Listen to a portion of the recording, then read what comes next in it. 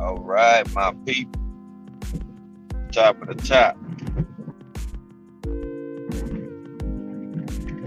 Good morning, good people. It's Thursday. You know, more than halfway through this week. And shit, let's get it.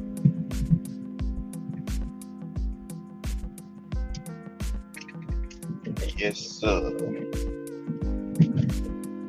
And while Willis, salute to you, bro.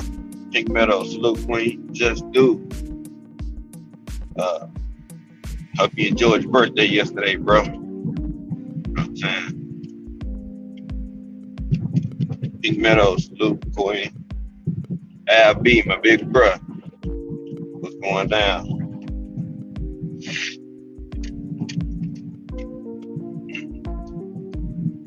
Man, brother was sleeping good this morning. I mean, shit, I ain't feel like getting up. I ain't even gonna lie to y'all. Shit, sleeping too good.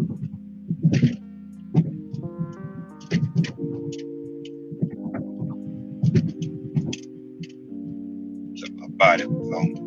My body was stuck, man. Out at working. Working and working. I was like, I woke up, I was like, shit. Like, man. But it's all good. Make something out of nothing.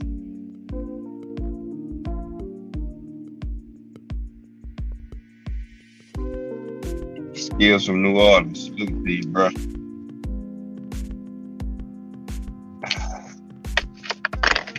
Yoda. Wise Chris, my big bro. Salute to you. Mo Boxing, what up, bruh? What's up, bruh? Now,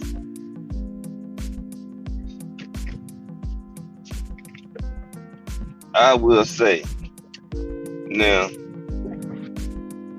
certain fighters that hate this truly real. I mean, I'm just keeping the vibe and the energy, you know, people who support fighters and, you know, some of these people, I mean,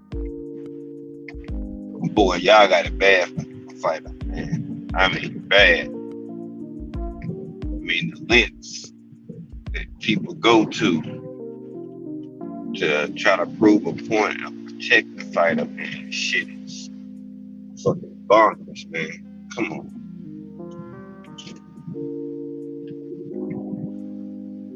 I mean, I listen to panels and I'm just like, God damn. I mean, you can't say shit.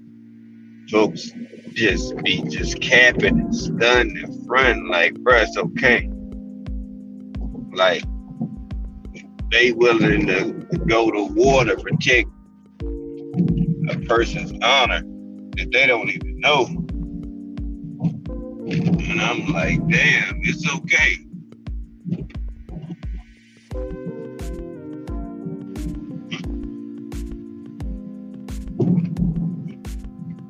You know what I'm saying? Like, I listen to,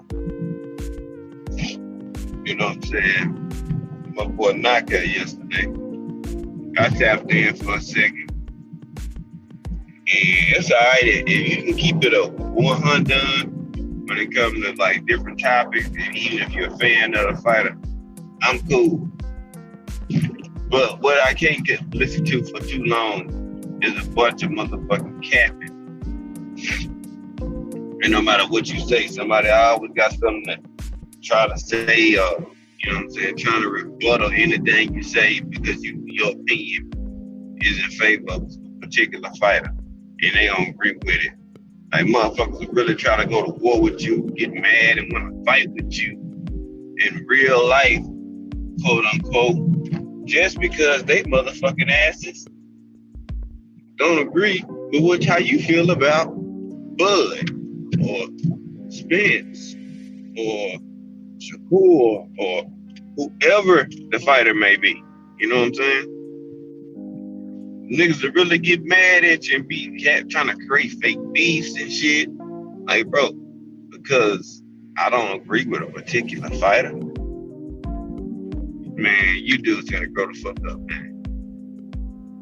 Grow a pair of balls and grow the fuck up or shut the fuck up. Winston Lee, what it do? What it do, bro? Maggot is Mac. What's good, bro? You know what I'm saying? Like, sit the fuck down and shut the fuck up. All this crying to protect a particular fighter and shit like that, bro. I'm so tired of hearing and seeing that shit, man. I mean, like, bro, right is right, wrong is wrong. You know what I'm saying? If the shoe fit and the individual or individuals didn't do everything they said and people call it out and, you know, can prove what they said, then, you know, accept that shit. That's why I say people so emotionally invested and tied to fighters they support, these motherfuckers' heads so far up their ass, y'all. I mean, so far up their ass. You know what I'm saying? Just like, you can't, what up, world, come back, what's good? You know what I'm saying? You can't get mad at somebody's opinion, man. I mean, like, this is their own opinion. Like, if you don't like it, then, oh well. Don't, you know what I'm saying? Don't even speak on it. But some people will try to make it a point to try to persuade you to lean towards the way they feel just because they don't feel like what you're saying may be valid in their eyes type shit. You know what I'm saying? And you be like, bro, you can't sway or make me change my mind on some shit I feel. You know what I'm saying? And I'm currently and presently expressing that to you. You're not gonna make me just flip a switch and be like, all right, I believe you now. Yeah, fuck everything I was going. Nah. And unfortunately, people seem to have a problem with that shit for some odd reason.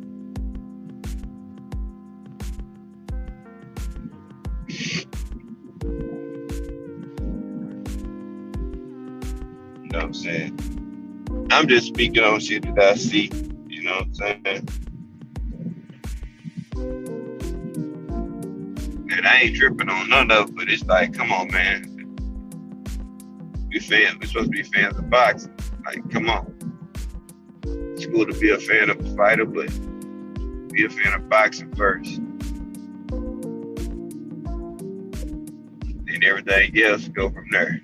No matter who your favorite fighter is, who another person's favorite fighter is, if we get fights that we want and we looking for, boxing will win.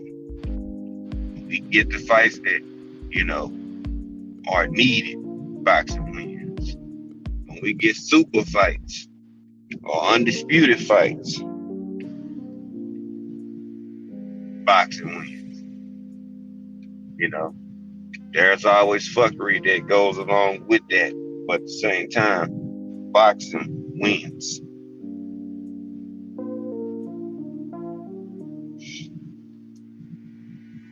That's just how I see it. Jose Diaz was good, bro. Look to you this AM. And that's just how I look at it, man. I think that boxing will win long as, you know, the sport keeps moving the needle in a positive direction. You know what I'm saying?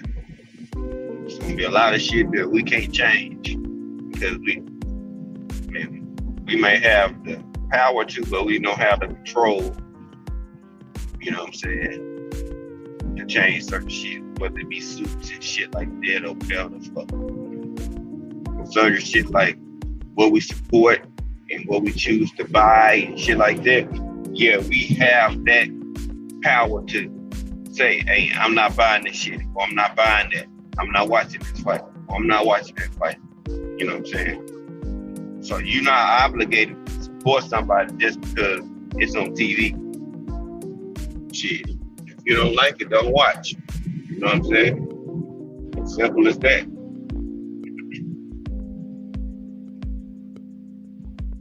You don't fuck with it, don't watch. That's something that I'm trying to figure out. Like, folks, if you don't like some shit, you don't fuck with it, why tune in and watch? And sit and bitch and complain about it. I don't like this, I don't like this. Well, why the fuck you watching? 225 box, salute, bro. You know what I'm saying?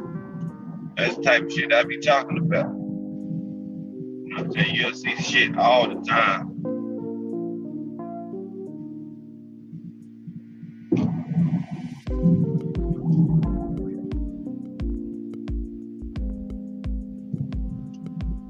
Like, strange world, man. So we do have a lot of good boxes coming up, you know what I'm saying? Fresh on Cruz, you know what I'm saying? She got to fight this weekend as well. You know, the undercard, I'm looking forward to that. You know, be the hard hitting deal. I know people, you know, might know about it, but then again, they might not know too much about the fight. You know, she got fight on this video 168. Zerna got this thing, the chick, man. Should be an interesting fight, man. I'm rooting for the queen. You know what I'm saying? That she does, man. And shit, get back, you know what I'm saying? Back to your normal self, you know what I'm saying? Especially after all the bullshit she had went.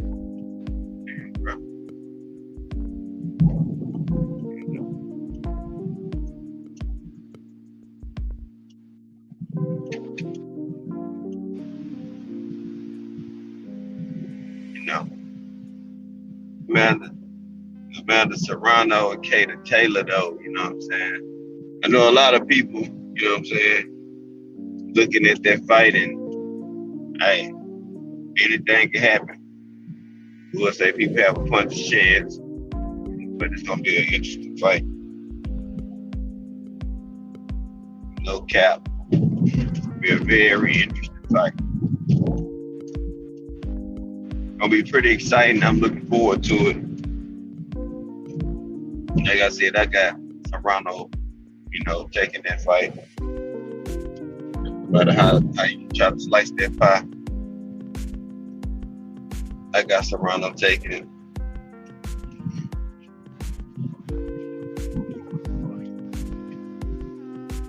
And then after that, you know what I'm saying, we'll see Kayla Mayer says she wants to come up and fight the winner, Serrano and Taylor. So we'll see how that goes, because, you know, Baumgartner, you know, wants to fight Kayla Mayer, but she don't really want that smoke. So we'll see how that goes. That'll be interesting. I mean, I was hoping that, you know, Kayla Mayer and Alicia Baumgartner would at least, you know what I'm saying, fight. I think that'd be cool. But, you know what I'm saying, certain fighters just know. You know what I'm saying?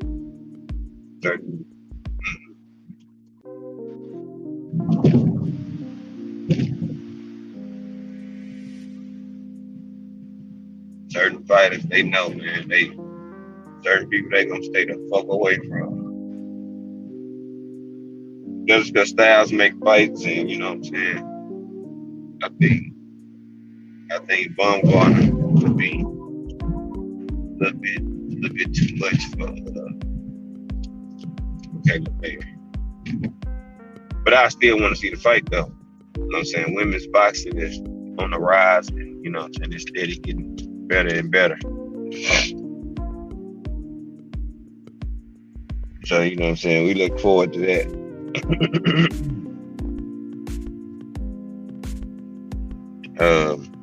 Then, you know, I'm hoping we can get, you know, Clarissa versus Savannah Marshall, so we can hurry up and get this shit out the way. I'm tired of motherfuckers talking about this shit as if Savannah Marshall was like light years better than Clarissa Shields, just because you she has some power doesn't mean that she gonna be able to knock her out. Clarissa. I'm saying this is some shit that he said is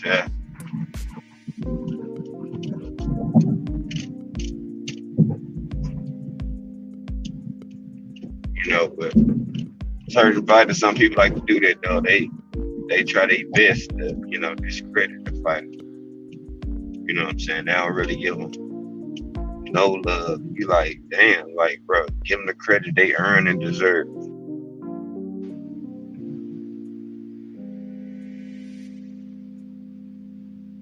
But they make that difficult and hard. Like, give these fighters the credit they deserve. Folks don't want to do all this shit. Like, bro, it's not that hard. That's why I say, in order for us to, make this sport even better, as fans, y'all got to do better, man. We got to do better. Certain people, you got to do better. Be 100. Be honest and open and, you know what I'm saying, thorough with people you support. And shit, call them out on their bullshit. Straight up. Call them out on their bullshit if they bullshit. It ain't gonna hurt nobody. Hopefully it makes them better. Stormy B, man, salute Sensei. What's going on, my OG Stormy? You know what I'm saying? We gotta, like I was saying, we gotta call these fighters out on they bullshit. And we as the fan, we wanna see the best fights. You know what I'm saying? But if we just continue to just pay for whatever the hell they give us, they're gonna keep spoon feeding you, you know what I'm saying, subpar bullshit. Some people starting to get it and start trying to put the pieces together and realize, like, hey, I gotta make big fights. You know what I'm saying? Big Texas, what's poppin', kinfolk? Be in boxing, what's good, my guy? William Old School, salute to you, OG.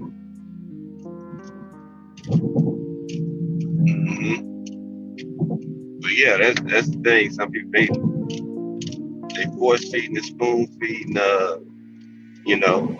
fights and shit we don't ask for, not asking for, and don't want to see.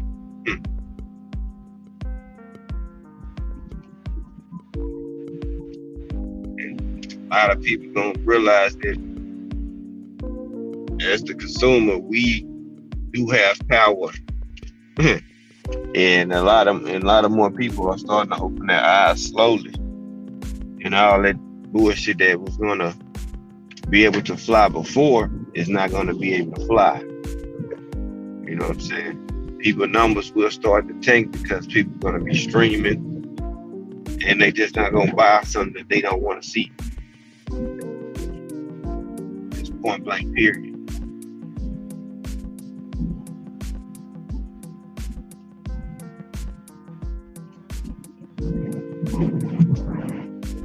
But I'm glad that, the next few months, we have boxing lined up.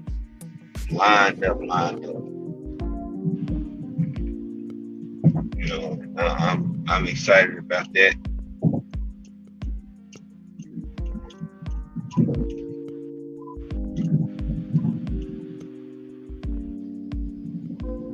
I'm really excited about that, man. I think that, boxing can be shifted in the right direction. You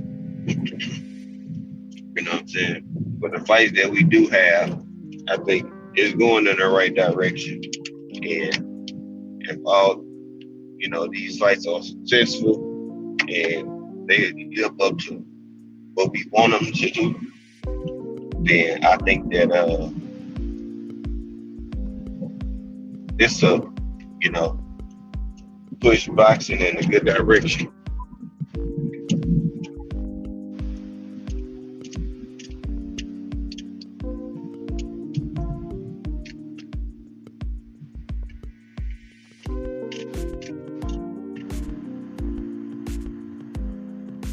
Yeah, so and we got the upcoming and young fighters, which is more and more I get more and more in tune with because that is the future of the sport.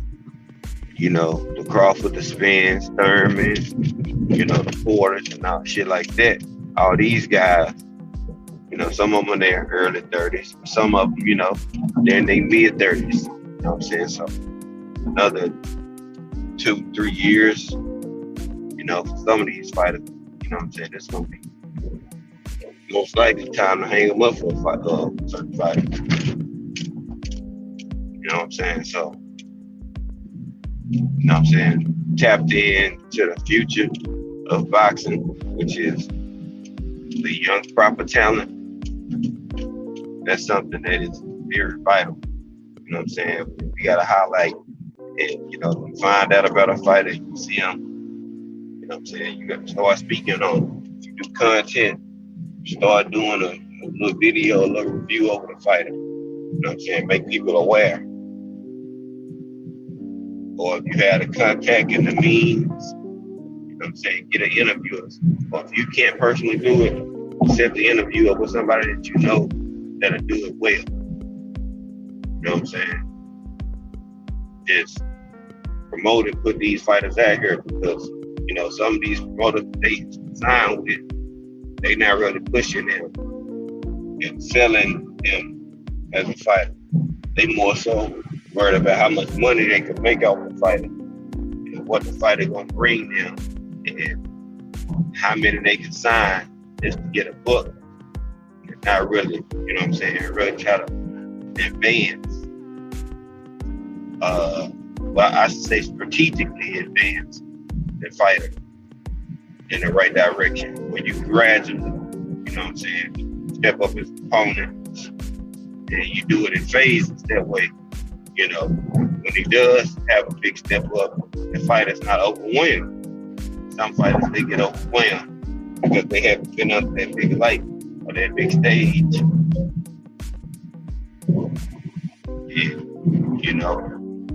once they get there, you either gonna sink or you gonna swim.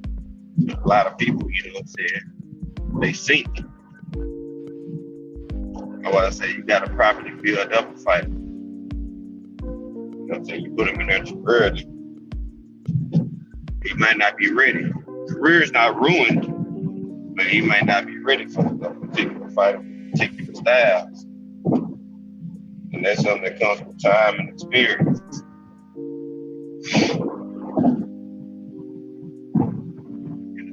Fighters gotta understand that.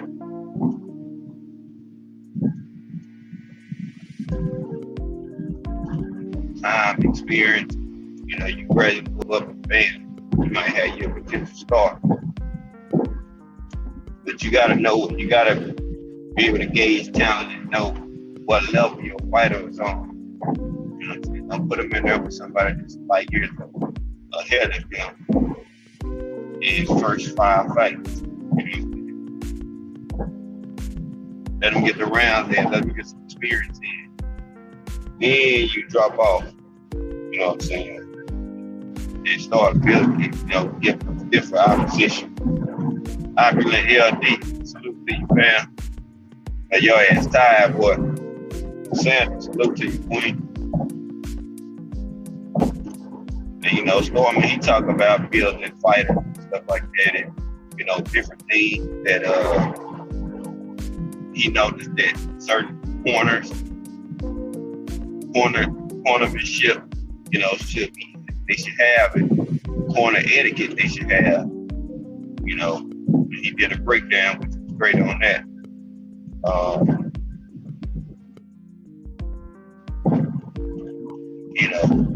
Just building a team around a fighter, man. That I keep speaking on it, man. I don't think people understand just how crucial and vital that is. You know what I'm saying? That fighter having that unit, that solidarity around him is gonna do nothing but help him. Bruce Gas, what's good, OG, my brother. You know what I'm saying? That shit is going to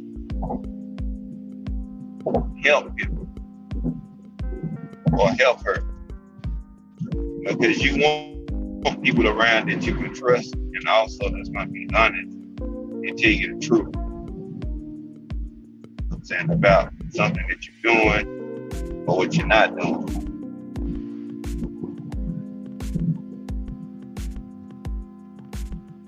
And I think a lot of people, their team and their corner do them a disservice because they got people that's just there to collect a check. They're not really there to necessarily help you get better or be the best version of yourself. They're there for a check. And as long as they're on payroll, they ain't worried about you. Like, you're going to pay them regardless. So they're not going to stop you and tell you that you shouldn't do this or you shouldn't do that. The only thing they're going to do is not say nothing that you bullshit. They're going to let you keep bullshit. If you move immaturely, they're going to let you move immaturely because they don't care. As long as you keep getting paid, they keep getting paid. You know what I'm saying? And that's how a lot of people do these days. I wouldn't say it's using, but you know what I'm saying? People don't take their roles, their jobs they have been appointed seriously.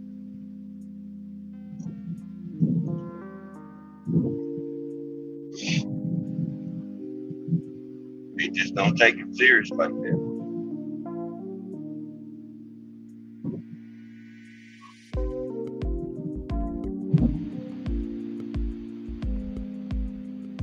Then you see the inconsistencies in the camp.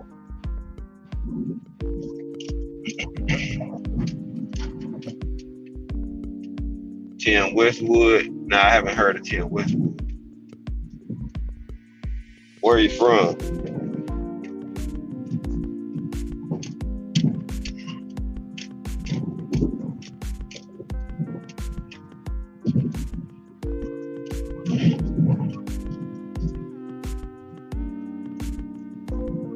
Yeah, what's Tim Westwood from?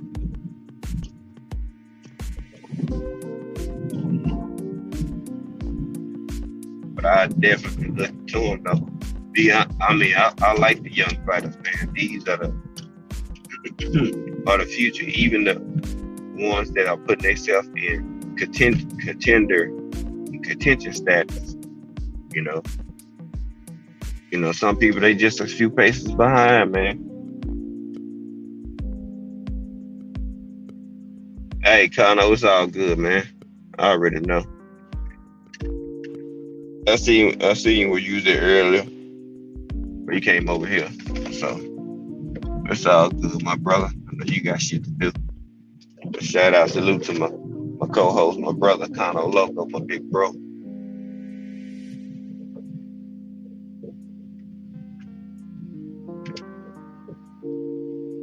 Yeah, I definitely I look into him. A lot of, the amateur scene booming and certain boxing hotbeds too. Ashley, good morning to you, sis. What's going on?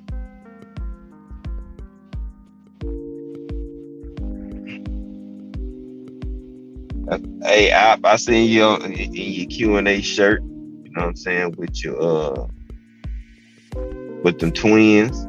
I said, man. I said, my brother good, but oh man, my brother look like, goddamn, y'all got me tired, man. They're taking away my sleep. But I said, check my guy out rocking the merch, man. I said, salute to the real father, stand up, man. But I can say, real fathers, please stand up. You know what I'm saying? You are one of those. Stand up, man. Real talk.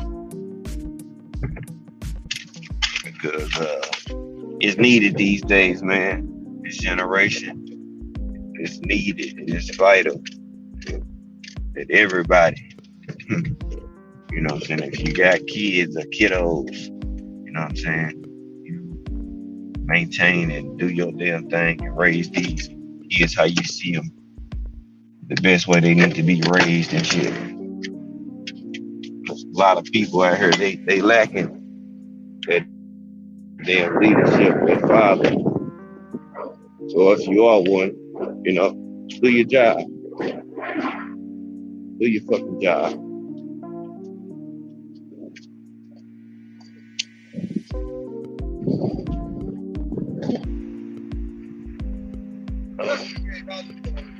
Shit, tired as hell.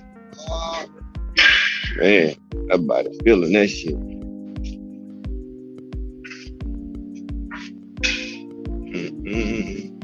Do do do do do do do do. What's going on, Jay? Yeah, man. My tablet go. I'm caught.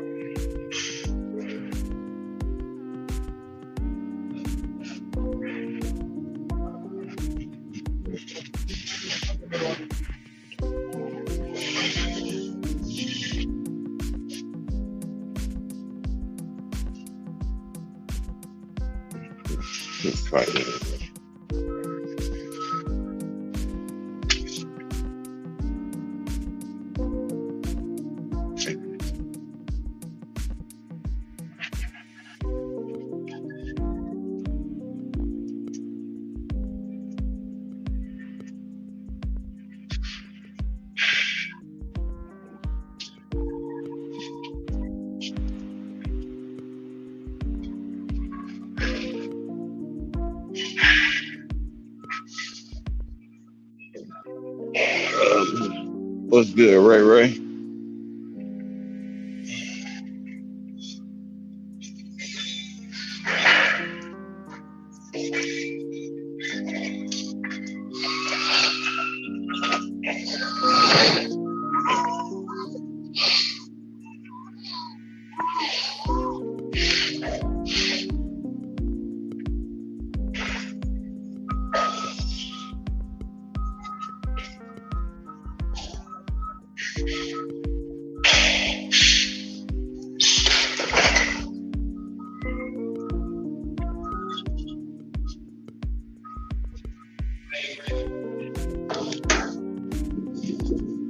My bad, dog. I'm still here.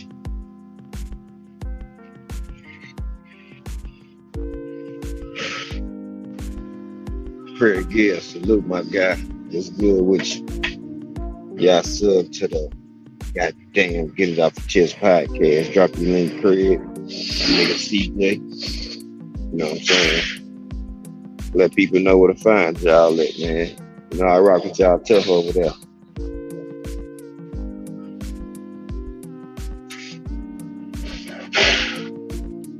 I support my people. Pittsburgh Big Dog, PGA's my guy. Salute to you, bro. What I say, you know what I'm saying? Back to the point, though. A lot of people do these fighters disservice, though. I feel they don't do their job. They don't push them like they're supposed to.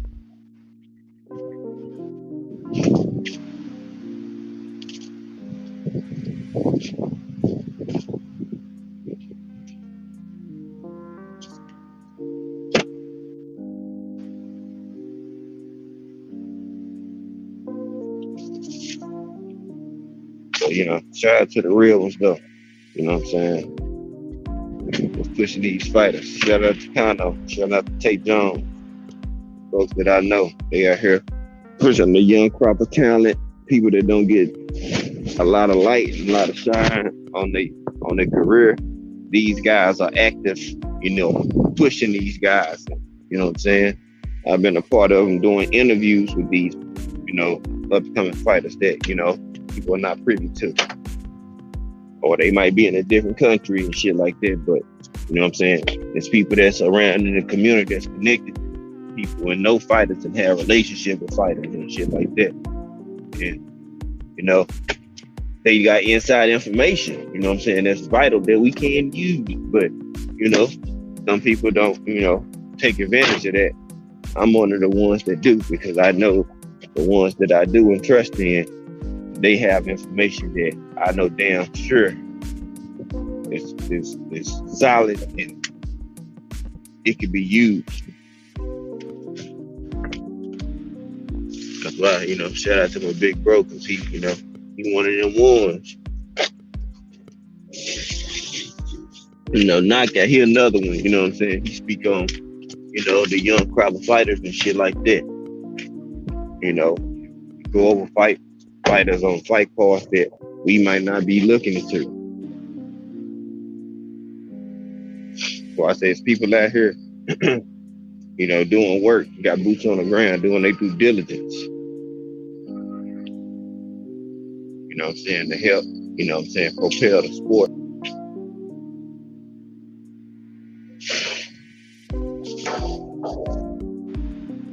And you know what I'm saying, it's very well much needed though.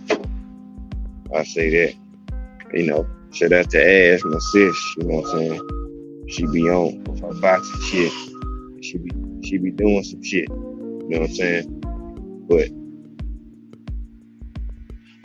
she might not get all, you know what I'm saying?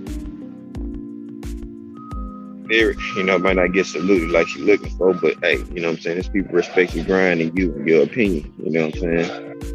A lot of people don't get that certain level of respect.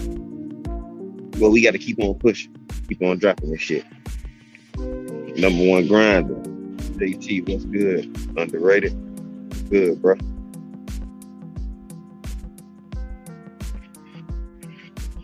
Quee, Honey Bun. Good morning to you, Honey Bun.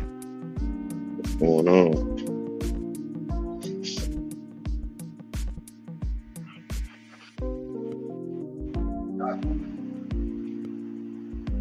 Yes, Tyrone Spencer, what's good, homie?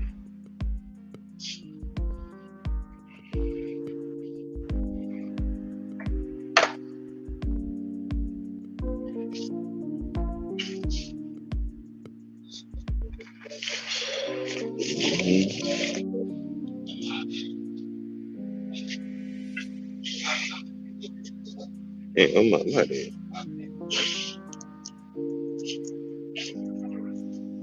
But yeah, Tay, salute to you, Queen. My bad, Tay.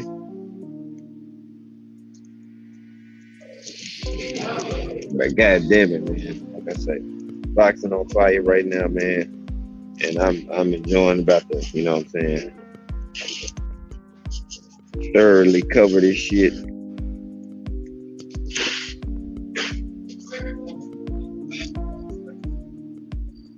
Because it's gonna be wonderful, man. It's gonna be alright. It's gonna be a nice year, man. You know what I'm saying? Despite how it may look, you know what I'm saying, we got some fights we don't really care about, but it's gonna be good.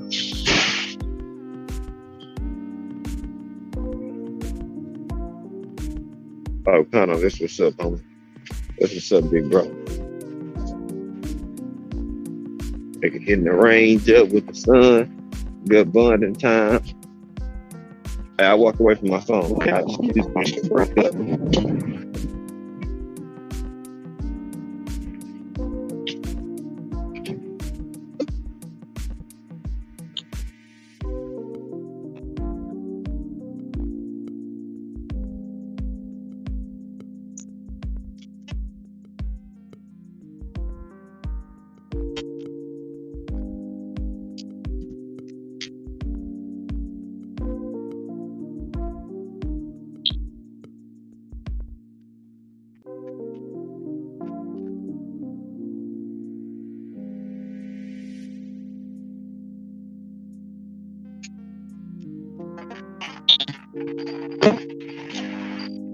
That's my light in the car.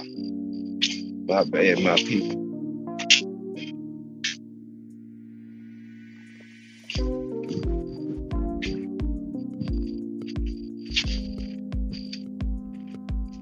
Okay, we good now.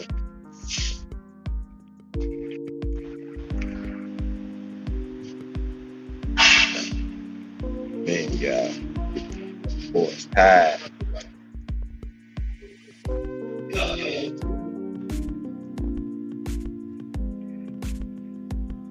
Yeah, that's a good bonding time though.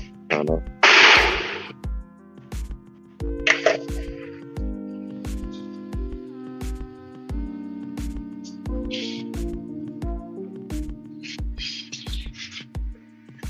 Yeah, we'll see when they announce Bud and Spence. I'm thinking it'll be after probably Charlotte Thunder. That's just me. I mean, I've said it on record over the last few days. I feel like they want to keep it and ride the wave of just, the undisputed wave. Don't take too much luster from another fight that's on the horizon. Boxing will be bubbling with, from Earl to Serrano and Taylor, Shakur and Valdez, then Franchon and the CERN or whatever her name is. She's fighting. And catapult this shit into announcing Earl and Bud, and then having a couple, about 3 months to allow fans to prepare preparation for venue and location and things of that nature. So if they do it in September, it'll be already good to go. I mean, that's just my opinion. I could be wrong, but as I look at it, it's a pretty good observation, I must say, because I do think about a lot of shit before I just see it. That way I don't be out here looking like no ass or looking foolish.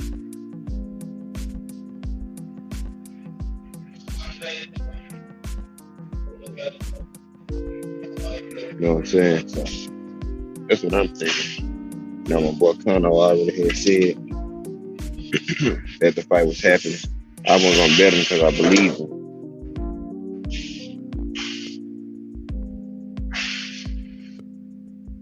But you see,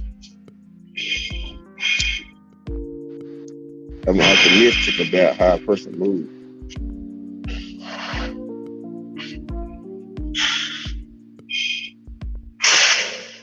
My optimism of Bud had nothing to do with talent. Only was merely about how the man was moving. You know what I'm saying? That's the difference. I didn't have a reservation for about his talent. It was more so about how he was moving.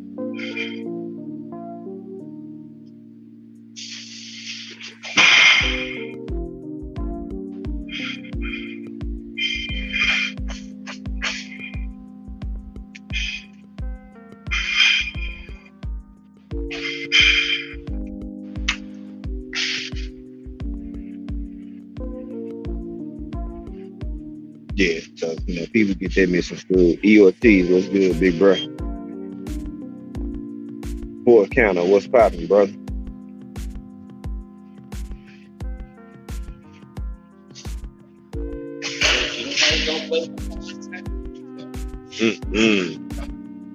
Nigga, 1,700, nigga, 11.95. Yeah, 1,700, nigga. They tax that bitch 11.95. And then taxes on top of our paycheck. You know what I'm saying? I was just telling bro, like, why could they protect you in one check? Bruh, nigga, I counted it all up. I said, oh, that would have been nice. Nigga, bro, I'm over here subtracted. I was like, damn, nigga, I took a $500 hit out the gate. Nigga, I couldn't even get out the blocks. Hey, I did the same thing, bro. No cap. Dog, I was counting. I said, damn. Hey, nigga lost the rack in Texas. God damn. Let me go ahead and do this, man. Southern T. There go my guy. What's good, bro? But like I say, man, shout out to my boy Skinny, man. All the content creators, man. Y'all sub to him. Y'all sub to Ashley Queen. Y'all ain't sub. I know everybody in here most likely sub, but this for the people that catch this replay. You know what I'm saying? You sub to all these good people and good content creators, man. You know what I'm saying? I ain't gonna lead you down the wrong path because they're gonna lead you some good shit. You know what I'm saying? Because nigga, we are the news. We don't have a banner. Hell yeah, ass they catch our ass.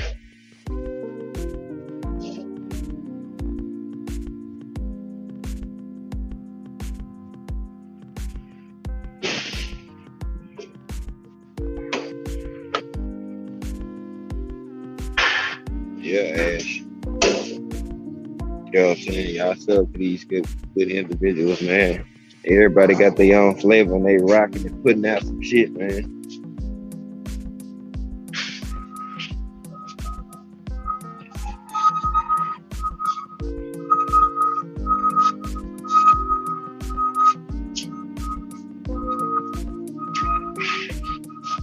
Queen Ash, I'm proud of y'all though. You know what I'm saying? Despite, you know what I'm saying, doing shit. You know what I'm saying? I'm proud of y'all growth and success. You know what I'm saying? That, you know, still, you know what I'm saying? Just shows that, hey, when you got something, you ain't going nowhere. Hell, you know what I'm saying? You good. You know what I'm saying?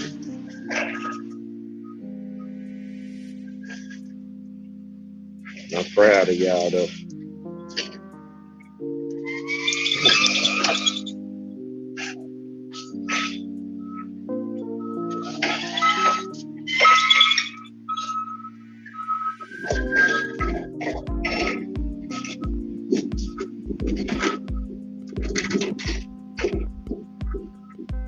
Oh yeah, I appreciate y'all.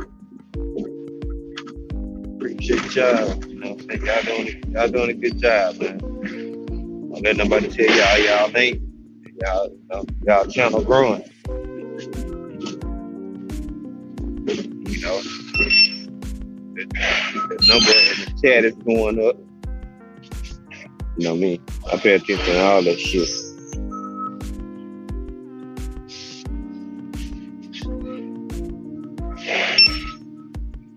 I do. There go the link for my people. Queens, if y'all want to hop up, y'all got time, you're free. You know, that link is extended to y'all as well. Oh yeah, you good, just. You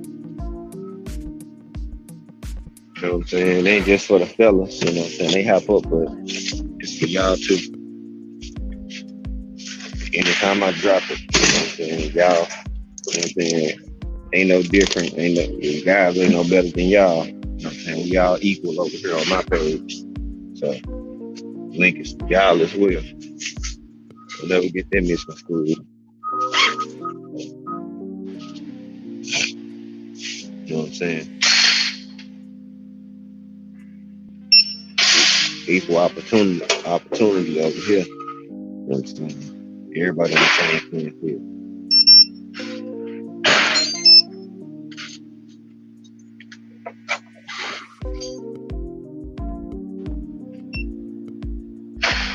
But I'm just ready for a lot of shit to get settled. Because I'm just ready to see these fights, man. You notice every time it's a big fight. Get caught.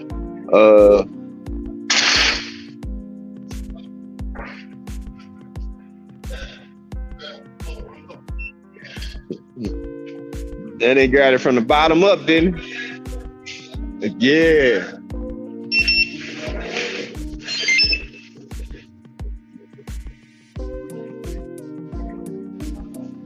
Yep.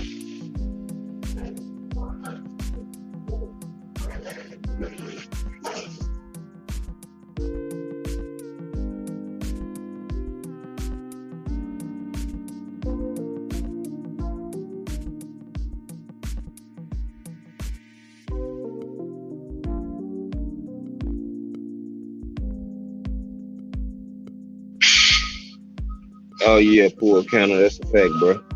Yeah, I mean we used to, you know what I'm saying, catching the short end of the stick. You know what I'm saying? And, having to figure out a way how to make something out of nothing. I mean, that's the story of our life.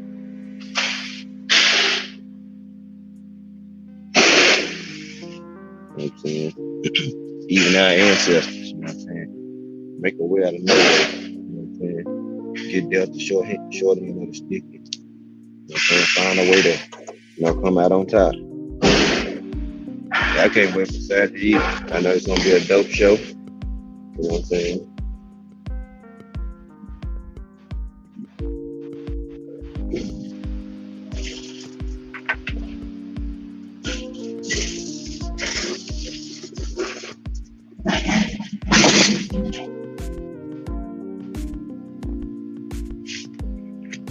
Yeah. Queen's dope though, man. They dope women. I try to make sure I highlight this shit. Out there, please, her being my woman. I get a fucking person that everybody don't get. Because she my woman, though.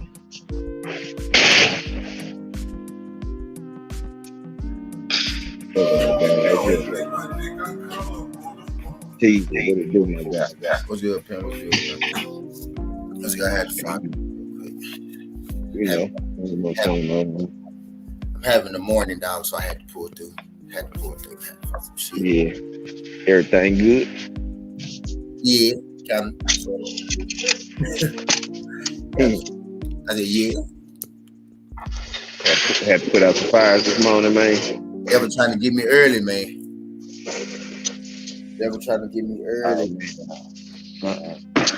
That ain't happening. 2, 5, 6,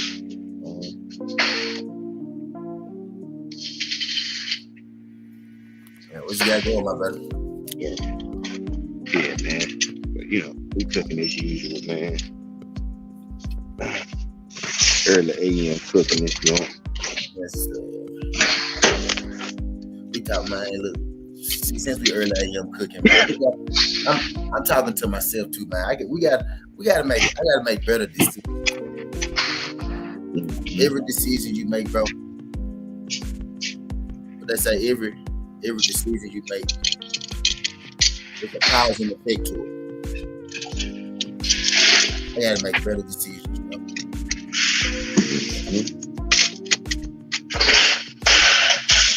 Yeah, it's vital, bro. It's vital. It's vital for your success. Yeah. Real. Yeah, you make, man. Like, we gotta be careful who we invite into that space and shit. Cause like, look, like some people, like, I'm at the point where I ain't content or no shit like that, but I'm pretty decent. Like, I'm okay with where I'm at right now. You know what I mean? I'm okay where I'm at. A lot of people ain't there yet. You know what I mean? I just feel like this morning somebody tried to. I feel like this morning somebody tried to like send me back to a place I came from. You know what I mean? Right. I feel like somebody tried to send me back to for real though. Like I'm having a morning, yo. I'll tell you how I'm having a morning. Like low key, this shit still going on. Low key, I'm wrapping out. This motherfucker. Yeah, we gotta make better choices, though, man.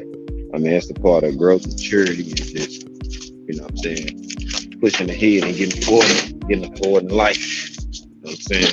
You keep making the same decisions you did. You know what I'm saying? When you was younger, you matured and you have been through that and got past it. And you asking them, to run into a brick wall. Because shit, obviously your experience wasn't a lesson.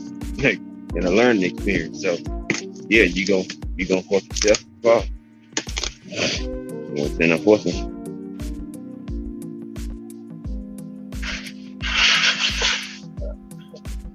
This nigga said get a bunch of decisions and pick the best one.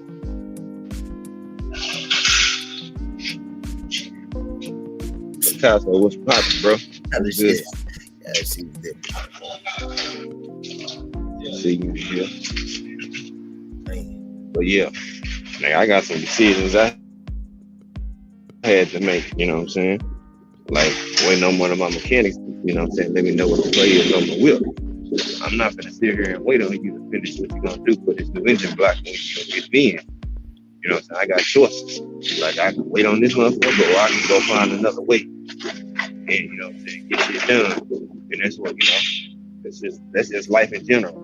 You know what I'm saying? You're gonna get tossed up, you know what I'm saying, a curve, a monkey wrench in your plans, and you know what I'm saying, you gotta find a way to prevail. You know what I'm saying? You're gonna sink or you're gonna swim. Because life don't give a fuck. This shit'll gobble your ass up and spit your ass out in seconds. You know what I'm saying? No remorse and keep on rolling. Because the sun don't rise and sit on your motherfucking ass. Shit. Well, I say I got shit. I got a hand, but shit, I ain't tripping. I'm gonna keep grinding. I'm gonna keep putting in work. I'm gonna keep doing the work. I'm gonna keep doing my content. And I figure that shit out along the way. You know what I'm saying? Niggas can't figure something out and they just stop. No, motherfucker, keep going.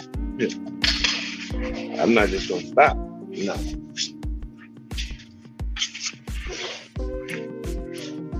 Not my style.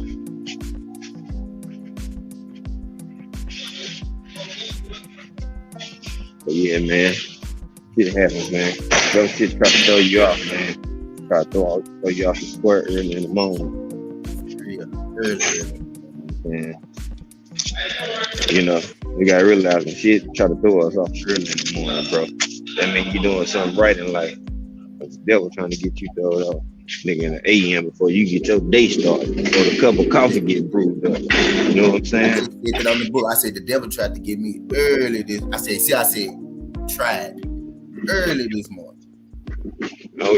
Oh yeah, we just getting started. Like, and I got solid individuals that I fuck with. You know what I'm saying? They on my panel every day. I'm on their panel every day at some point.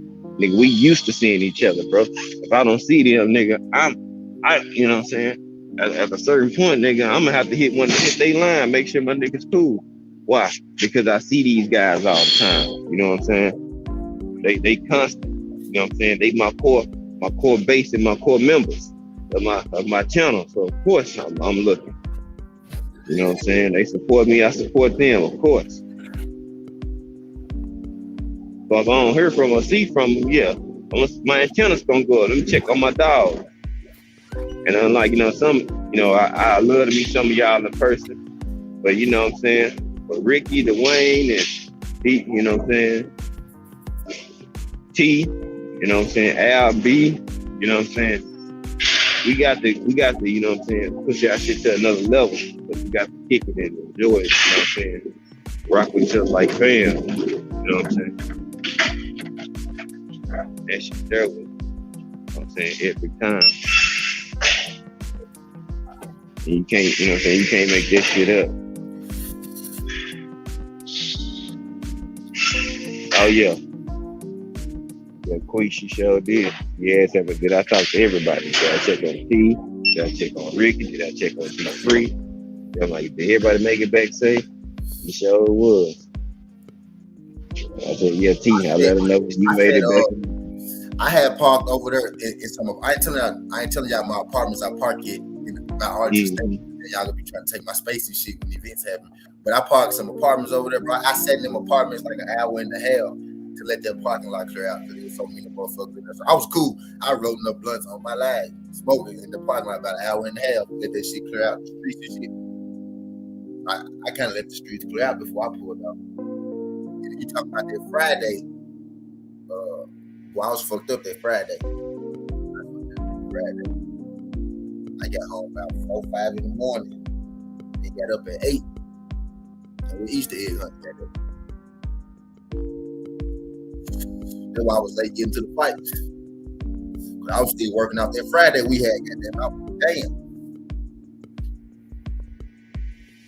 I was still working on Friday. Yeah, I enjoy myself. You had that shit popping too. You had the kids, nigga. You working around your kids, and you know what I'm saying, going to the fight and all that shit too.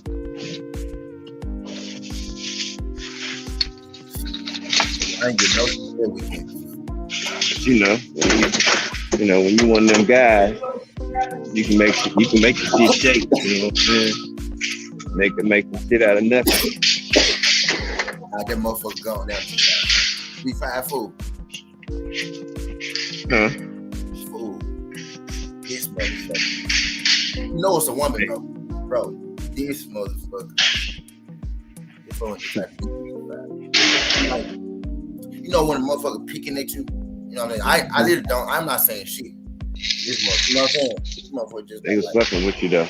Yeah, like why you asking me questions then answering them and then reacting to them? You know, why you asking me answering on your own and reacting to them as if I should. Mm-hmm. You know what I mean? I'm like, I'm finna go to this motherfucker. So you finna. They fucking with my nigga T, man. What you getting loud for? Oh, okay, I see what you're saying. This motherfucker. Early, hey, too early in the morning for that Motherfucker shit. go outside G5 and just. Too early for that shit too. Yo, I'm like, fool. I said, I'm finna go in my room, lock my door, because I know what's next. Nah. Too early for the bullshit. What we ain't finna do.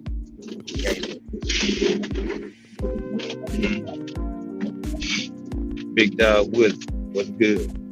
And you go with that bullshit. Look at that nigga Big Dog. Shit, bro. Come on, bud. Bench press 950. Come use that shit, man. Here, boy. With your ass crazy as fuck, boy. I think it was 11. I was waiting on him to say something off the wall when he slide in. Yeah, that shit wild, man. That Just do. I hope you had a good birthday. Yesterday, my guy. Just do a little. Huh? Just do a little. They had just do drinking. Just do. They don't need to like that.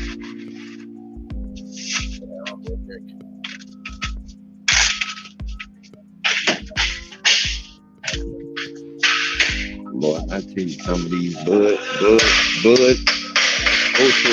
ultra men, bro. I had to take a step back. They was clouding my goddamn mental capacity, bro. With that dumb shit, dog. I had to step back from the live for a second.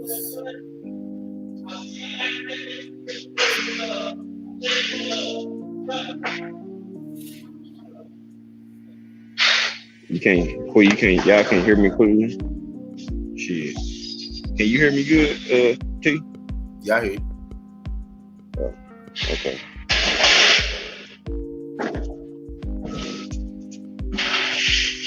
I got my left earbud in, please. What's good, Abby? Yeah, be my guy. Yeah, big dog. I'm always at work, bro. I'm one of them ones. I get to it.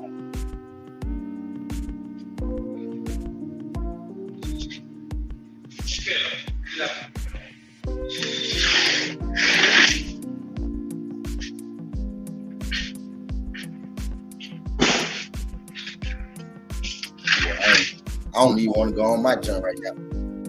Nah, D-Man. What's good, homie? Nah, that nigga D ain't putting no smoke on it. D-Man, what's good? If I wasn't here, I'd be on the big goddamn smoke down, bro. If you see me not smoking, something wrong. Hey, this weed be saving lives, man. Sometimes mine and other motherfuckers too, goddamn. You know. Mm-hmm.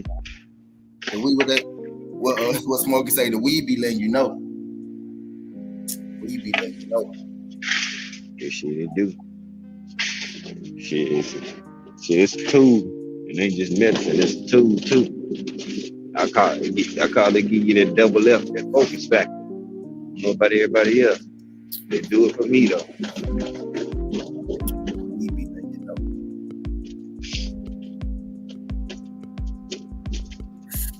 Y'all know what I be doing. Y'all know what I be doing if I ain't smoking some shit. If I want to do like YouTube shit like this. Man. Hey, I can't holler at my brother G. That's why I can't holler at my brother G5. That's why I can't holler at my brother G5. So I know if I'm doing some shit like this, I'm gonna be quick. You know what I mean?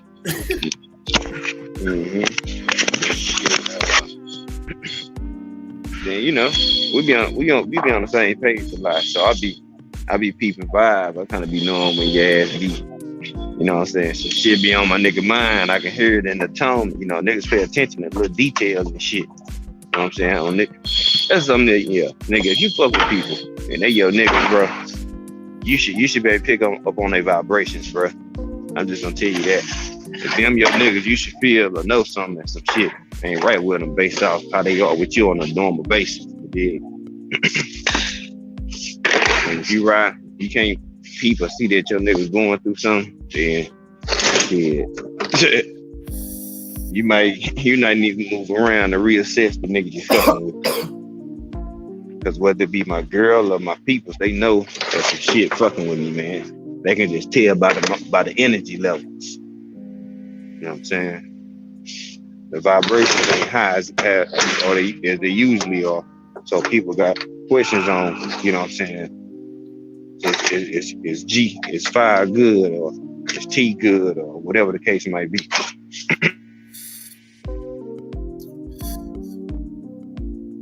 We let you know when Be in your circle, man. They genuinely care and want you to win. We let you know when you being evil too. For real talk. I done some shit, bro. I done hit that blunt and be like, damn, I ain't even had to do that. I ain't even had to do that shit. But I done hit that blunt and been like, oh, that's what was going on. You know what I mean? That we be letting you know. It lets you know. Telling. It's that true. I be saying it's true, sir. It's true, sir. It's gonna make you tell the truth about yourself and everything else. Yep. And it's gonna put some fucking in your system too. If you going through something, you go, man, fuck this shit. This shit ain't worth it. This shit ain't worth me stressing over. And then voila, you look up and the motherfucker done just said fuck it and let some shit go. And it's all because a nigga, you know what I'm saying, got to smoke his herb. Don't nothing get away from Picasso. He said recycling the smoke. Don't nothing get away. I blow my smoke out and take my shit back in. Get away. Don't nothing get away. My gal, one of my old gals, she's like, damn, I guess you smoke. I always smoke, don't it? I said, yep. Oh yeah. I really be smoking. This shit ain't getting away from Picasso.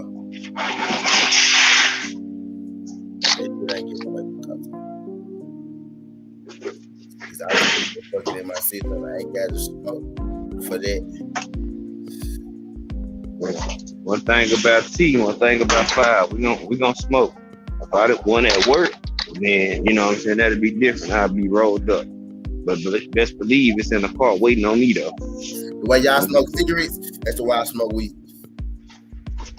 When I hold it like a cigarette.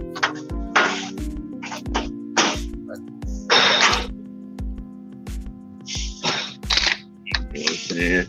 People got, you know what I'm saying, that's they quick hit right there. You know what I'm saying? They can pipe that bitch down real quick and be done. You know what I'm saying? That's why people like cigarettes, because they quick. You know what I'm saying? It's a quick hit and bam. I don't even smoke cigarettes though. Yeah. Nah, I don't really. I have though, but I don't.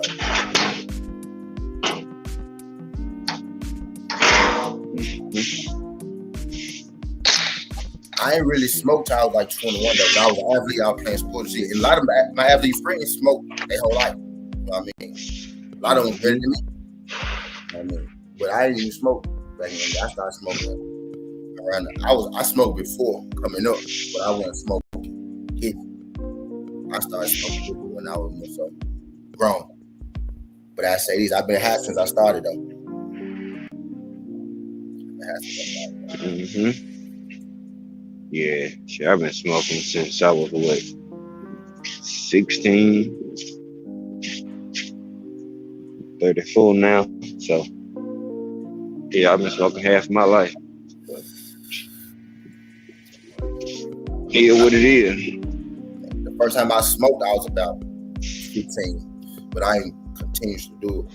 I'd be at like little parties. I might hit a blunt, shit like that. But I ain't really smoke. When I was going to get my own shit, rolled up smoking every day, I was about 2021.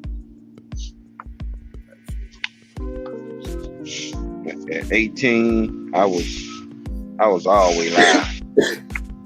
I say that. Like, see, because in high school, when I first started, I did it like more of the weekend. That's when I had time to smoke. I didn't smoke blacks during that time. So it was pretty much more so of a weekend type of thing. Friday, Saturday, Sunday type of deal for me. You know what I'm saying? Them early days or maybe after school here, you know what I'm saying? Okay.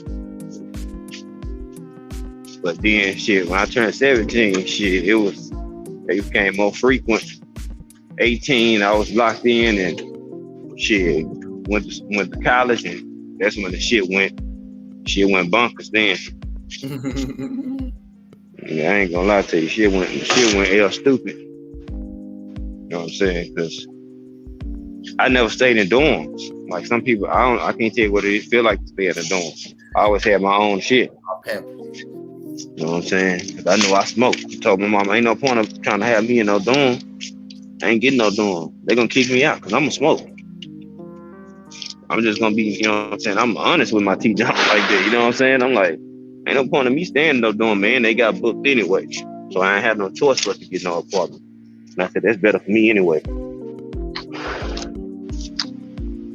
So that's how I had my apartment at 18.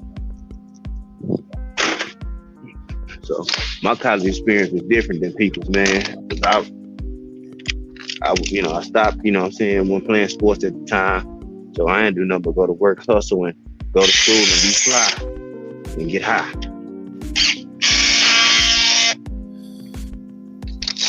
You know what I'm saying? So that's how 5 college time was. That shit was crazy. People that went to school with me, they still remember. I was like, boy, nigga, we used to cut up. I'm like, nigga, cut up is an understatement. Let's just say I came a long way, y'all. Long way. I used to be a different type of dude. Well, I was the same dude. I just had a shitty attitude.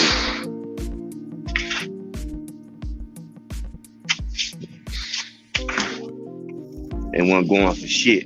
If I would have went through some of the shit I went through now when I was in college, shit, man, I tell you, boy, I would have been the poor nigga coattail.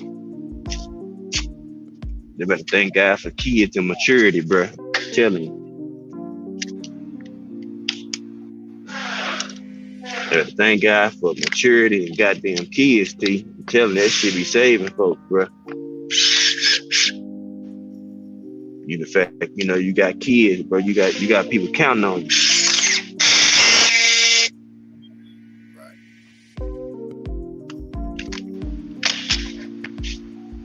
Yeah. Them was the days, though, man. I can talk. I don't know how they high school to college experience was, but my shit was dope. Man, was it? Too goddamn dope, to be honest. Yeah. Now, I hear a lot of people talking about, man, I hated high school. I'm like, ooh, I hate that for you. I loved mine. You know what I'm saying?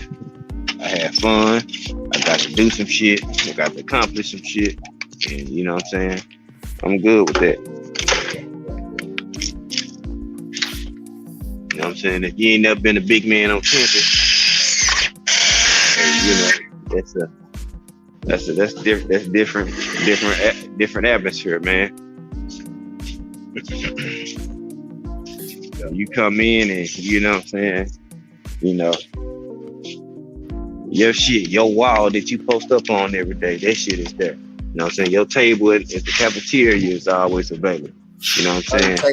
Certain table. Yeah. Everybody know who gonna sit there. Yep. And people know, like, hey, and don't nobody go there because they know this. Yeah, they know that's y'all table. You know what I'm saying? That's the big dog table. I was on QB time, so you know what was going on.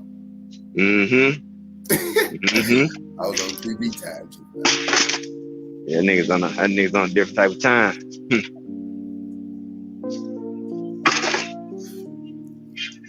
But for real, if I could go back, like, no, it sounds cliche as hell, right? But people be like, man, go to school, do your work. And back then it sounds cliche as hell, but when you get older and you think about, like, damn, all them schools a nigga could have went through, you just had to get it. You would have been able to get it. Right, that shit crazy. A lot of shit that my parents used to tell me, it didn't make sense then. But you don't even gotta be a good athlete if your grades right most times. Yeah, that's one thing I did do. I hit them books for sure. Like there's one thing I didn't fuck around with was, you know what I'm saying, hitting them books. You know what I'm saying? I made sure I was good. I graduated with more credits than I needed because I didn't want that shit hindering me. Because on paper, they think, oh, this man is just an athlete, student athlete, take care of his business and all that. But not knowing I got my hand in a whole bunch of other shit. But they weren't gonna see it at school.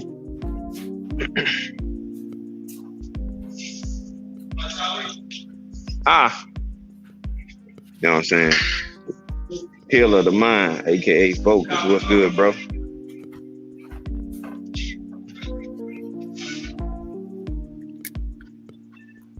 Be peasy. So y'all talking about high school today, huh? Oh shit. Bruh. I said, let me jump on. I gotta tell a story, man. Shit. About my high school, my skip parties, man. Shit. Oh man.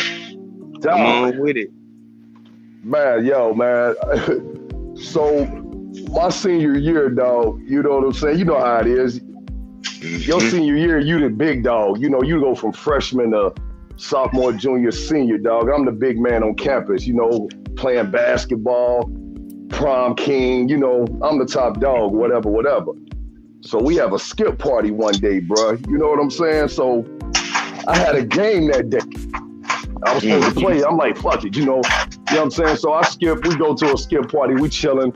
Cops roll up, you know what I'm saying? You know, shut everything down. We scattering everywhere, trying to get to the car, get back to school. I don't know how, bruh, but my pops found out about the skip party and knew I was there. Oh, man. So I had a game later on that evening. I had to go home, change, whoop-de-whoop, do all that shit. Pops asked me, like, yo, you go to the skip party? I'm like, nah, I'm lying to his face. Nah, I ain't go, man. You know, I ain't go. I wasn't there. You sure? I'm like, yeah, I wasn't there, man. You know, I'm lying. You know I'm lying to him. I'm thinking he about to bust me in the chest and shit. He just looked at me like, So long story short, we had a game that evening, dog. You know, I'm still tipsy. Man, I'm gonna put it to you like this, G5. Your boy went out and dropped 25 and 10 on their ass. And won the game. Boy, if you would have had lost, Pops would have been on your helmet, boy. Oh, he would have been on my helmet, dog. It was an away game too, dog. So I'm man, you know, I had to get cleaned up, whatever. But man, I'm telling you, but you know, them skip parties back in the day, man, before the social media era, bro, you know, but I don't know how, man. It was like the police just found out. They knew. Now, DP, I told y'all I didn't smoke in high school. I really didn't. Every now and again. But what I did was drink.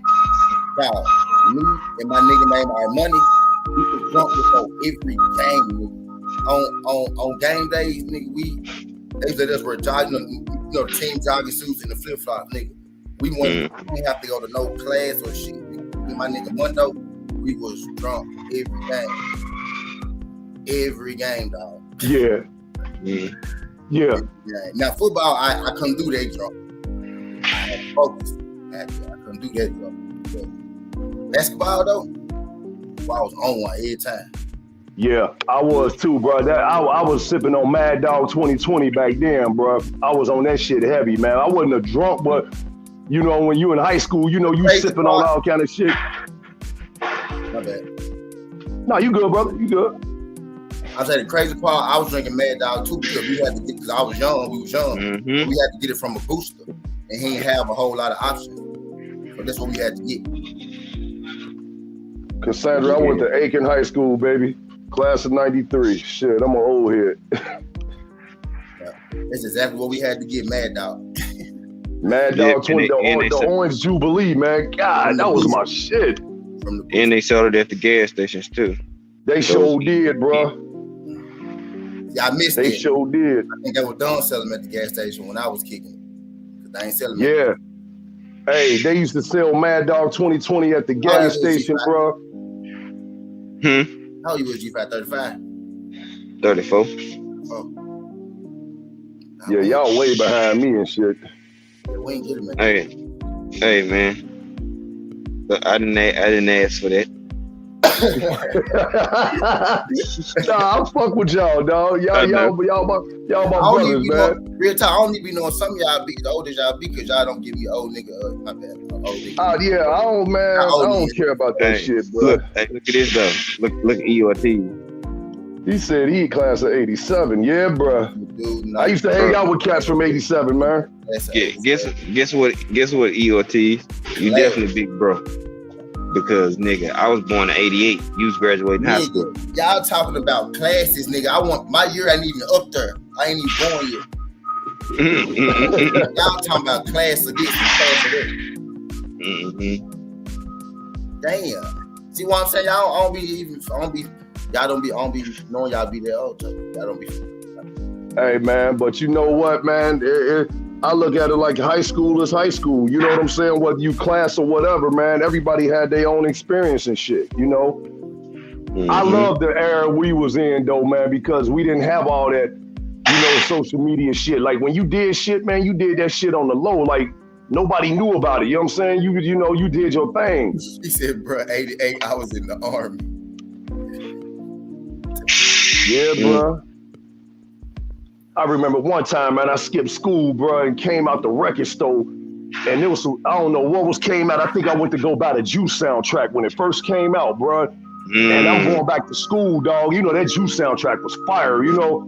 And I just, you know, we used to do that shit. We'd leave at lunch, go, bro, as soon as I get out the damn record store, bro, my mama standing right there. I ain't call y'all old, because I said I know some of y'all was as old as y'all.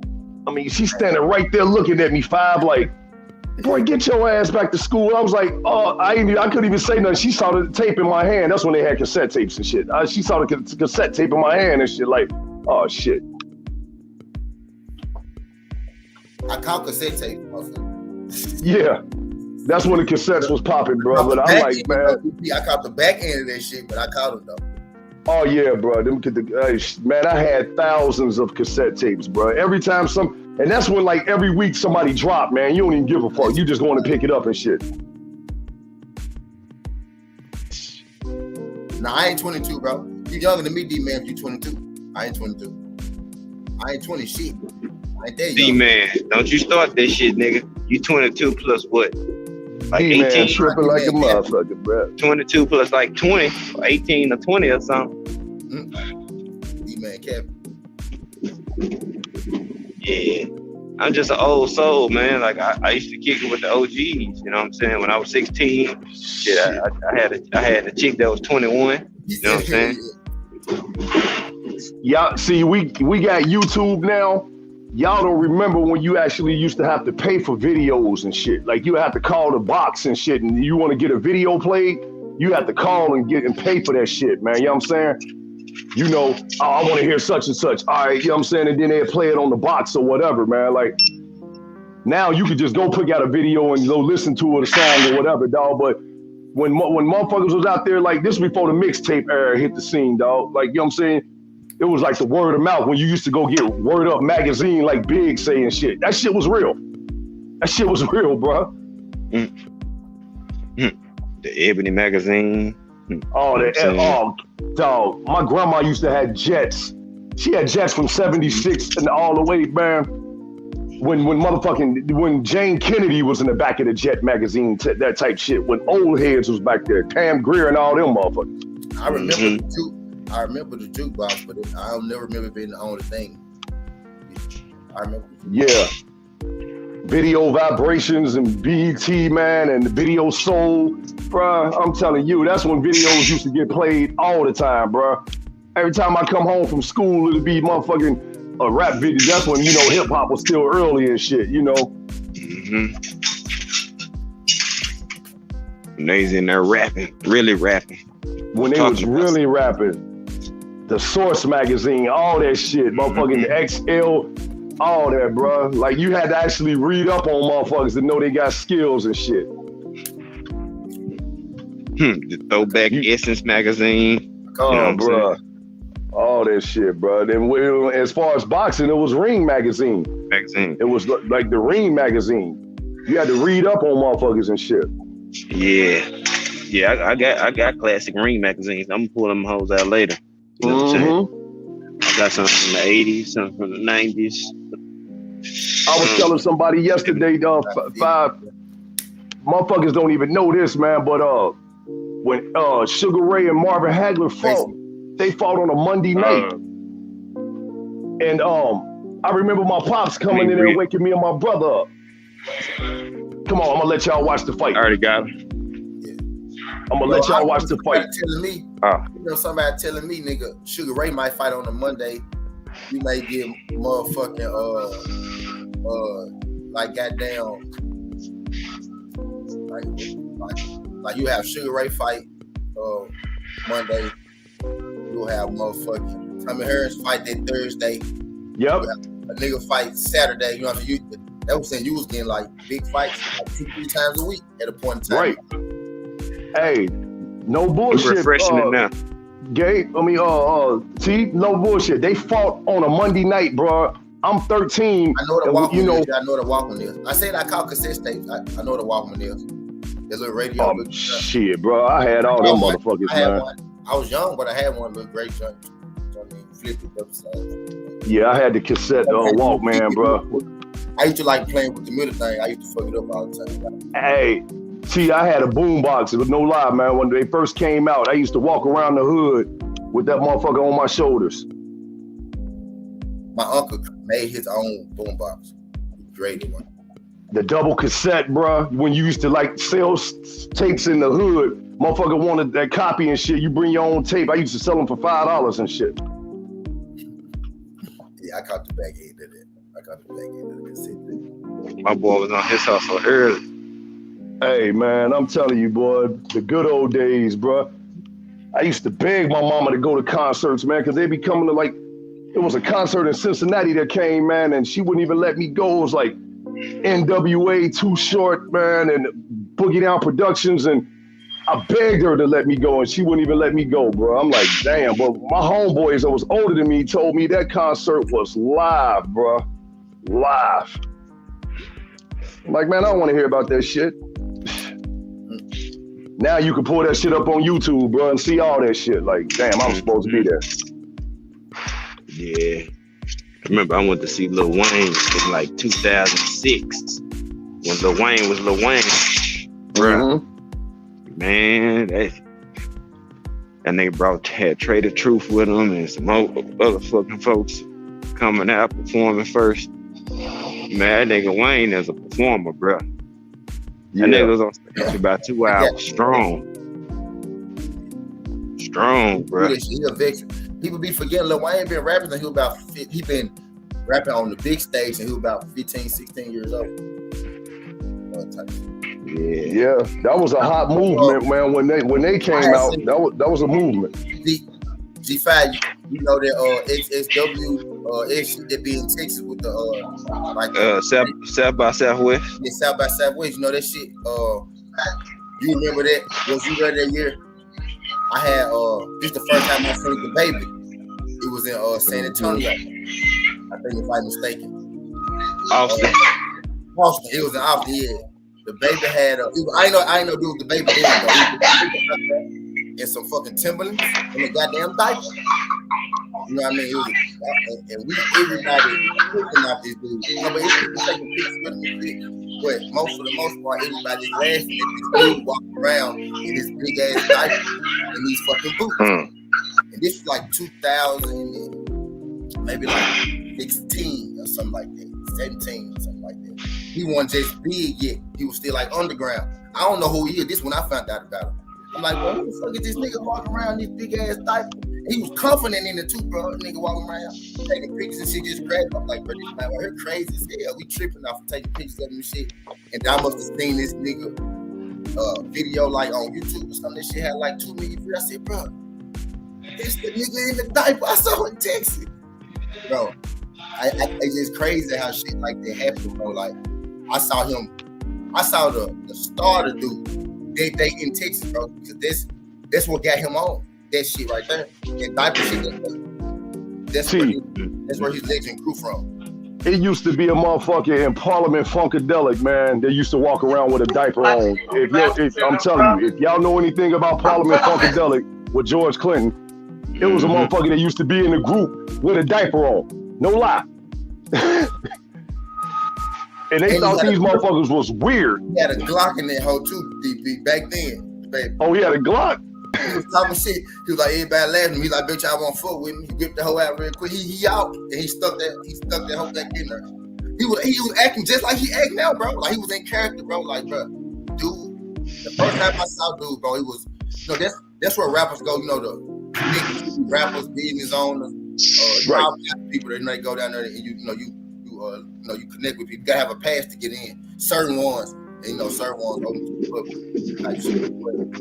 They used to do that shit all the time, type shit. But that's the first time I saw bro, and we was tripping out, bro. But bro ass made it though. You know what I mean?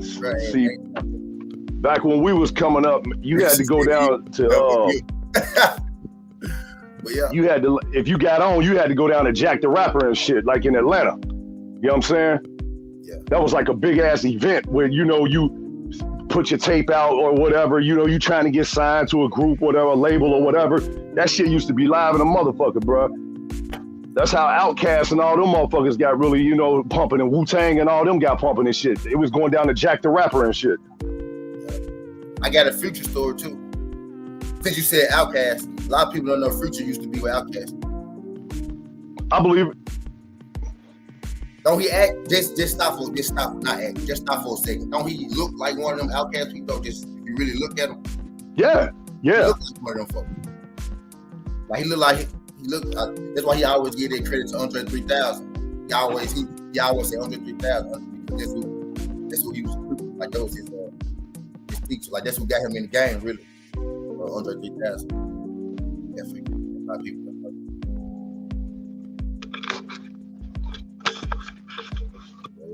Yeah, nah, you talk about the Freaknik ass, yeah, I remember that. But Jack the Rapper was a hip hop event. I remember the Freaknik. Shit, I tried to get down there too. That's when Future had a regular haircut and shit, a fade and shit. When he was out there, he had a regular top.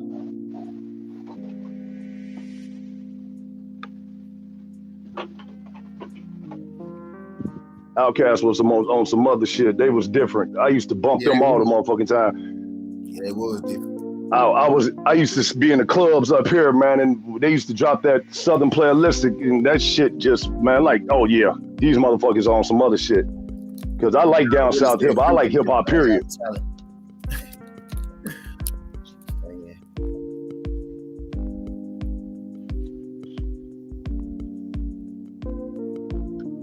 Why do you think Future? Everything Future's so big, then, Big Dog Willie? There's a lot of talented people. There's a lot of untalented people that's big, though. Huh? So I guess that's a bad question. Big Dog Willie sound like an old head. You're mad, Big Dog. Don't answer that. Big Dog, an old head hating. I don't know. Hey, I feel. I won't say he's talentless. You know what I mean? I say this. He used to be a lot better than he is. Now I think that. You know what I mean? Shit just different now, though, T. It's just a different vibe now, man. At least for me, it is, man. Maybe I'm just old now, man. My ears is getting old. I like it. Like he grown like preaching 40, like his music was supposed to change. Right. Music, yeah. Hell yeah. You got to, man. You can't be on that same shit you was when you were younger and shit. Yep.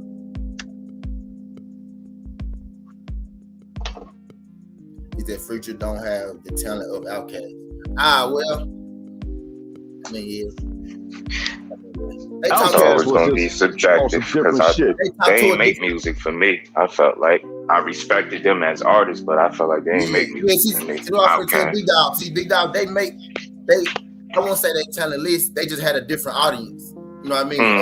100%. Outkast audience might not necessarily like Future, but Future audience might not necessarily like Outkast. I mean, because I respected Big Boy and I respected Under 3000. Me too. Because I knew who they was. I knew they wasn't just the music shit. You know, they was already. You know, they from Atlanta. You know, so I already knew who they was. Type shit. Talented dudes.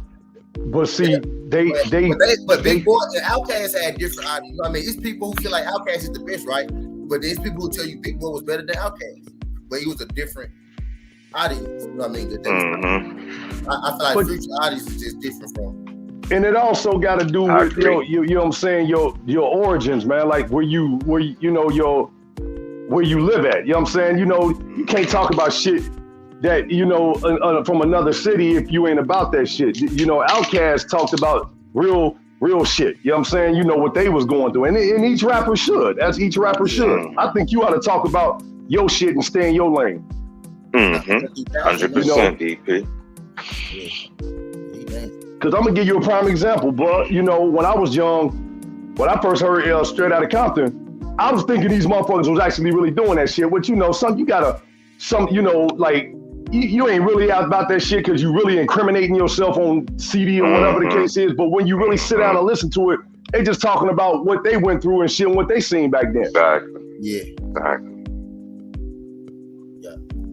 Yeah. Was it me or Layla Ali ain't never got nothing good to say about Clarissa, bro. What's she saying now? So frustrating to see that. It's like, you know, and for me, I always pay attention. Like any time that usually they ask her about Clarissa, it's like I don't want to. It's not a diss, but it's just like, all right. For example, let me just read this real quick. You know, it's a half comment. Yeah. Like Layla Ali is excited for Taylor versus Serrano and sees Clarissa Shields having trouble still with Savannah Marsh. It's like, yo, that shit is annoying. Y'all really telling me, like, let's be honest. Like, the only thing y'all banking on is her catching her and knocking her out. I ain't heard not one fucking soul say, yeah, well, she do this better than Clarissa, or she gonna do this to beat her. Y'all really banking on her landing one punch and knocking that girl out like she the easiest. So what Layla Ali say? Yeah, she's saying like she see Clarissa Shields still having trouble with Marshall, but she excited to see, you know, Katie Taylor and Amanda Serrano. And whenever she speak on them other girls, it's like she big up them, and it's like Clarissa Shields is like, this is like, I hate that. I wish they could, you know what I mean? I wish they got along a lot better than they did. Yeah, and I hate to see it like that, bro, but I see a pattern, man. Every time they ask you about her, it's like underhanded compliment. Layla used to endorse Clarissa Shields, but it's like some point it just stopped. You know what happened, T? They asked Clarissa Shields about who would win, and I think her being honest, like, and just giving you her opinion on it, I think that shit just went left. You know what I mean? Because she started saying, you know, she said she'd beat her. Like, shit, she's supposed to think that. Who's supposed to say, you know what I mean? Somebody gonna just beat my ass and they ain't did it. Yeah, man, hell with that. So it's like, I don't know. You should be bigging her up, bro. I just don't understand the, you know what I mean, the disconnect. You was one of the absolute best when you fought, and it's the same could be said for her. She took it to another level with less fights. Like I always say, she's making history and turning it into her story. Get what I'm saying? Like, she really turning history into her story. You know what I mean? Every time she get in the ring, bro. Every time. It's like, I just don't be understanding that disconnect. Eric, that's it, Eric. That's it, Eric. Eric O just said it. That's what I was getting ready to say. Exactly. Eric O just said. And sometimes, man, you might feel a certain way, man. I mean, I get what you're saying, Just. You know what I'm saying? Like, damn, at least you can big her up, man. But you got to think too, Yeah, man. I just feel like I wish they could, see eye to eye. You know what I mean? She could give her advice. Not saying she needed, but it's just why are two of the best women of our time don't kind of get along? It's kind of like I think the problem is too, man. Taylor. Eric O said we started calling Clarissa the GOAT and Layla felt away. Yeah, I think what we need to do is we need to start putting I think when people say goats, they need to put in their era. And I think that's the problem right there. Yeah, but shit, it's like, that's how if you would be a fool to think Layla wasn't a beast. You know what I'm saying? She had knockout power. As he said, Shakur said he'd be floored without anyone asking him. He said that shit multiple times too, dog. Mm-hmm. I fuck with Shakur. And he be smiling when he said, like, yeah. Made a new word. I mean, her story, not facts. Ortiz, like, I've been saying that for a minute, not trying to sound corny, but she really turning history into her story. Like, every trip she get in that ring is just something special. And it's like, you know what I mean? Put that petty shit aside and salute her, support her. And they just don't comment. Like, I don't know. Everybody gonna have a goat in their era. Exactly, bro. And she's just the one of ours. Yeah. That's what it is, man. This dude got a saying. This dude got a saying that I like, man. He be like, you could be great, but if you're not able to recognize greatness in other people, that's a flaw. You know what I mean? Exactly. Hey, Quee backstage, y'all. And I solely believe it. You know what I mean? Like Willie said, when you're an athlete, you want to be She here. She on now. Okay. All right. Yeah. What you said, T? Big Dog Willie said, when you're an athlete, you want to be the best. Yeah, you want to be the best, but you gotta know it's somebody better than you, because you gotta know where you gotta be. Exactly. Where you gotta get to, or at least challenge yourself against somebody. It's somebody that does something better than you. That's what you Exactly. Honey Bun, what's going on, pretty lady? What's going on? I was like, Queen. damn, how long is it gonna take for my black ass to get on here? Nah, I work with my phone. Looking at it. Don't play with me this morning, woman. Crazy shit. Look, I jumped on here. I'm like, wait a minute. First of all, y'all show forgetting some of the most important people in music happen to be from the great state of Texas. Hey, look, y'all can't sit here act like I don't know nothing about no UGK. You know I do. You know I do. Shit, you know I do. We wasn't even done. We weren't even done. You know I do. Shit, I still like the Ghetto Boys to this day. You know what I'm talking about? No, they're my stepbrothers. Shit. Look, then I sat there and I put in the chat, what y'all know about that fuck action? Oh, man. Oh, yeah. Mixtape. Fuck Action 17. Was fire. Yeah, we had damn all the mixtapes and shit out here. We had, all I said was we got DJ's crew. And we shut that shit down. No doubt. You know, I used to listen to the Ghetto Boys all the time, Queen. I grew up listening to them. Facts, Ash. I agree. She do need to, like, I don't know. She is the older one out of all of them, and she just be coming off as like a salty old person. I remember DJ Screw used to drop them mixtapes for upcoming rappers. He'd put your song on one of his joints. I got a song on one of DJ Screw joints like from like 2017. So, yeah, that nigga was fire. I paid to get one of my songs on one of his promotion joints. Oh yeah. Yeah, Screw. He lays there too. I know them Texas. I know them, especially their music shit. I know them. I know most of them. Because I feel UGK get played in my truck just about every day. I rock with the South period. You know, I lived in Atlanta for a couple of years, so I was like highly connected to the shit down there. Real shit. Yeah, Atlanta's a little different when I was out there. And I got a chance to see the difference from our music and then go out to Atlanta, because I stayed out there at Fort Benning and Columbus, Georgia, which is boring as shit, in Phoenix City. Yeah. But when you hit up Atlanta, it's like I said, hour and a half, maybe 2 hours at the most, depending on the traffic. On 285, that shit is horrible. But Atlanta, people think Atlanta is this big ass place. It's really not that big. It's really compact and small, which is why they have so much fucking traffic out there.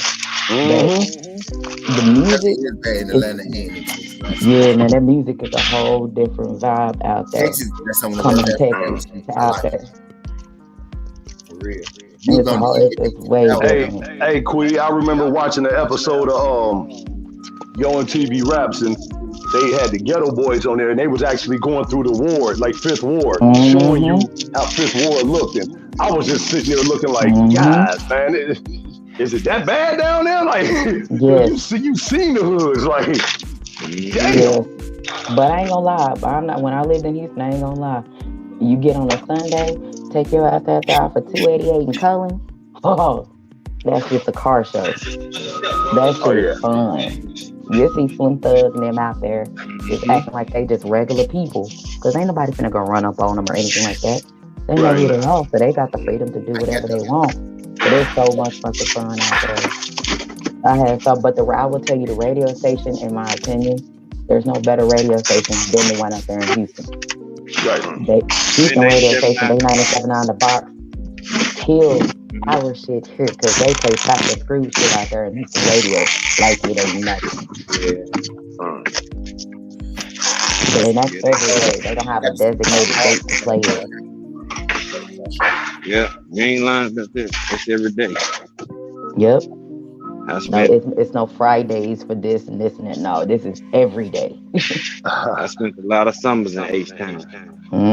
I lived there for a couple of years. Had a motherfucking ball. I went there every summer for about 6-8 years straight. Track. Their traffic is horrible. Traffic is bad. It don't matter what time it is. The traffic is bad out there, but you can get through all the traffic just listen to the radio. You ain't even gotta throw your music on. You just listen to the radio, and that motherfucker will get you where you need to be. You'll be out there in traffic because you don't think you in the club all day long. Getting out dancing and shit. Hey, I've seen it happen. Motherfuckers will pull over and get out their car and start dancing on the side of the fucking freeway. Yes, sir. Yup. Happens. I'm like, well, shit, let me go to the gas station real quick. Let me go get me a drink real quick. Shit. I know that's right. What happened. That's what happened. I've been drinking for a long time. Ain't nothing wrong with that, boy. I'm telling you. Yes. Picasso, you went to the Cap in 2003. I heard it was trash in 2003. We went in 2000. I was in Houston, but I just wasn't there at 99. So yeah, it was hot shit going on out there.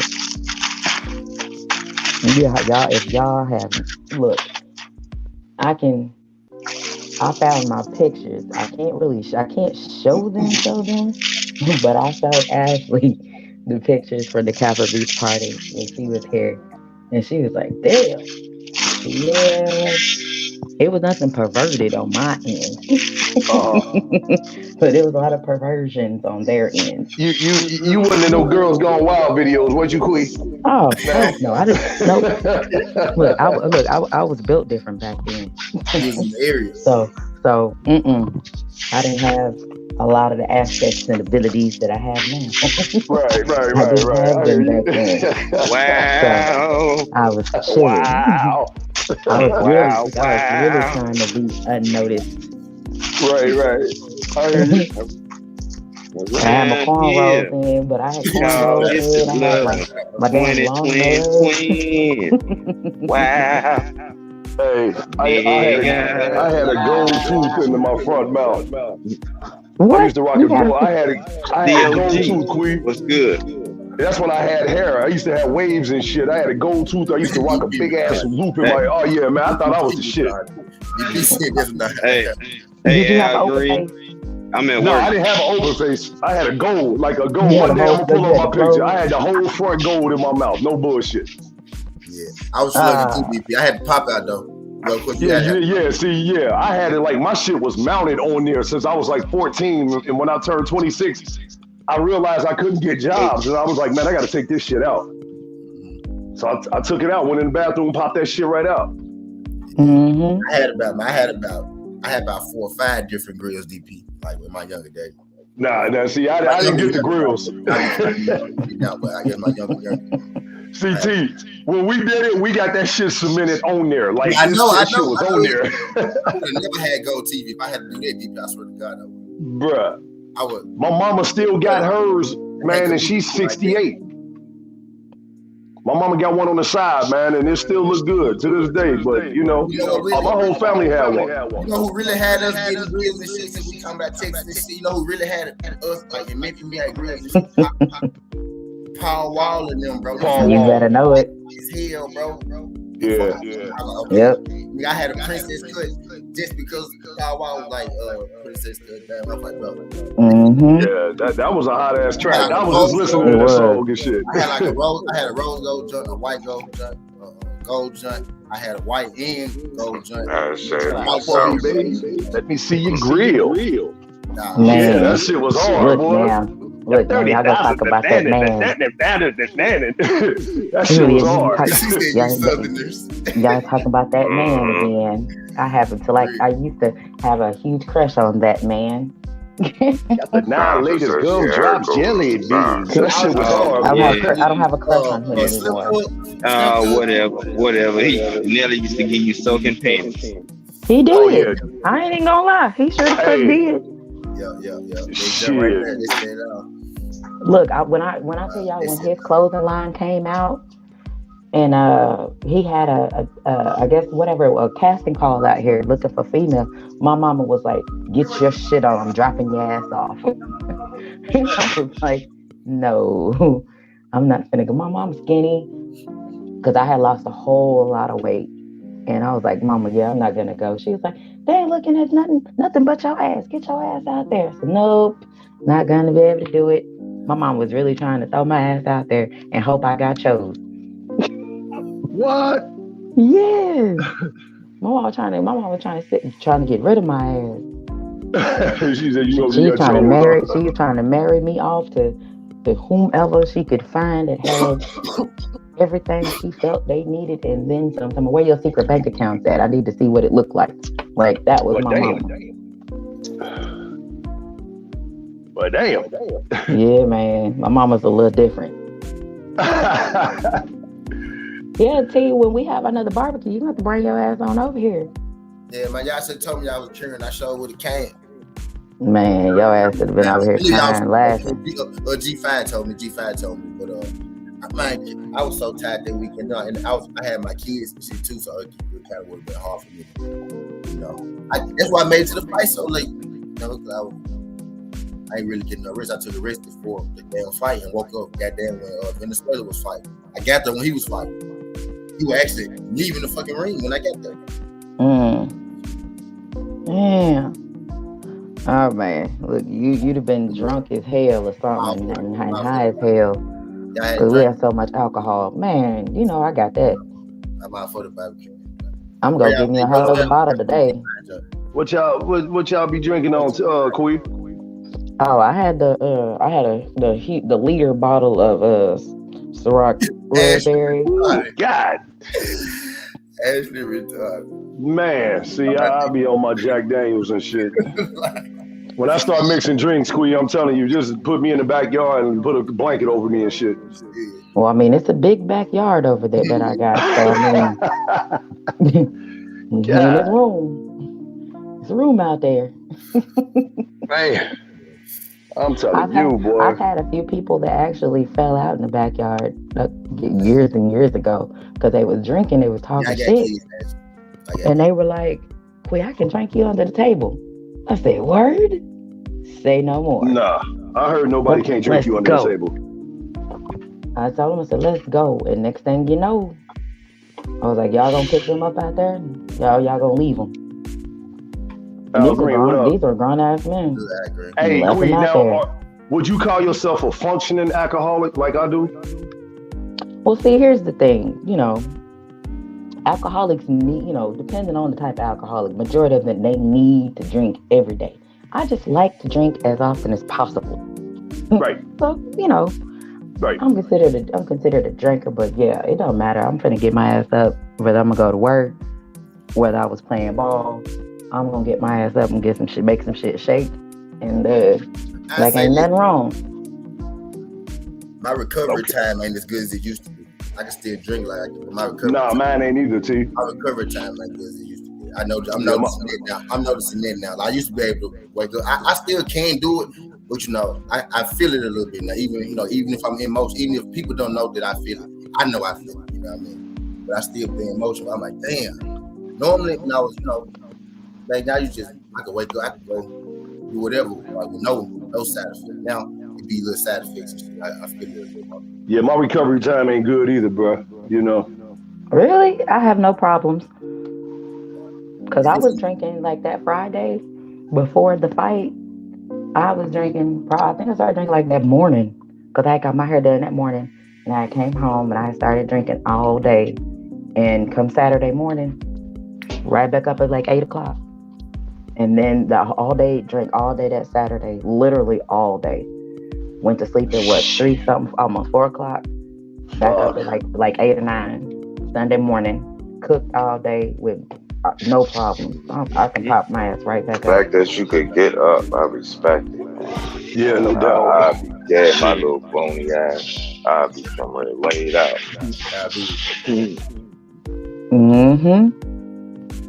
Yeah, I'm telling you. Yeah, I got kids. Actually, I got 3 daughters. I got 3 little girls. They all look just like me. They all look just like me. That's the crazy part. And it's crazy how girls be looking like girls. Say all the time, but a lot of times it's crazy how girls be looking like they daddy and boys look like they mom. They look like both parents, but like they could look like mamas, right? Until you see their dad, and you be like, "Ugh, what the fuck is going on here? Why you, dude? Why you look like that?" I used to say that with my daughter a lot. My daughters look just like me though. For real, shit crazy. I'm like, man, it's crazy. That's how they said about my son, and I'm like, no, that's only because y'all see me. If you seen his daddy, then you would see Christian looks exactly like that little dude. Wow. Yeah, sometimes it's funny when I show my son pictures of his sister when she was younger. He be thinking it's him. That shit is hilarious. They look alike. They look a lot alike as babies. That shit just so funny. The baby picture gonna tell it all. I swear it be him. I'll be like, boy, that's your sister. The baby picture gonna tell it all. Oh yeah. We was pudgy as hell because we got fat ass cheeks. And we was high yellow. Somehow in between all that, the color happened. I was like, y'all look, especially my brother, they looked like we thought they gave us the wrong baby. When they handed my brother off, I was like, that's not us. Well, that people make all kind of colors though, for real. Yeah. I didn't know it then. I was 6 at that time, and I was like, whose baby is this? Yeah. I'm brown, my baby mama red. We got 1 red baby and 2 brown babies. Yeah, Christian light skin. And I was like, boy, you need to get some color on you. You definitely need some color. Than me, though. I'm the darkest person. Oh yeah. It's funny how that stuff works out though, because you never really can tell. What's good, especially when it comes from us. Well, you never really can tell exactly what the baby's gonna be or what color they're gonna be until a couple of weeks, and then you'll be shocked. I'm a darkie, so my mama dark, daddy dark, I'm dark. 1 dark child, 1 brown child. You said a darkie. Yeah, I'm a darkie, goddamn. I like the chocolate. Oh no, you said it right the first time. You love it. Oh, that I know. Thank you very much. No problem. Always willing to help. Oh, you're so kind. Thank you so much for your kind words, ma'am. I ain't gonna mess with you though. I'm gonna let you make it on this show. And the fact you laughing about it lets me know you was gonna say some off the wall shit. Facts, no lies. Yeah, this one is hell on wheels, I promise. Who, me? I mean, I wasn't gonna say nothing. I mean, He was. He was, I mean, man. the thing is, with me and I'm pretty sure, y'all done been listening to me, long enough and stuff. So y'all can tell I say a lot of shit because I want to say it. I mean it. I mean a lot of the shit, but it's just a lot of the shit motherfuckers wouldn't really expect for me to say. And I don't go for shock value. I fuck with Gabe a lot. And he just be saying some shit and he leave himself open for me to say a whole bunch of shit to his ass and he just be laughing. Because he'll say, all right, smart ass. And I'm like, well, what you want me to be? A dumbass? and it goes downhill from there. But his ass stay laughing at me. Ain't nothing wrong with that. That's why, you need laughter in a Good relationship. energy right there. I talk about my wife all the time. Shit. If all mine She do talk is about play. me. She's a Oh play. yeah. And I be fucking with her ass. I fucking Queep all the time. Make freestyles about her body features, about her booty cheeks and shit. Man. I'll be like, oh, word. Her titties and shit. Yeah, I just be doing shit. You gotta keep shit fun, man. All that dry shit is for the birds. She gonna Yeah. get bored. Yes, Like, sir. look, this nigga dry as fucking sandpaper. You don't want nobody boring as shit, you know what I'm saying? You gotta be able to laugh and enjoy and know how to have fun. Have some fun, yeah. And you ain't gotta be so serious all the time. And that should be fun as shit. You know what's crazy is y'all absolutely right. And even when we talk our boxing shit, that shit can go to like next level shit. And I'm sitting up here like, man, why? It's just boxing. You know what I'm saying? Like we all just having fun with it. These motherfuckers don't know us, but man, when you get a hold, like, I know we talk our shit. Ain't nothing wrong with that, man. But when you see these extremists just going to the, over the top with that shit, I'm just like, golly, man, like, what the hell is going on right here? Relax. Enjoy life a little, bro. Taking that shit so serious. Loosen up. It's just a sport. Golly. Make it easy. Man. Like damn, nigga, go bust a nut or something. Nigga, release some of that tension. I got into one situation like that when I was in like the school. Lincoln Tunnel. I got into one situation like that when I was in school, though, man. I ain't even go front, but I'm young, though. So this motherfucker, after Magic caught the HIV, because everybody know I'm a huge Magic Johnson fan. That's my favorite of all time. Motherfucker in class gonna start talking shit about Magic, and we squared up. Like, no shit. I'm like, come on, dog. Like, you just gonna sit here and we squared up. Like, yeah, man. Like, you ain't gonna sit up here and tell me, no Magic Johnson slander. There will be no Magic Johnson slander. I was getting ready to knock this dude out. That was my boy, bro. We got cool after that, though. Like, man, my bad, bro. I apologize, but you ain't about to sit up here and shit on my dude because, come on, dog. Like, I'm about to drop your ass. Like, see, here's there will be no Magic Johnson slander. Shit. Here's the thing for me. But here's the thing that I don't understand. I don't think I'm ever gonna understand it because I'm not gonna sit here and let somebody have me yelling, screaming, I'm sweating, trying to talk about a sport. Right. It ain't worth that. It's not worth that to me. I'm gonna let you yell and start sweating and look like a dumbass by yourself. The only thing I'm finna shut your ass up real quick on is if you think you finna disrespect me. Now I'm finna bite you real quick. Let me make you shut your ass up real quick, and then we can move on. But all that yelling and screaming and sweating and all this, it's like, and it's mostly the men that we see doing it. And it's like, what the fuck are you doing? It's only the men that you see doing it. Like, what the fuck going on, man? Like, when did it become? I'm like, I don't even see people like that fighting for their motherfucking families that tough. Like, what we doing? But cool, you know what it is though, and it's a lot of nervous energy out there, and that's what I've been saying lately because they're fighter to a certain extent. But now you got this other dude who just displayed some shit last weekend, and now it's like, oh shit, we might be in Houston, we got a problem. Yeah. That type shit. So, so that's what I see what's going on now. And don't get me wrong, it's intensifying. The shit is getting ready to go from 0 to 1,000 quick because we getting close to this shit. But these motherfuckers nervous. Like, damn, it's a possibility. But on our side, we looking at it like, okay, if he take the L, man, then it is what it is. We can keep it moving. They can't possibly see that shit. Oh, there's no way it can happen. Oh, yes, it is. It is a way it can happen. You know, it's like that. But yeah, I seen it, man. I've been seeing it. That shit I'm is telling crazy you. to me. I've been seeing it. And I'm looking like, so It's it here, this though. what we doing? It's it here, though. He said dudes be living vicariously through their sports. They do. Mm-hmm. Yeah. It's a Man. level. It's a level to this shit. Like, I mean, I get it, but at the same time, I haven't seen y'all yelling and screaming and sweating. I haven't seen that from y'all. I mean, if you have done it, I ain't seen it. But It's all fun Now, with people me. try to- I ain't even gonna lie. Now, to what DP was saying, you too quick. Like people try to take you there, like just for like the trolls. Trolls come here and shit. You know what I mean? They try to get you to their point. That's the old DP saying. It's just people getting real nervous, so they come. I think they get nervous. Yeah. This really what it be. It start on sports, and then they start talking about you as a person. You know what I mean? Mm-hmm.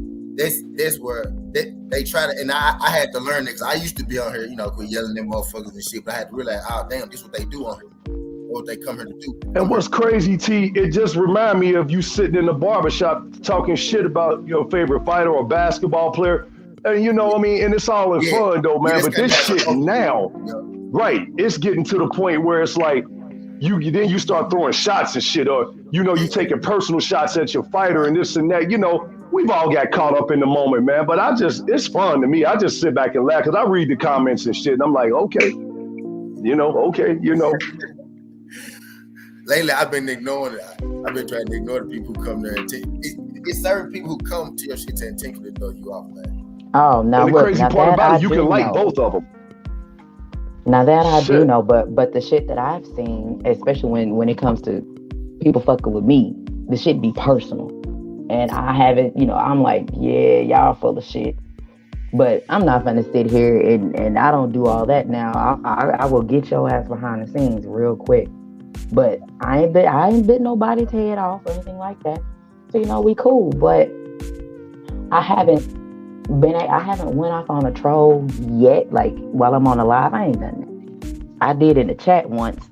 Here I think was about a week or so ago. That shit was fun. But that's about it because I'm sitting here looking at them and I'm like, y'all ain't got no woman or whatever pronoun you choose to have.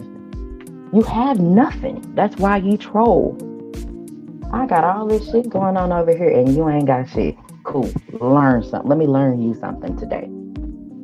It ain't no different from celebrities. You talking about a celebrity and shit. Like everybody gonna have their little, say so about certain celebrities or whatever. But if you got thick skin and that shit don't mean nothing to me, man. You just talking shit. But a lot of people can't do that. They can't keep it strictly on a sport or on whatever it is and shit because they nut hug and ride that person all the way to it is. That's just what it is. That's what it is, big guy. It be the personal shit. When they see they can't get you with the sport, because you knowledgeable enough to to see that they just been a dick. So you be a dick back, but you do it at a high level than they do it at, and then they go at you personally. Like, you know what I'm saying? Like, okay, now I see what you are. You just I had a motherfucker talk about my mama one time. I laughed. I just laughed like, dog, that's all you got. I had him so mad. Somebody told me they know I didn't have a daddy because I'm typing like a black person. Right. No cap.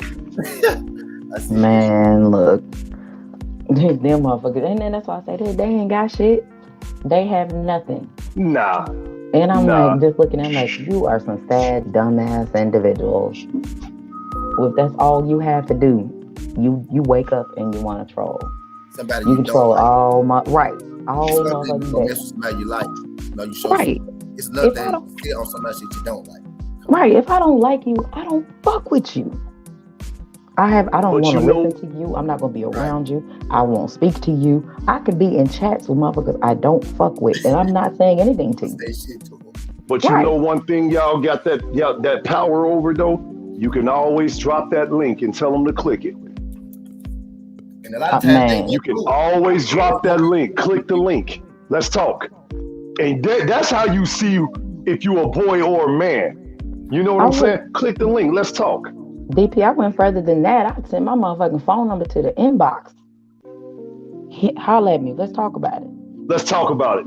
Folks, people ain't gonna do that.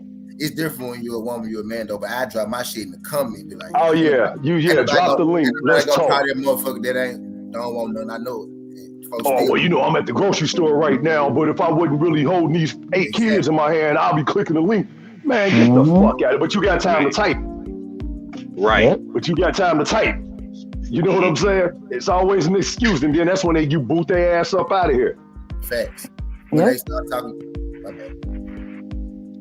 Yeah, but y'all just need y'all to, when it comes to all that shit, it's like, fuck them. You say to me, I've been called every name under the sun by any and a whole lot of people, and I'm like, the name calling, it doesn't bother me. That you shit can say is whatever whack. the fuck you want. It don't bother me. The fact that you want to resort to that shows me how minuscule of a person that you are.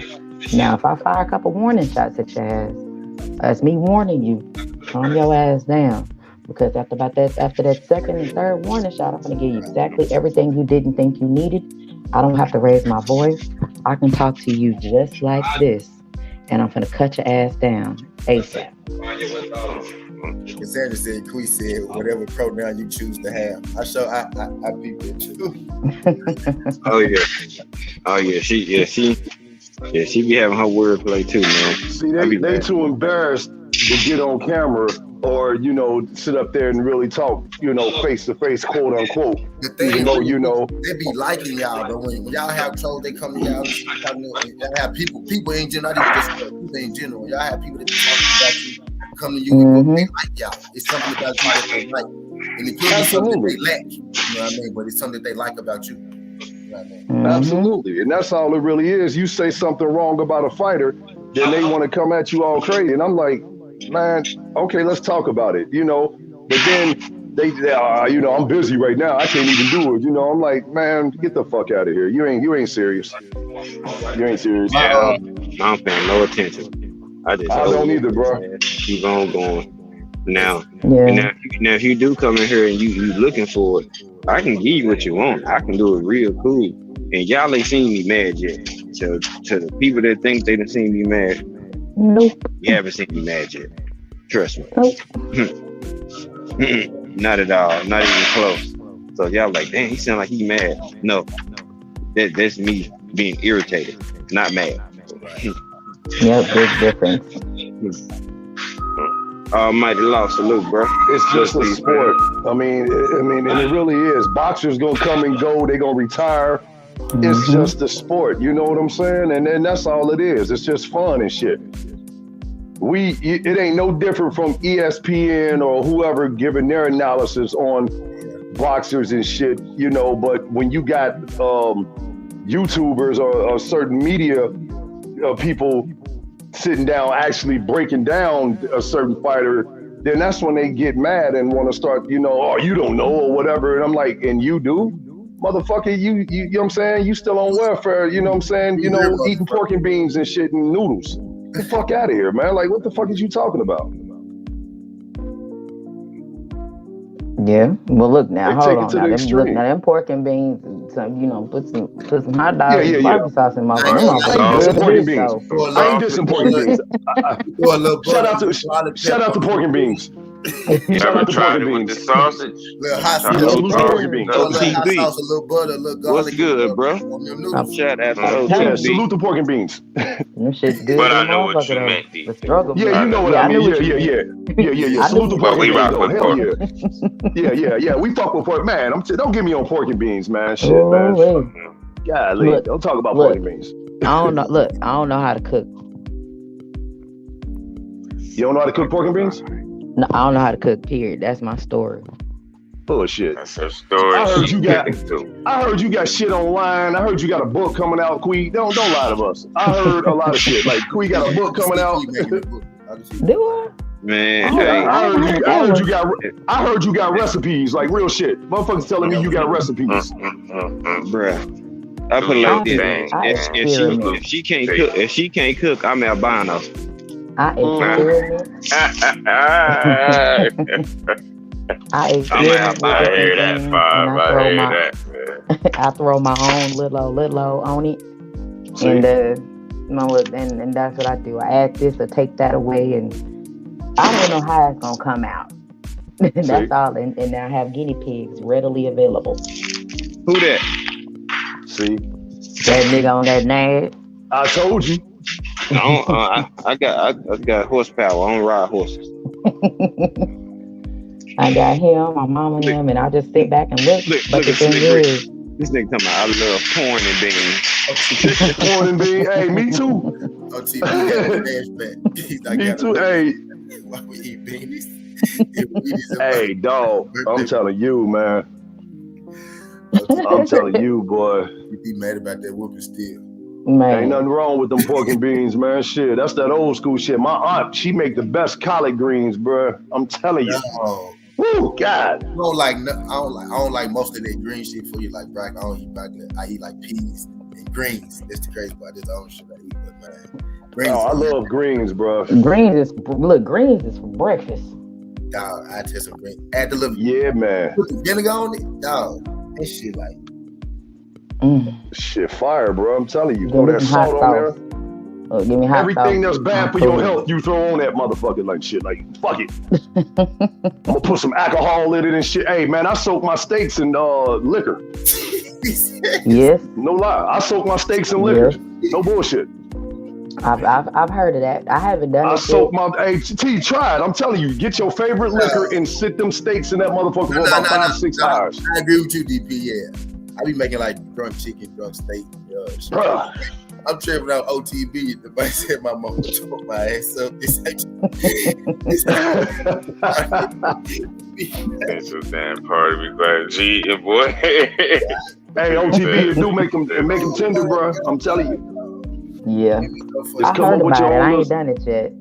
Hey, Quee, try that shit. Now, like when y'all chilling, go grab like 2 nice steaks and just soak them. Whether it's a rock or whatever, man, you're going to taste the difference. I'm telling you. God. I had that motherfucker sitting in Jack Daniels. My family, one year my uncle had soaked the turkey for Thanksgiving and liquor. He didn't tell no. I saw him making it because, I'm nosy as fuck. So I walked in the kitchen on him. And he was like, hey, boy, did you say shit to nobody? He was in there tripping. I said, this man right here. I'm telling you. And then look, the party, look, he still ain't told nobody this. Like the party going on, he looking at me, smiling hard as hell, like, yeah, buddy. Like, yes, I'm like what in the hell is this steak? He didn't spike the whole. Hey, no, y'all didn't understand. Everybody ate that turkey. I said everybody ate that. Was it good? Hell yeah. See, that's what I definitely need that in my life. I'm telling you. My grandma taught me that shit, man, and she also soaked her steaks in beer. Yeah, now that I have heard, but see, that's the only thing. I'm not a beer drinker.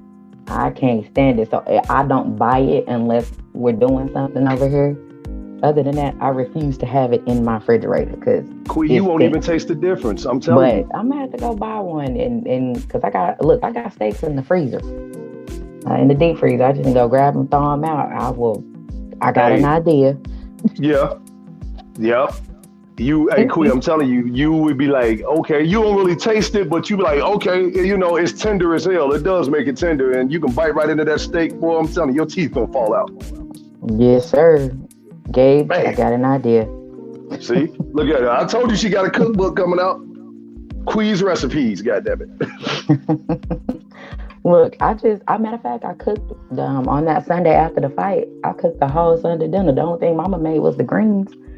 And man, I fixed Gabe a plate, right?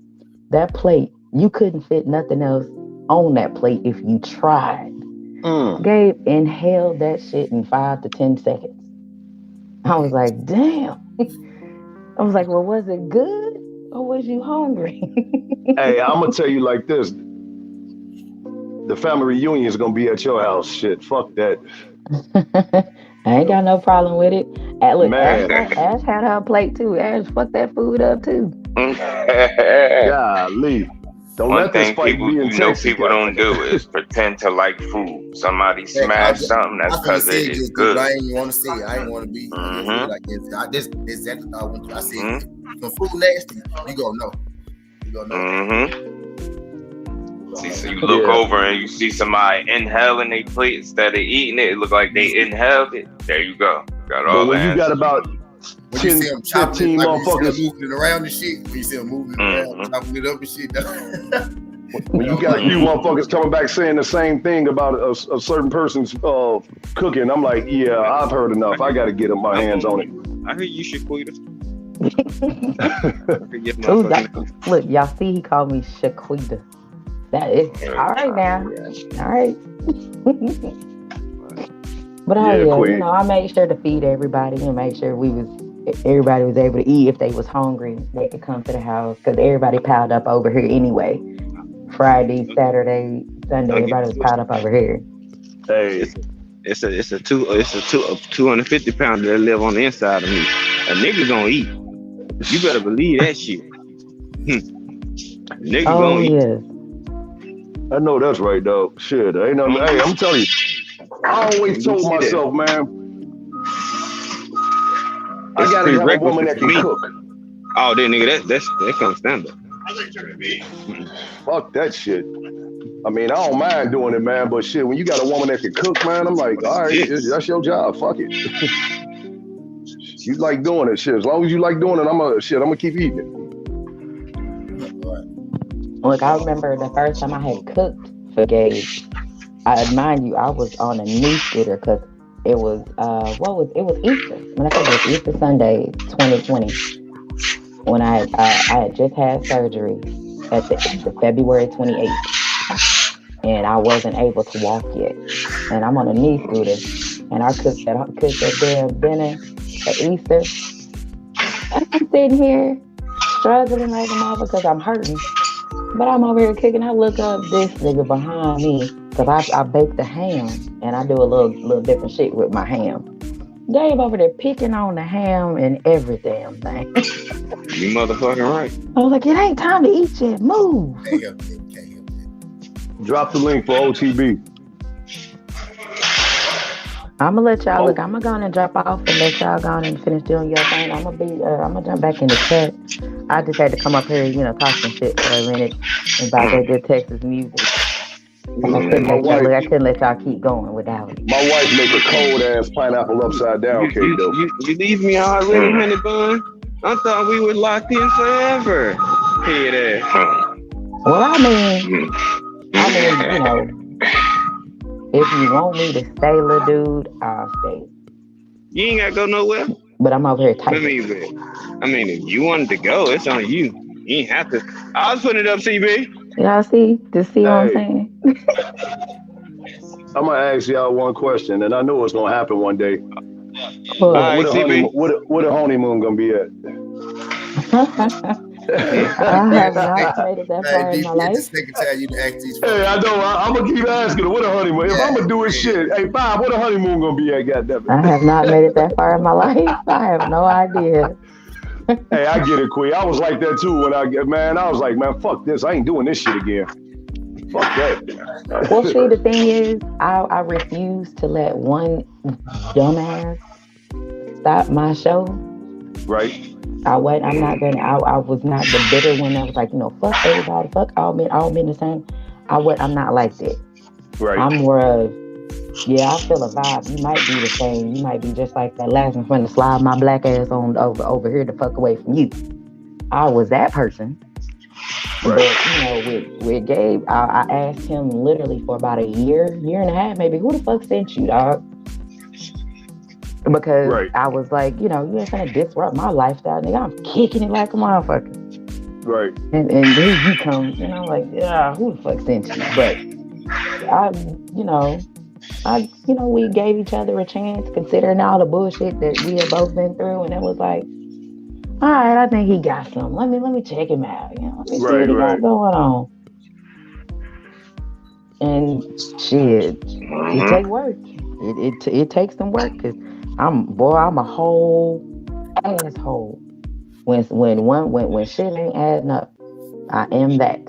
You're a good woman. You just But stubborn you as know shit. what, dude? You got that dude. You got that one that know your assholeism, and he can calm that asshole down. You know what I'm saying? And that's how it is with me and my wife and shit. You know, she the asshole, and I gotta calm her down. Like it ain't even worth it, man. You know, fuck it. But y'all will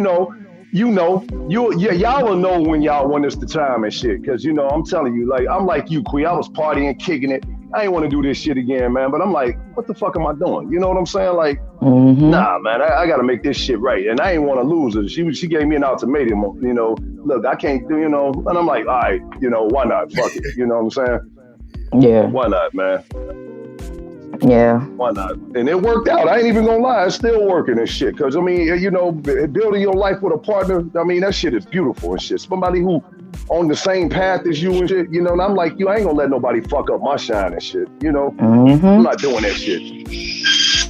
Now I see the exes and walk right past their ass and shit. Fuck y'all.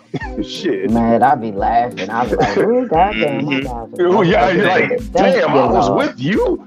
OT, thank you, Lord.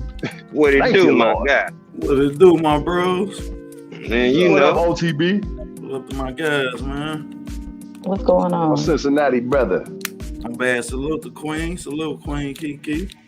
Quick, my bad. Nigga be hot. Hey, man. That breakdown last night was live, dog. Y'all did a good job over on knockout shit, bro. Man, thanks, DP, man. We gotta figure out something collectively, man, to try and keep Keon views and viewers. You know what I mean? Yeah. I don't give a fuck if we take one day and we tell them we over here one day, but shit, I don't know where to come back and go down there. I was thinking about going live in this spot today, man. I reached out to my bro yesterday. You know what I'm saying? Yeah, how's he doing, man? How's he doing? Well, I didn't holler at him when I hit him up. I know he probably got a lot of moving parts he got going on. So you know what I'm saying? I just hit my nigga up, shoot my nigga text, let him know, hey, shit, just holler at me. You know what I'm saying? Need something, because it's different. You know what I'm saying? When I meet individuals in person, bro, I take this shit serious. You know what I'm saying? Because fuck a YouTube vibe. I got your real life vibe. Ain't nobody tell me shit about that when I done met you in person and had time to kick it and eat and break bread with you and shit like that. You can't tell me shit then. So then if you pull some fuck shit, then you be like, well, damn, I thought we was better than that. You know what I'm saying? But hey, that's part of life. That shit happens. Everybody trust y'all more than I trust niggas I see every day. That's a fact. Facts. No facts. No lies told right there, bro. Facts. 100% fact. Facts, I ain't gonna lie. I said the same thing about OTB and Just Do. And I was like, T, who is this OTB dude? Who is this Just Do nigga? I like this guy. I like this cat, man. I don't even know how OTB found me. Tell you, he just started coming around. He was on this shit from day one. He was on this shit from day one. So he just slid on in this movie. He just slid on in. Man. The first day I watched T, man. T talking that shit, man. And it wasn't even like it was a lot of people in there, man. And then like my next 3 times I got on YouTube, I kept seeing T. I'm like, man, my nigga grind, he treat this shit like the block. Like shit. Treat it like the block. Yeah, I know. That's why I said. Yeah, I'm like, oh, this is my dude right here. Yeah. That boy YouTube grind serious. Hey. I'm locked in for life. T. Hey, that's what I told him. Like, I'm locked in for life, dog. I ain't know you came from my jump, bro. I thought, I don't know. I just saw you in that motherfucker. Yeah, and OTB that shit on Keon show. Like the first time I seen OTB was on T shit. Like, yeah. And the crazy part, man, his daddy live in Cincinnati. OTB. Yeah, swear T. Yeah. He ain't from there. He live in Cincinnati though. He ain't from there. He's from New he live up here. No shit. He got a lot of houses and shit. Yeah, man. We gotta link some contact info. Oh man. Yeah, for sure. Man, I damn sure gotta buy Pops a drink, man. I ain't gonna hold you. He did his thing with you. He got the Monday, one, bro. He got the Monday through Friday. He come to Memphis on Friday through Sunday. That's like a 7-8 hour drive from here, bro. Like all y'all in driving range for real. Like no bullshit. Yeah, we central. I love central. Like we I'm the South, but I'm kind of central. Like Miami under me. I'm kind of like in the middle of St. Louis, but no, like above me a little bit. Texas to the left of me. Texas is under like shit, really like the West Coast kind of sort. You know what I mean? Right. Exactly. I'm also in the middle. I'm like middle South. You know what I mean? It's kind of like Texas to the left. I'm in the middle, and the shit above me is like New York. Shit above Texas. Exactly. California. You know what I mean? But yeah, so I'm kind of like in the middle. I'm kind of like in the middle of the. Yeah, so I'm about like 7-8 hours from everything, from a lot of shit. I'm 6 hours. I know you. Like 8 hours from Miami, like 8 hours from Cleveland, like 6 hours from Chicago. You know what I mean? So, yeah, and I'm gonna tell you some shit. That's how my family got to Ohio, bootlegging liquor from Memphis. Damn. I was just telling you, I used to shop for bootlegger all through high school. Hey, I already know. See, now my granny still got dill pickle jars with dates on them in her garage. Wow. That's what we do. Y'all stay on the grind and shit. Yeah, my grandma came up here from Georgia and shit. See, my mama's side from Macon, Georgia. So I went. Yeah, mine is too, bro. Mine is too, no bullshit. Hey, DP, I'm sick of your shit, man. I'm telling you, dog, real shit. I'm about to see DP at the next yeah, hey, bro, real shit, man. Like, I got Southern history, man. My grandma came up here. Hey, she was in the 1937 flood, man. Like, just to give y'all some history. Like, when the flood, the shit wiped out, yeah, my grandma was in that shit. She used to tell me all the time. Yeah, but a lot of history, bro. I'm telling you, hold on to your grannies while y'all got them, man. Because I miss mine like a motherfucker. Man, my granny she be talking crazy. Shit. My grandma had a shotgun, boy. She'll pull that motherfucker out in a heartbeat. No bullshit. On your ass. I lost one of my grannies, but I still got the other one. So yeah, I know how. Yeah, soak up that game, man. Soak up that game, bro. I'm telling you, soak that game up, T. I was conjoined at the hip with my grandmama. They couldn't go nowhere. If they wanted to go pee or whatever, I'm at the door. No doubt. I'm right there with them. That's love right there, bro. For real. She used to make me, I'm a Midwest dude, and she's the only person that made me chitlins and shit, because they stink. You know how it is. They stink up your house and shit. But my grandma made them, shit.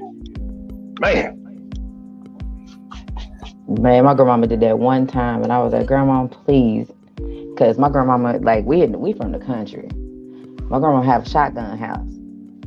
Y'all should know what that is. Oh, you already know. You know.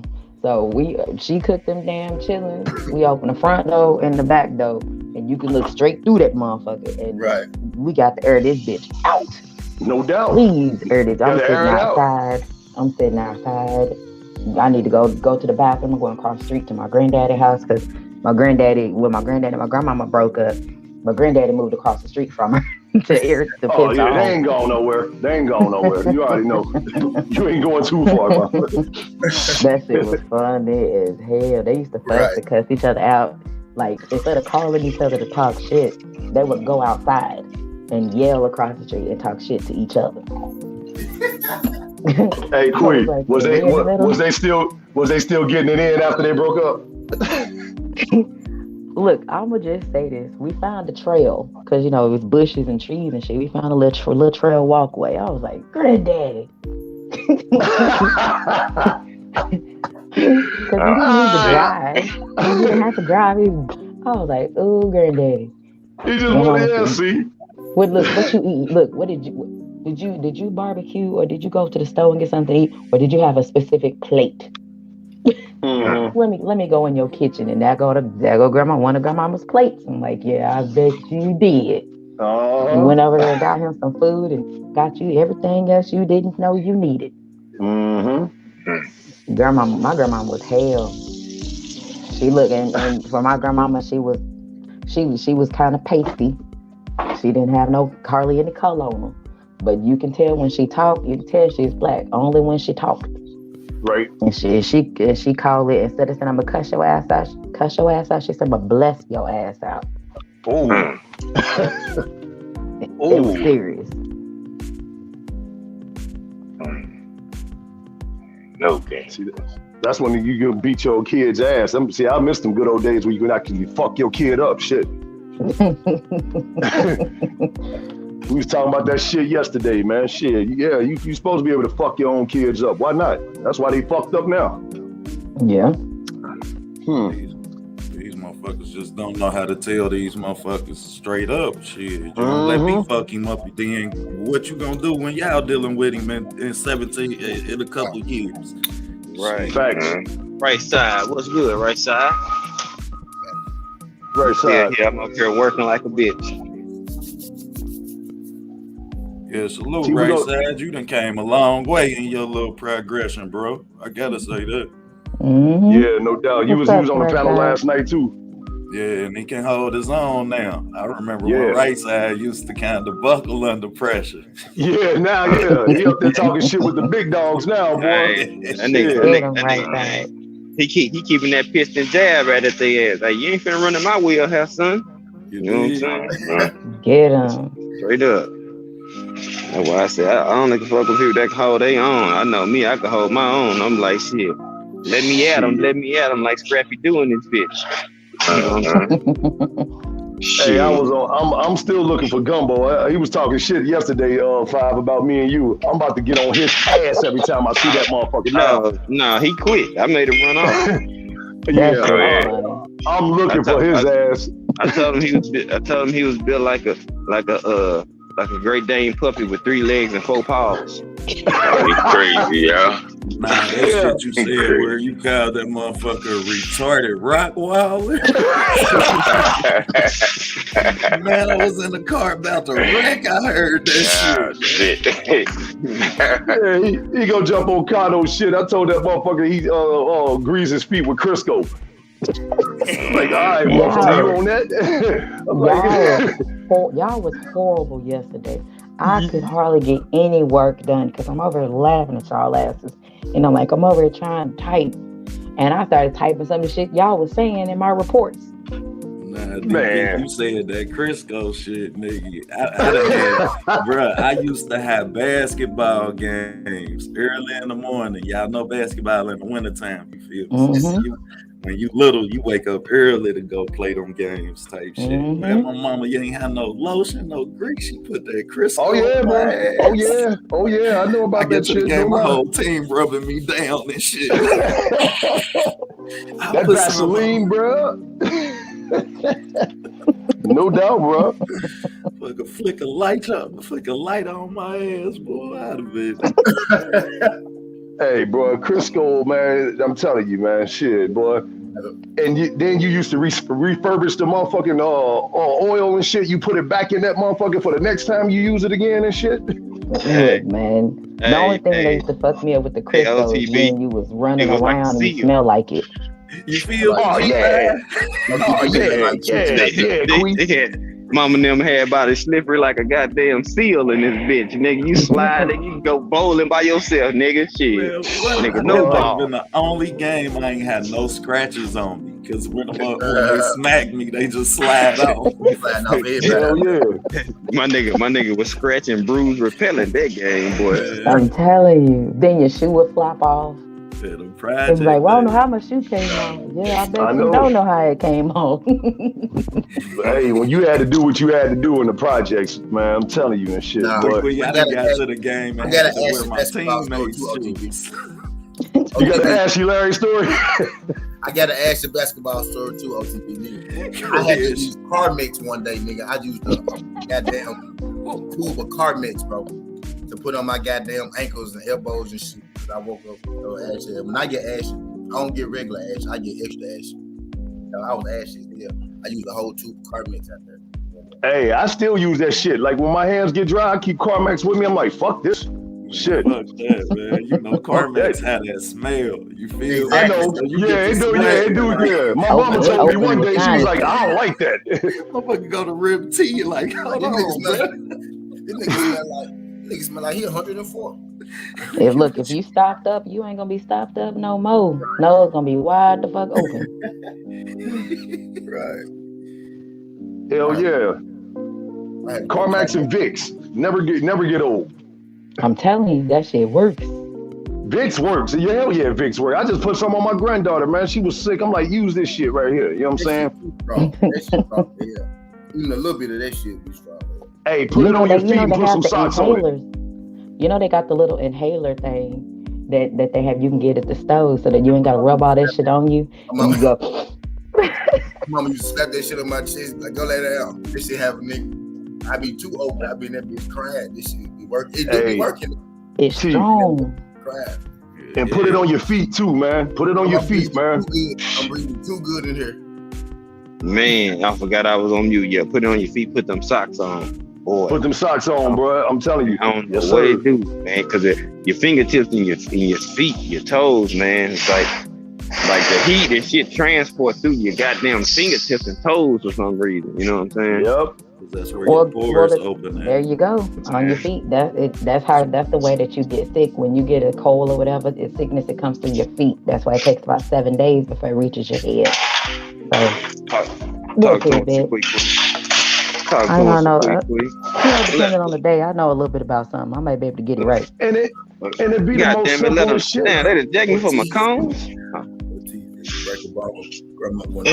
And it be the simplest shit. I'm telling you, man. You just gotta. I'm saying it's that old school remedy, man. That the generation passes down to you. You know what I'm saying? You get a sick child, man. Shit, you got some shit in the house, man. I'm telling you. That shit be working. That shit be working, man. I used to drink hot toddies when I was 5. Shit. I don't know what the fuck they gave me. They just gave me something. I don't know what was in this shit. I know it was. You don't ask questions. You don't ask questions. My grandma would put some liquor and put that little pot in that tea bag in there and that honey. Man, like, man, what the fuck is this? Can't ask them questions. Don't tell your daddy. I ain't shit. Nah, my grandma be like, just shut your ass up and drink this shit. Yep, right. Just drink it. I got you. Don't you worry about it. You want to feel better, don't you? Right. You want to feel better. Exactly. Ain't no damn ginger tea. Right. And they wonder why I was a drinker. That shit, I've got immune to drinking that shit. Like, I don't need it hot. Just bring it in with some ice on it.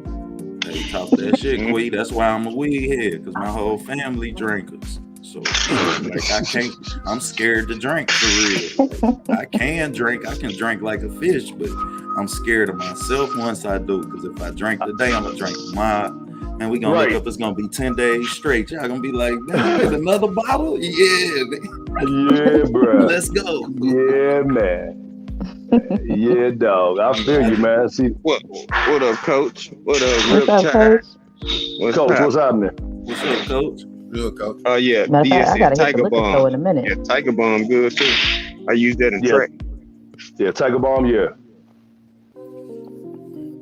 that's some good shit too. Oh, I do have. I am gonna go live. I gotta go get my alcohol before the show later though. I'm gonna try to jump on with y'all tonight, if I ain't staying over this shit. They've been killing me at work and shit. I got you. Yeah, I'm gonna try to jump on with y'all and shit. Yeah, I be cooking. Gotta say that. I be tuned. I be locked in, cracking the fuck up. Yeah, buddy. T, what you gotta do? You doing your bets on that Shakur today, or you gonna wait till tomorrow? You know I'm doing the best on the Shakur today. Okay, I will be over there with my money. Shakur for the knockout, goddammit. Shit. You know I'm doing my best. I can't wait. They got Shakur 550 minus 550. Like, y'all, if y'all don't really know it, it's like saying he gonna beat the shit out of nowadays. Y'all think absolutely. Y'all think that's a surprise? He's an absolute. So I guess to answer my question. Y'all think that's a little too high? Like, y'all think he gonna beat the shit out of him? Like the way the Vegas think he gonna beat the shit out of him? Y'all heard what I said too. Because Vegas, by the numbers, they saying. I heard what you said, OTB, and you right. I heard what you said. I heard exactly what you said. Yep. Hey, we can slip. I said in my video, man, we can slip and underestimate Valdez if we want to, man. But it's still holes in Shakur game that can be exploited, and you don't know. Like, we know what type of trainer dude is over there. Dude can orchestrate a game plan. Like, you know what I mean? So she had to think he ain't about to land his shot. Like, you know what I mean? Don't go into this fight thinking he ain't about to land his shot. That's all I'm gonna say. Don't go into this fight thinking he about to whitewash him. None of that type of shit. Dude is an Olympian too. And not only that, he got the heart of a Mexican. Right. Said. Yeah. That's a good point. Yeah. That's a good point. So you think the odds are a little too high? Yeah, I damn sure do. I damn sure do. And don't get me wrong, I got Shakur hands down in this fight. Yeah. But 550, you feel like, man, shit, that's a little steep, man. Yeah, you're a big man. See, you're a big man, so you know. Yeah, that's a little steep. That sounds like they know that Shakur got the eyes, so they want everybody to bet on the stoppage. So when Valdez don't stop, guess who still win? I'm sure thinking points. I'm thinking points, OTV. Yeah, that's a smart pick, T. I'm thinking strong points. And then you gotta think, no matter how much he swell up, I mean, once you know where the eyes at, then you know where the judge is swaying to. So shit, no matter how much he swell up, he gonna be able to bleed as much as he fucking want. They not about to want to stop this fight. Thanks, bro. I'm thinking Shakur on the points tonight. I made it in my video, my prediction. I predicted Shakur UD. And I think this fight where the shit could be competitive, but not necessarily close. The rounds will be competitive, but I think Shakur gonna win most of the rounds, like an 8-4 type of thing. Facts. Mm-hmm. So do y'all think he gonna be able to style out on Valdez like he did Harrington, Josh Herring? Like he did Jamel, my bad. Yeah, Jamel. Y'all think he gonna be able to get it? Like, you don't think so? No, man. People underestimate the fact that he had been sparring with Jamel Herring for fucking years. Like, he done been in that camp with Jamel Herring for over 2 years, man. You know him. After 2 years, you knew what you was gonna do.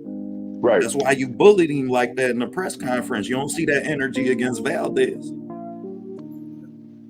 I mean, Valdez is tough in my opinion, but Shakur is gonna pull it off only because I don't know how tough Valdez really is, like real life tough, because he was on that shit. So I can't really say that I'm not sold on him, because I haven't seen him fight, according to what I've seen. I ain't seen him really fight without him being on that shit. So I don't know what he can or can't do or what he's capable of. But I know he tough as shit just because of that motherfucker fought with a broke jaw, quick. He was on that shit too. So I mean, that shit ain't got nothing to do with your pain tolerance. Look, that shit got to do with a lot with adrenaline. And when you and everybody knows when you have adrenaline and you have an adrenaline rush, you don't feel a whole lot of shit at all. You don't feel shit until after the effects. You know what I'm saying? You calm down. Man, that's brain. You know what I mean? You know how many nerves run through there? Like, shit, y'all ever had a toothache? That shit had a whole side of your face throbbing with your heartbeat. So, you know what I mean? A man who can fight with a broke jaw, I feel you though, and that is accurate, you know what I mean? That is accurate. Well, who y'all think winning the psychological battle right now though? Because like I said last night on Knockout Shit, I think once Shakur dropped that, don't be cheating either, and he was laughing, kind of like, you know what I'm saying? Like, I seen his tone change and shit. I mean, who y'all think? Oscar Valdez smiled this much. I think Shakur winning because I never seen Oscar Valdez this. Like, why you smiling so much? I mean, you normally game face. You know what I mean? He don't talk to you. Don't say shit. You know what I mean? Mm-hmm. But now he's smiling and he's joking around. I feel like he a little uncomfortable. I feel like Valdez a little out of his element. Shakur is taking him to his. He already winning the mag. I mean, he already winning like the position battle. You know what I mean? Like he feel like he sound like a more confident fighter when I see them together. Facts. And my thing is, you ain't got that same energy you had with Jamel. You was calling Jamel weak motherfuckers and all type of shit. You brought some totally different energy I ever seen Shakur with dude. You was talking tough as hell. You ain't doing all that shit with Oscar. You sneak dissing Oscar. You ain't doing all that tough Hey, shit. that's a good one. You said you sneaked it. Yeah, I get what you said. So I feel- okay? I see what you're saying, though. I just say he be saying a little bit. He do. I just finna say he be saying it, but I get what you saying. Yeah, but you ain't. Yeah, I mean, not how you was coming for Jamel. But you know, after the fight with Jamel, he was just as, like, as soon as the fight was over, he said, "But that shit was just to the fight like his phone ass." And I ain't gonna lie, OTB, I would have watched that fight regardless, right? Aaron versus Shakur, I would have watched it regardless. But the fact that they had that build up made me want to go and put my ass in that seat. I ain't gonna lie to you. Those Shakur, maybe not his first headline, but I think that was his first big one, wasn't it? Like, that was his coming out party. That was his coming out party. Yep, in Atlanta. I think maybe he put a little extra on it to try to get, because I would have watched it regardless. I probably wouldn't have went to Atlanta to watch it in person if they hadn't had that little beef that they had. I swear I wouldn't have. I thought it was real beef until after the fight when he was like, I was bullshit. Yeah, that's weak as hell to me, T. Like, that's weak as fuck. Like, I feel what you're saying. That's that Jim Jones Cameron shit. Like, man, come on, man. Don't orchestrate no beef with me. Like, you know what I mean? And then if you gonna have that energy, then have that energy with everybody. That's like me talking tough to somebody that I know I can whoop, but when it come to humming across the street, then I'm pull your socks down, pull your shoes up, one. Like, yeah, I mean, nah, bro, keep that same energy you had with me at the bus stop. Right. We gonna take this shit to the hood with me, man. Nah. Well, we gonna see at the press conference, man. I mean, we gonna see. Mm-hmm. But I just got to get a slight edge to Shakur right now, because when you say that shit, like, don't be trying to cheat. You know what I'm saying? Like, damn, like, no, he didn't just say that. I'm glad he said it, though. Go ahead. Oh, no, I'm just saying I'm glad he said it.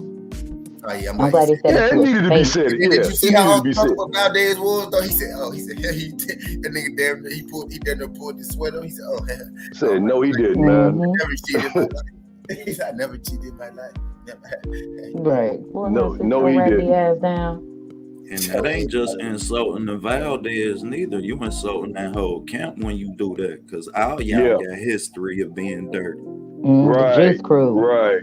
The Juice Crew, exactly. Y'all got history of being dirty and shit. So, I mean, but if I can just go off the last performance, that's how I do it. I go off who performed the best the last. I say Shakur, what he did to, Jamel Herring. And I know Jamel Herring was 35, 36 years old. I know the history and all that, but Shakur looked damn good. We can't take that shit away from him. He looked damn good. Jamel Herring for the fight Jermaine Ortiz, by the way, side note. I saw that shit, man. Damn. Like, that's tough. That's a tough fight to take after Shakur. God damn. And it's a tough fight to take at 35. That fight is at 35. He done moved up. Right. While we on boxing, shout out to all other amateurs and Team USA competition and qualifiers champions, man. Yes, sir. They put it on, sir. man. Shout out to Real Deal Boxing out of Cincinnati, Ohio. They had 4 champions in that piece, man. That's 4 what's champions at the qualified for Team USA. They did their thing, man. Texas too. Yeah, man. Hey, Texas? Man, them boys down there that I forgot their name, that Jermell Charlo was talking about on that interview with Ellie. He said their names on that interview, man. Them boys the truth. Yeah, that's gonna be good. I'm glad. Yeah, gotta say that. Charlo setting himself up already for life after boxing. Yeah, you can see it. You can see it. We be talking about it. He got a little more sense than we give him credit for. Yeah. He really, I think he orchestrating all his shit. Like, I think he like mad genius. He's like, I'm gonna move all these picks. You know what I mean? I think he really know what he doing. Jamel do. I think Jamal a little confused right now by what's going on. Like, damn, why these people, why everybody this and that. But I think Jamel. My bad, coach. I had work on the phone. Jamel, what's up, coach? Hey, how y'all doing? What's going on, man? What's up, coach?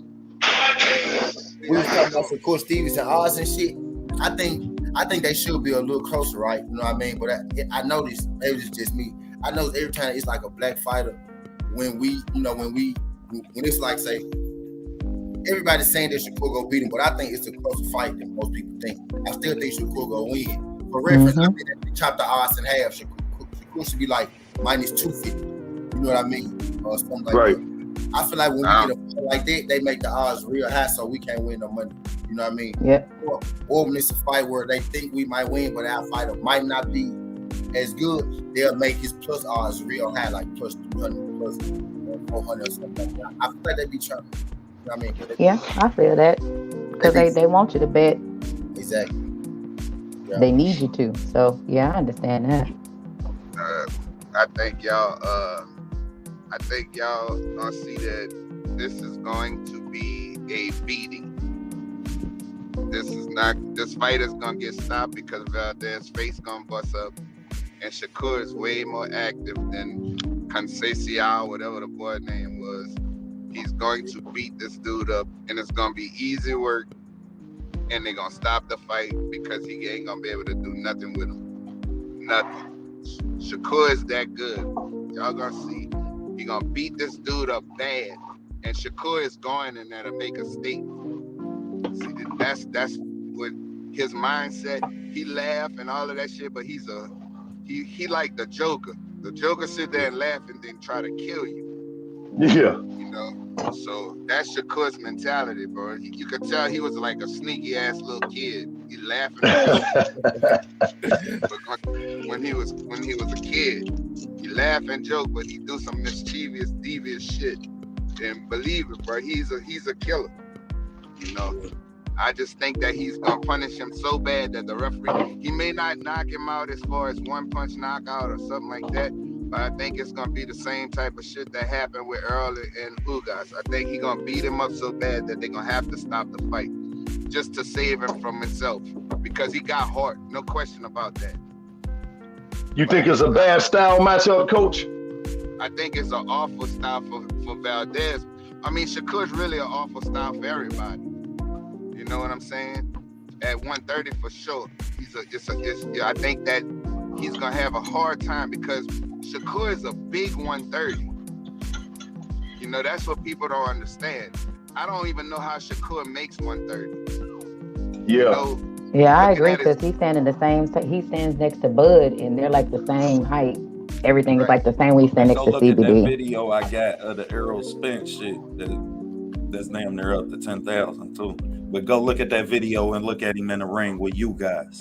That motherfucker the same size as the Ugas says. What? And, damn. And he's thick. Shakur's not no. You know, when usually a fighter fighting at 130, and he's got that kind of height on him. Usually they're slim, but he's not. You know? I think this is gonna be a bad beating that he's gonna give Valdez, and they're gonna have to save him from himself. It's gonna be, I don't care what Eddie Reynoso do to prepare for this kid. There's no preparing. I think Shakur is one of the best boxers in boxing, and I think that he's that talented, you know, to where he's gonna really punish this dude, man. And they're gonna have to stop the fight and save him from himself. That's all I think. So I got a question on the hypothetical side. What do we say that Conceição didn't really outbox him, and they was preparing with that head movement? They was preparing their head movement the last two fights for the Shakur Stevenson fight because they knew it was coming. Mm-hmm. So maybe and you know as well as I do, when you changing and you learning a new style, you gotta commit to it regardless of the outcome. Even if your ass getting tagged, you gotta keep the game plan together and trust it. You know what I mean? And trust the process. So, you know what I mean? And that's something that you can see him trying to improve on. I just don't think that he gonna have enough to take, like you say. I think it's gonna be a beating, but I think he laying his punch too. Because we ain't seen Shakur ain't flawless now. We ain't seen Shakur get hit. Yeah, I mean, but it's very rare. Like it's very rare. And the thing is, Shakur has the ability to stand right in front of you and make subtle movements because his vision is so good. You know, he makes subtle movements to make you miss. That's the difference between him and a lot of fighters. He don't make big, gigantic movements to make you miss. he has to lean back, and his feet are extremely fast. You're right. And And the problem with him making them subtle movements is in the beginning of the fight, his ass get caught because he got to time him. You know what I mean? That shit come from timing. And he get caught like he did by Nakathila, and he got on that horse like he did by Jamel Herring. Now, I got some film. Y'all know I got some tape. Y'all, it's up too. You know, it's his ass get hit, coach. You know, I mean, it's and Valdez a bigger puncher. That's my only point. I don't mean to cut you off, but Valdez a bigger puncher. Right. So for us to, you know what I mean, say, you know what I mean, that he won't take that punch from a bigger puncher, and that won't have no effect on this fight. I don't know that I can say that. Is this the only problem I see? He's so much shorter than Shakur, and he's and that Shakur's such a sharp puncher. You know, not necessarily a super hard puncher, but he's a sharp puncher. Fact. So, and the problem is going to be Valdez even getting close to him. That's going to be the problem because he's a master at distance. His boxing IQ at this age is incredible. Like I've never seen a kid that young that good. Facts. I said that in my video I did on this. Is both of these folks toughest fight? Like, is this both of these folks' hardest fight? I don't think so. I don't think this is gonna be Shakur's toughest fight because I don't think that Valdez really have a shot. I don't think he's gonna even get close to Shakur. He's gonna try to get in, and Shakur's so good, he'll turn him. His feet are so good. I think this is gonna be an easy fight for him because of the height difference. And I think that's gonna be the problem. That he's not gonna be able to get close to him. I mean, the kid is really, really good, and he's getting better. That's the scary part. You know, we saw in the Jamel Herring, we saw him against Joet Gonzalez, and he didn't. I don't think he wanted to get Joet out of there. You know what I'm saying? Because of his girlfriend at the time or whatever, her brother, that being her brother. I don't know if he wanted to get him out of there. But you've seen the improvement, and he's so sharp, man. It's gonna be a I think it's an uphill battle for Valdez, and I think it's gonna get stopped at some point. That's just my opinion. I mean, I could be wrong, but I don't. Yeah, I wouldn't be inclined to not say that, but I just think that Oscar Valdez landed this shot too. As far as this being his toughest fight, I don't know that Valdez put Shakur on his horse like Nakathila did, because Nakathila had Shakur on his horse for rounds. I'm talking about like the last 3-4 rounds of that fight.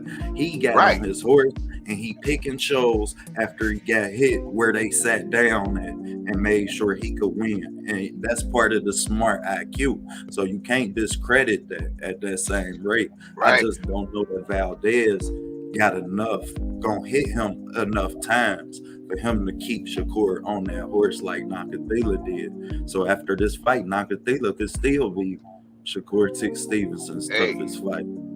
Hey, we saw Nakathila in his last fight. He looked damn good.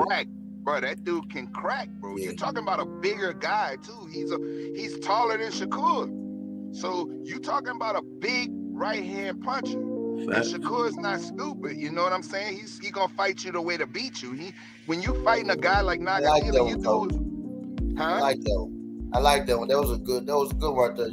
Basically, if you say if Nakathila can't land on knock this nigga out, but Valdez ain't gonna be able to do shit with him. Valdez got power in both hands. Valdez got power in both hands, though. The problem with Valdez is he's so much shorter. Nakathila is big, bro. Like he's a big 130 like Shakur is. He's tall, he's big, he's rangy, and he got a hell of a right hand to where he keep range with his jab and he used that right hand to punish you.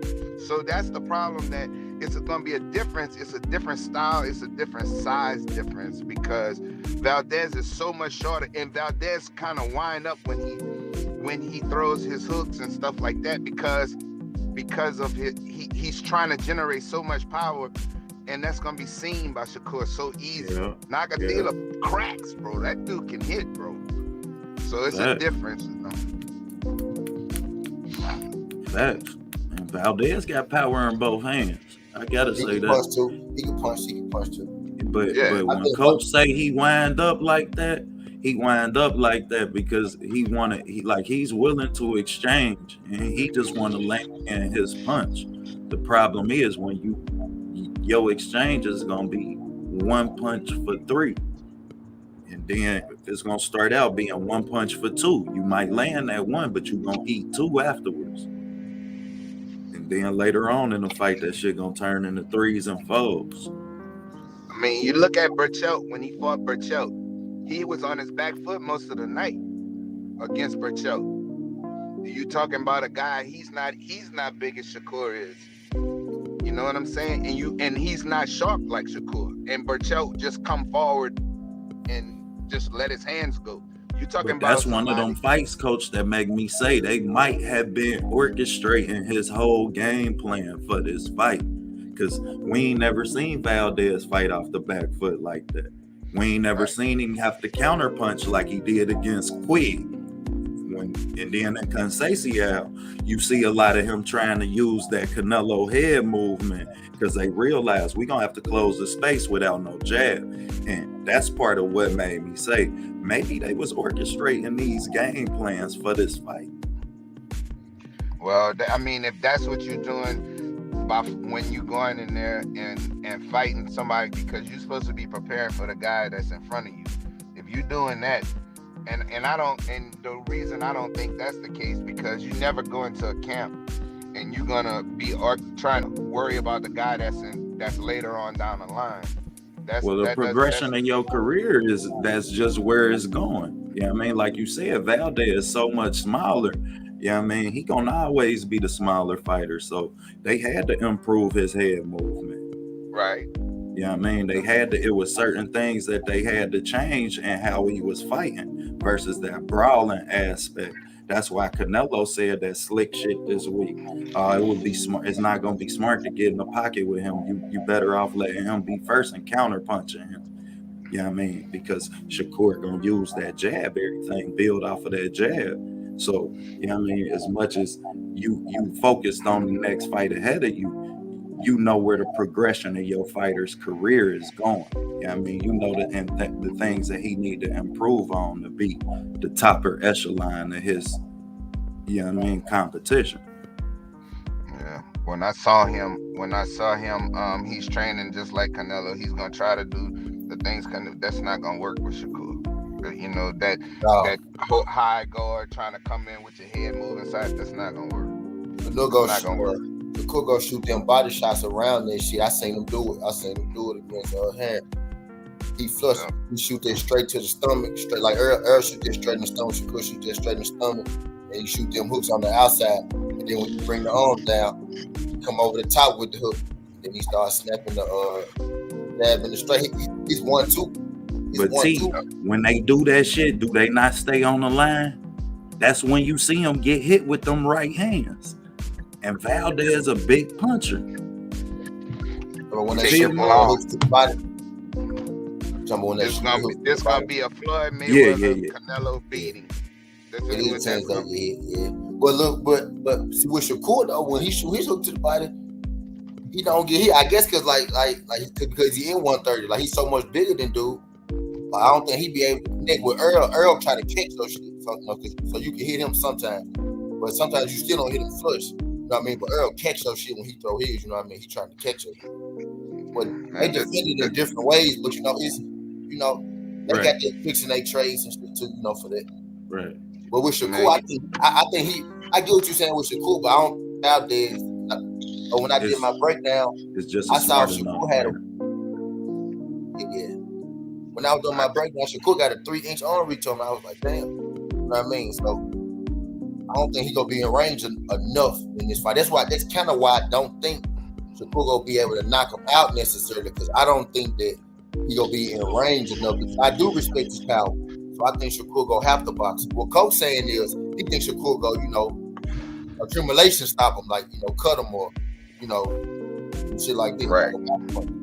He gonna bust up. Shit like This gonna be worse. This gonna be worse. This gonna be the same thing you saw with Floyd against Canelo, except it's gonna be worse. It's gonna be a worse beating because Shakur got power. It's just he don't have one punch knockout power, but he got power enough that his sharp punches hurt to where he gonna bust up. His face gonna bust up. He bust up against Conceição. He bust up, you know. So he's not, his face not gonna be able to sustain a beating that Shakur just gonna constantly be pounding him, and they're gonna stop the fight and save him from himself. Like I said, it's gonna be the same thing y'all saw with Canelo and Floyd. It's gonna be he gonna get picked apart. He gonna get frustrated, and Shakur gonna just start beating him up. And then you're gonna start seeing Shakur gonna start putting him on the back foot at some point in this fight. Towards the end, you're gonna see Shakur start going forward and just start beating on him, and then the shit gonna get stopped. That's the way I see it happening. Yeah, I don't think nobody can't see that. Ain't no way in hell you can't see that. So I definitely agree with you there, Coach. You know when Roger used to tell Floyd, okay, now start walking. But just like he told Floyd, and we seen Floyd get caught by Sugar Shane and have to hold on for 2-3 rounds and throw 8 punches. That's what I'm saying. That's what I'm saying, Coach. That was my point to what I said since I made the point. Shit, his ass gonna get hit. His ass gonna get hit. Yeah, I mean, it's boxing, bro. You know. But last time we seen his ass get hit, he got on that horse. You ain't gonna be able to do that against dude. You get on that horse against dude and you let him put you on your back foot. You know as well as I do that pressure that Valdez got and that momentum that he gonna have from that, you can't afford to have. You gonna lose that fight. You're gonna lose that fight. He won't need much. Yeah, I just don't see that. I just don't see that happening to where Shakur is smart enough and he got enough dog in him to where he gonna put some hot shit on Valdez, bro. He gonna try to get in there. If that happens, he might get on his back foot for a minute, but then after that, he gonna get himself together and he gonna fucking start beating on him again, bro. You gonna see? This ain't gonna be no good fight. I'm just telling y'all right now. This not gonna be a good fight. It's not. Y'all gonna see. It's a difference in it's a difference. I be saying it's gonna be. My bad. Go ahead. I be saying it's gonna be entertaining. It's not gonna be close. It's gonna be competitive. It's gonna be fun to watch. But I think, I see what you're saying, Coach. I very well could see Shakur, TK on, but I think it's gonna go 12. But I think it's gonna be a clear 12. I think, like you saying, I can see what you saying. I think he's gonna be picking them apart. I just think he's gonna pick them apart for 12 rounds. I think Valdez gonna hold up. You know what I mean? Even if he, drop Valdez or something like that, I think he might, go 12. But I can't tell you. I can't sit here and tell you that a stoppage is something ridiculous. But that shit make just as much sense as him going 12. You know what I mean? Yeah. Who y'all got on Serrano and Taylor? I got Amanda. I got Amanda too. I got Amanda. Who you got, TB? I got Amanda Serrano.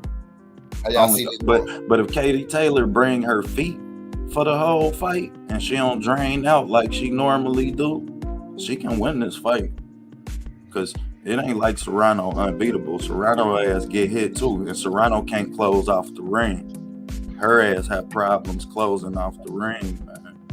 Yeah, cause she want to throw. She throw hard, so she planted. Yeah, she stepping, lunging out and shit. Like, I'm looking at the film of this shit. Like, shit. She like to throw. She on the offensive a lot. Cause she always the bigger fighter. So yeah, I mean, if Katie Taylor just showed us that she got the feet early in fights. Like early in fights, she in the pocket, pivoting, hitting 2-3 pieces, getting out of there. Man, later in the fight, her hair everywhere. She draining out. Goddamn gloves down and shit. Like, man. Man, she trying to tell a hot air balloon with a hole in it. You did. Real talk. You know what I'm saying? Just straight up. I mean, but I called. I was on mute. There's a bunch of background shit. But I got Shakur by, if it is, it'll be a TKO. Because Coach said everything I said. Valdez got a lot of scar tissue. Shakur gonna keep a jab on him. That's how he gonna keep from trying to work, get inside the pocket on him. You know what I'm saying? Every time he try to come in, I've been seeing what he been doing in training. So I'm looking at it as if, long as Shakur keep that jab to make him tag him every time he try to come in. You know what I'm saying? That's gonna mark his ass up.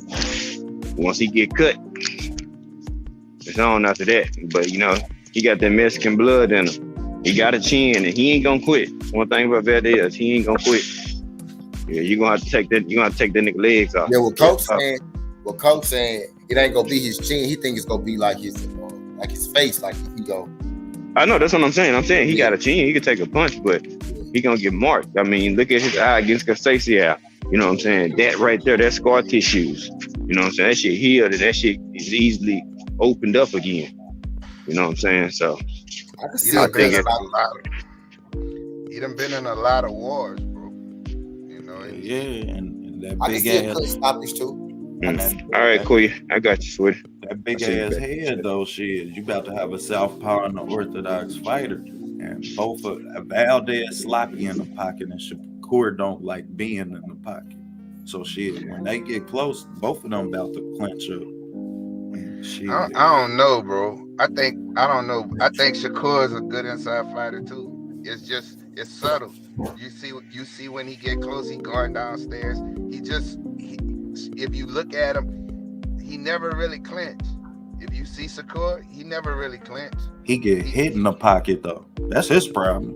He get hit in the pocket. I can show you Jamel Herring hitting me flush in the pocket. Staying there watching the goddamn punch the whole time. Move legs. I mean, it's because in the pocket, he don't really turn his feet like that. You know what I'm saying? He uses more of his upper body in the pocket. You know what I'm saying? And he uses his feet when he's stepping back. And his step back counter. That's all I'm saying, bro, is until he can time you for that step back counter, the punch is gonna be there. It's gonna be there. We done seen Nakathila hit him with it, and we done seen Jamel Herring hit him with it. And I'm sure we look at the rest of the fights, you can see him get hit with it and the rest of the fights too. Because you don't teach the old dog new tricks at this level of success that he done had.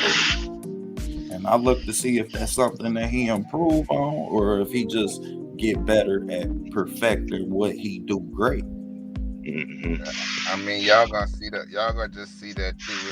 I think Shakur is really going in there to make a statement, just like he did with Herring. He went in there and made a statement. I think it's gonna be a bad beating, bro. I really do. I think Valdez ain't got no answer for this kid at all. Like, it's gonna be bad. I think he's gonna beat on him. He gonna land some shots because it's boxing. Everybody get hit. You're gonna get hit. Now, how flush you get hit is the question. You know what I'm saying? But as far as him being able to Shakur is gonna beat this dude up, bro. It's gonna be a beating, and then it's gonna be like the referee gonna be like, you know what? That's it. It's over. Because he's gonna get so frustrated, but not being able to hit Shakur like he wants to. Man, the dude is incredible, bro. He's probably one of the best boxers I've seen in a long time. Definitely one of the smartest. Absolutely. I got the film. Go watch that film, man. That man, shit. To be able to manipulate the line like that, and you know what I mean, and make sure your angle right for you to even land that jab is special. And then he's a hell of a counter puncher too. Then at his age too, you know what I'm saying? Like he ahead of the learning curve. You know what I'm saying? Some people don't get that shit till they hit 30. You know what I'm saying? Unfortunately, some people get that shit early. And he do it all, like shoot power shots to keep you off the line, shoot hooks to keep you on the line. Man, shit, shoot the jab to set up the rest of it. He pin you and everything. That's another thing. Valdez gonna have his hand side. Shakur gonna pin his hand like he always do. Shoot shots to the body. Go downstairs. He gonna pin him. That's a lot of shit that Earl do that people don't realize. You know, he do the same shit. Shakur do the same. He guides your head. he guides your head, he pin your hands, especially if you're in a high guard to where you can't get your hands loose to throw a Yeah, shot. damn And sure doing his head be on that shoulder. That's street shit. Yeah. You know, Shakur do a lot of the same thing when you're in a high guard. He pin your hands and shoot shots down, send shots down to your body. It's just gonna be it's just a tough situation for Valdez to be in, especially being a smaller guy. You know. Yeah. Especially being the smaller guy. Being a smaller guy against Shakur, man, you got an uphill battle. You know. That kid is special, bro. I'm telling you, like, that dude is really special. And see, like, as much as I see, like, you know what I mean? Like, that's what I was telling y'all the other day. Like, man, I can watch it. When I see fighters, bro, it's hard for me not to look at, you know what I mean, what the fuck you do wrong first. As good as you can do what you do great at, like. Yeah, I mean, that's how you give a logical and great assessment and breakdown of the fighter. Right, Shit, right. What good is it if you only can point out, you know what I'm saying, what they good at, but you can't point out their flaws? Hell, you ain't at no point of you doing breakdowns then. Right. Because you got to give people both sides of the spectrum. Yeah, like, you know what I mean? So when y'all hear me say these certain points, that don't mean I agree or you know what I know mean? you doing to be where I fought you. Yeah, I do film, bro. So I gotta give both perspectives of every fight. Trust me. You giving content, know what you doing. Yeah, Sure. yeah. I feel you, because I need to get more film breakdown because I be seeing a lot of shit. You know what I'm saying? I have to call it, you know, in lies. But you know what I'm saying? I do my predictions, but I usually do it in there what I see. I'm just like, I look at the small intricate details, man. Especially when you get on the elite level, bro. You know what I'm saying? It's the small shit that separate people. You know what I'm saying? I be like, y'all, that's why people kill me when they come to, you know, Spence and Bud. I don't care who you choose, but quit acting like one can win and the other one has no chance of beating them. You know what I'm saying? That shit is what I can't stand. You know what I'm saying? If they both elite, it's a small margin that separates them, bro. You know what I'm saying? But people be got their head so far, you know what I'm saying, fighters' ass that they can't even be logical. You tell some people they rock with Bud, oh yeah, well, Spence can be Bud can beat Spence all day, but we don't see Spence beating Bud, bro. You're not even being logical then. You know what I'm saying? Right. Like they both can win, but don't act like one just has a clear shot of winning and the other one has no chance in hell. Like, miss me with that shit. I mean, people who just they casual fans, they see certain things and they don't see the intricate details of stuff. They don't see the small stuff that fighters do to get to a point where it looks like they're not. It's like Earl Spence. Earl Spence look like there's nothing to him other than he throws a lot of punches, but that's not true. They don't see the shit Earl do in the ring, especially how he keep you from hitting him, but he's constantly banging on you. Well, there's a reason that happens. It's his positioning. He's never out of position not to punch. That's number one. And that's the most important thing in boxing, besides the jab. Always being in position to hit and not get hit. And always have your feet to where you can punch at all times and land. And see, people don't see that about Earl Spence because all they see is a guy that's up in there just constant, but they don't look at how he controls people's heads. They don't look at how he pins gloves. They don't look at how he's putting his head on one side to where you can't even see the shot coming to your liver or to your kidneys. They don't see that part. All they see is him wailing on a guy, but you're not looking how he got to the point where he's wailing on that guy. How he's stopping his hands from moving because you're gonna get in the high guard from him because his work rate is so high. And then you see him pin your hands to where you can't hit him on a certain side. He has his head because he's pinning you. Plus he has his head on the other side, and then hitting you with a shot you can't even see.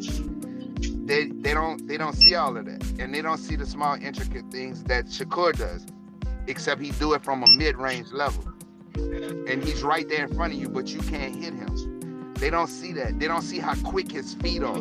I mean, his in and out is crazy. It's like a jitterbug, right? It's just the small subtle movements to make you miss, and then he lands. So if you don't see that shit, then get the OTB box. You just shot a whole commercial for me, Coach. You about to shoot my next commercial, man. Get the OTB boxing class 101. We'll show you what you looking at, man. And that's true. People they don't know boxing, though. I mean, they know what they like. It ain't their fault, Coach. It ain't their fault. Everybody don't know. You know what I mean? They know what they like. That's what we here for. They just watching fights, waiting on somebody to get punched. Man.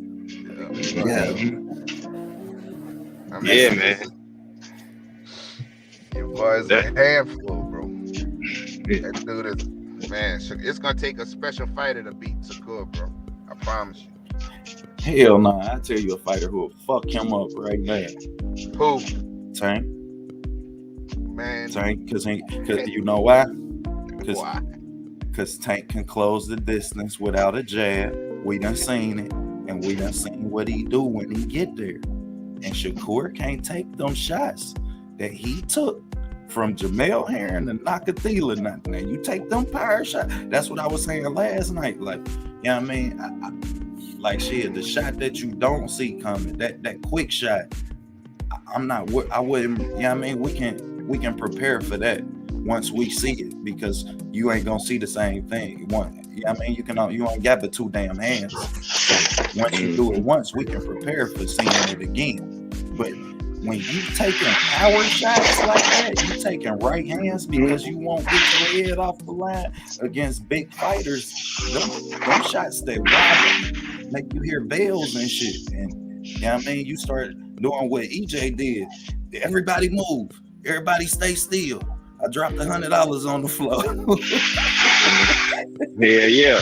My Rolex just came off. Shit. My Rollie fell off. You know what I mean? I'm gonna be honest with you. DJ dropped 100,000 on these. Hold on now.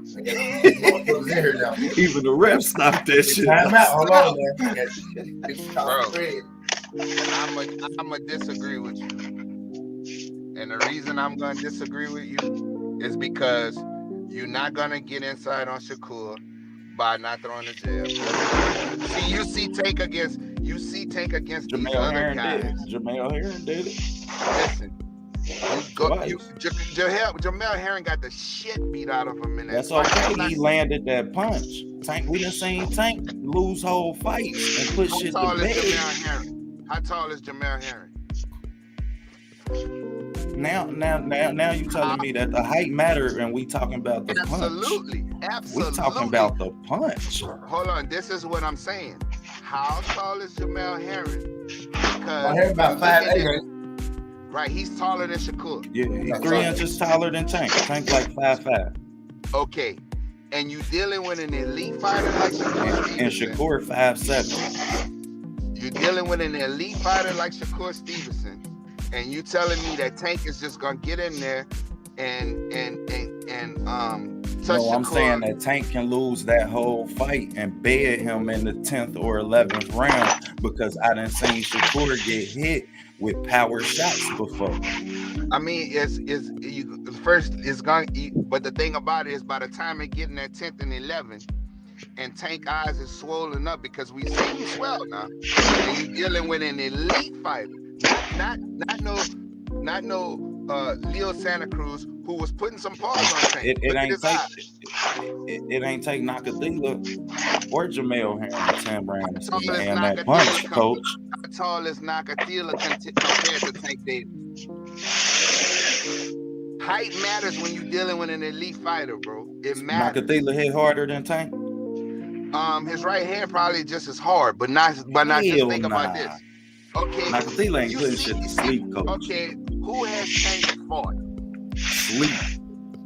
Sleep. We talking about I'm talking about the punch. It ain't about who taking the punch, because when we seen Shakur take a punch, his ass got on the horse for 3 rounds. And he got smart. The rest of it. I'm saying that if he take that punch from Tank, he might not get up. But this is what I'm saying. You have to understand what I'm saying. My point is, Yeah, Coach got a valid point too. I know what Coach. No. I can understand what both of y'all saying. That's what I said. That's a good point. You know what I'm saying? What I'm saying is this: we've seen Tank swell and fight, right? It's gonna take a special fighter to catch up to Shakur. Is what I'm saying. And by the time you catch up, you might not be able to see. See that's the point. We've seen Tank swell. These are all facts. This is not something that, you know, we've seen him swell in fights. We've seen his eyes get closed. Now you talking about an elite fighter who knows where to hit you, how to hit you, and he's very sharp. So by the time you catch up to him, if you catch up to him, your face done got bust up. It's gonna be Tank is a great fighter. Don't get me wrong. But when you're dealing with somebody, Shakur is a special guy, bro. Like we seen Tank knock out all these bums because he put himself in position to knock out these bums. But if you can't get yourself in position on a guy like Shakur, which is a very difficult thing to do, to get yourself. We can't say that we ain't seen Shakur get put in that position, and we ain't seen fighters land that punch. He just took it. We seen Nakatila land that hard ass right hand. He just took it, and then he say, "Shit, I'm gonna stay away from it and rotate clockwise the rest of this shit." The difference is what you also look at is you're talking about two left-hand fighters fighting each other. So it's like two conventionals fighting each other. Nakatila was a right-handed fighter. Shakur is a left-handed fighter. Tank is a left-handed fighter. Shakur is a left-handed fighter. So now you have to take all of that into consideration. And you're dealing with, so that means I just get my changed jab. the punch trajectory around and the rotation wise. Other than that punch is still gonna land when we close. Once that distance get closed. The thing is you gotta get inside that stiff ass jab that Shakur, and it's not coming back slow like Leo Santa Cruz right hand was. It's not coming back slow. That shit going up there and his hands going back to where it needs to be. And his feet moving. And you're a much shorter fighter. You're dealing with a guy who's sharp. This is not gonna be you gonna just get up on him. It's hard to get on Shakur. And you're the shorter fighter, Tank is 5'5" or 5'4", 5'5". That's a tough task you asking Tank to do against somebody like Shakur Stevenson. We've seen him do it against guys. We've seen him do it against guys who's not on that level. That's all I'm saying. It's a tough, but Shakur is a very, and we done seen Shakur get hit by guys that's not on that level. What's good, Mike? What's up, Mike Biggs? What's up, BBG? What up, Drake? What's up, Clarence McClain? What's good? I want to say something. Go in because I like the points y'all making. Y'all making all the points, really. Gotta say that it's the same shit. Coach see the same shit. He just see it from y'all making all the points.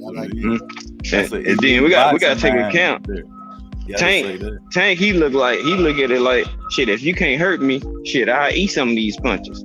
He could have weaved a lot of those punches from Leo Santa Cruz. He kind of style match up Leo too. Like like Coach said, he swelled up, but he kind of just said, "Fuck you, Leo. You can't hurt me. I'm just gonna walk in on you until I put you out." I don't think he'll take that approach. I don't think he'll take that. I'm just gonna walk in on you approach with Shakur.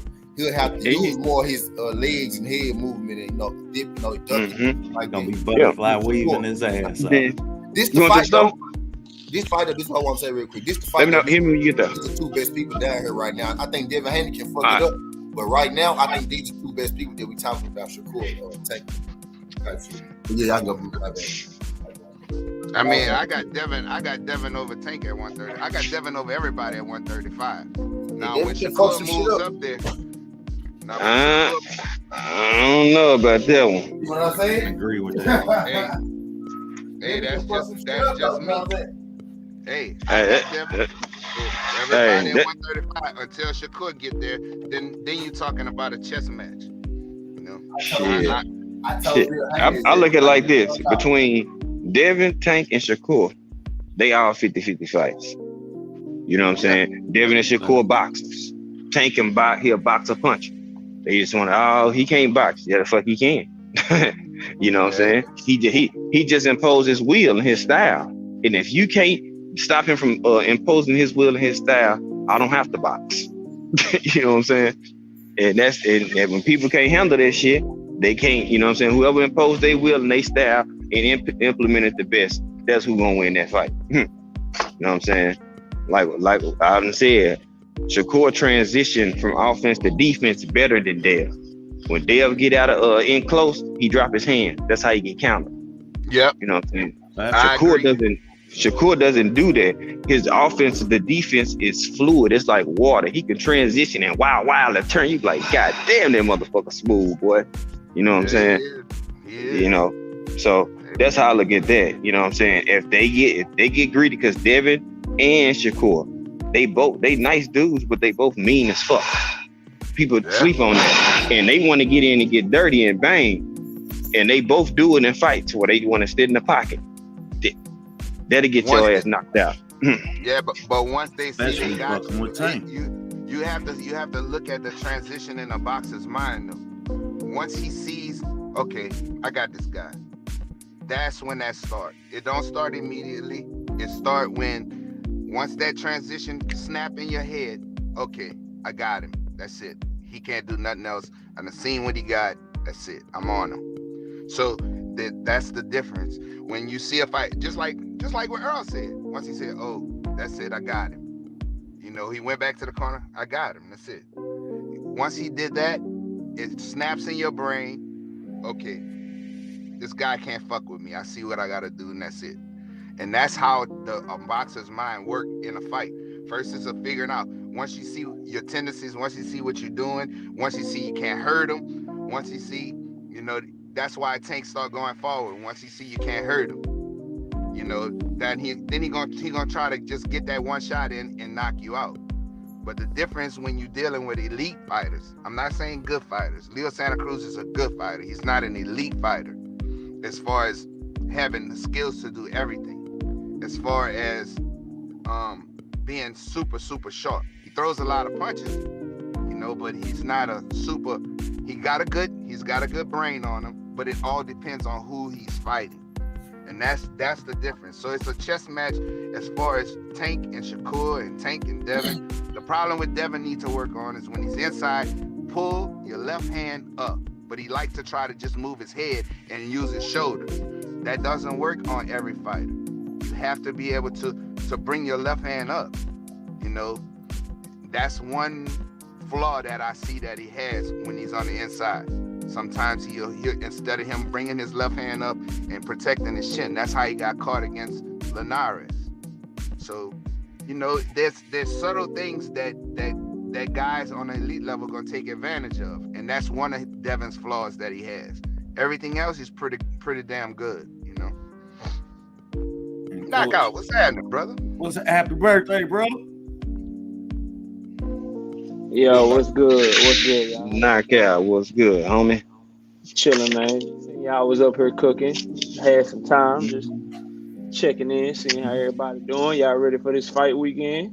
Oh yeah. Yeah, I'm live lit. I'm ready for the prediction show. Oh, you know, we already got the thumbnail up. We be there tonight, 7:30 p.m. Y'all saw what I did there. Yeah, we checking in. Oh yeah. So you know we peep. Oh yeah, you know we checking in. All my students better be there. That's how you do that, brother, man. That's how you do your brother. I appreciate that, dog. What's up, Si? What's up?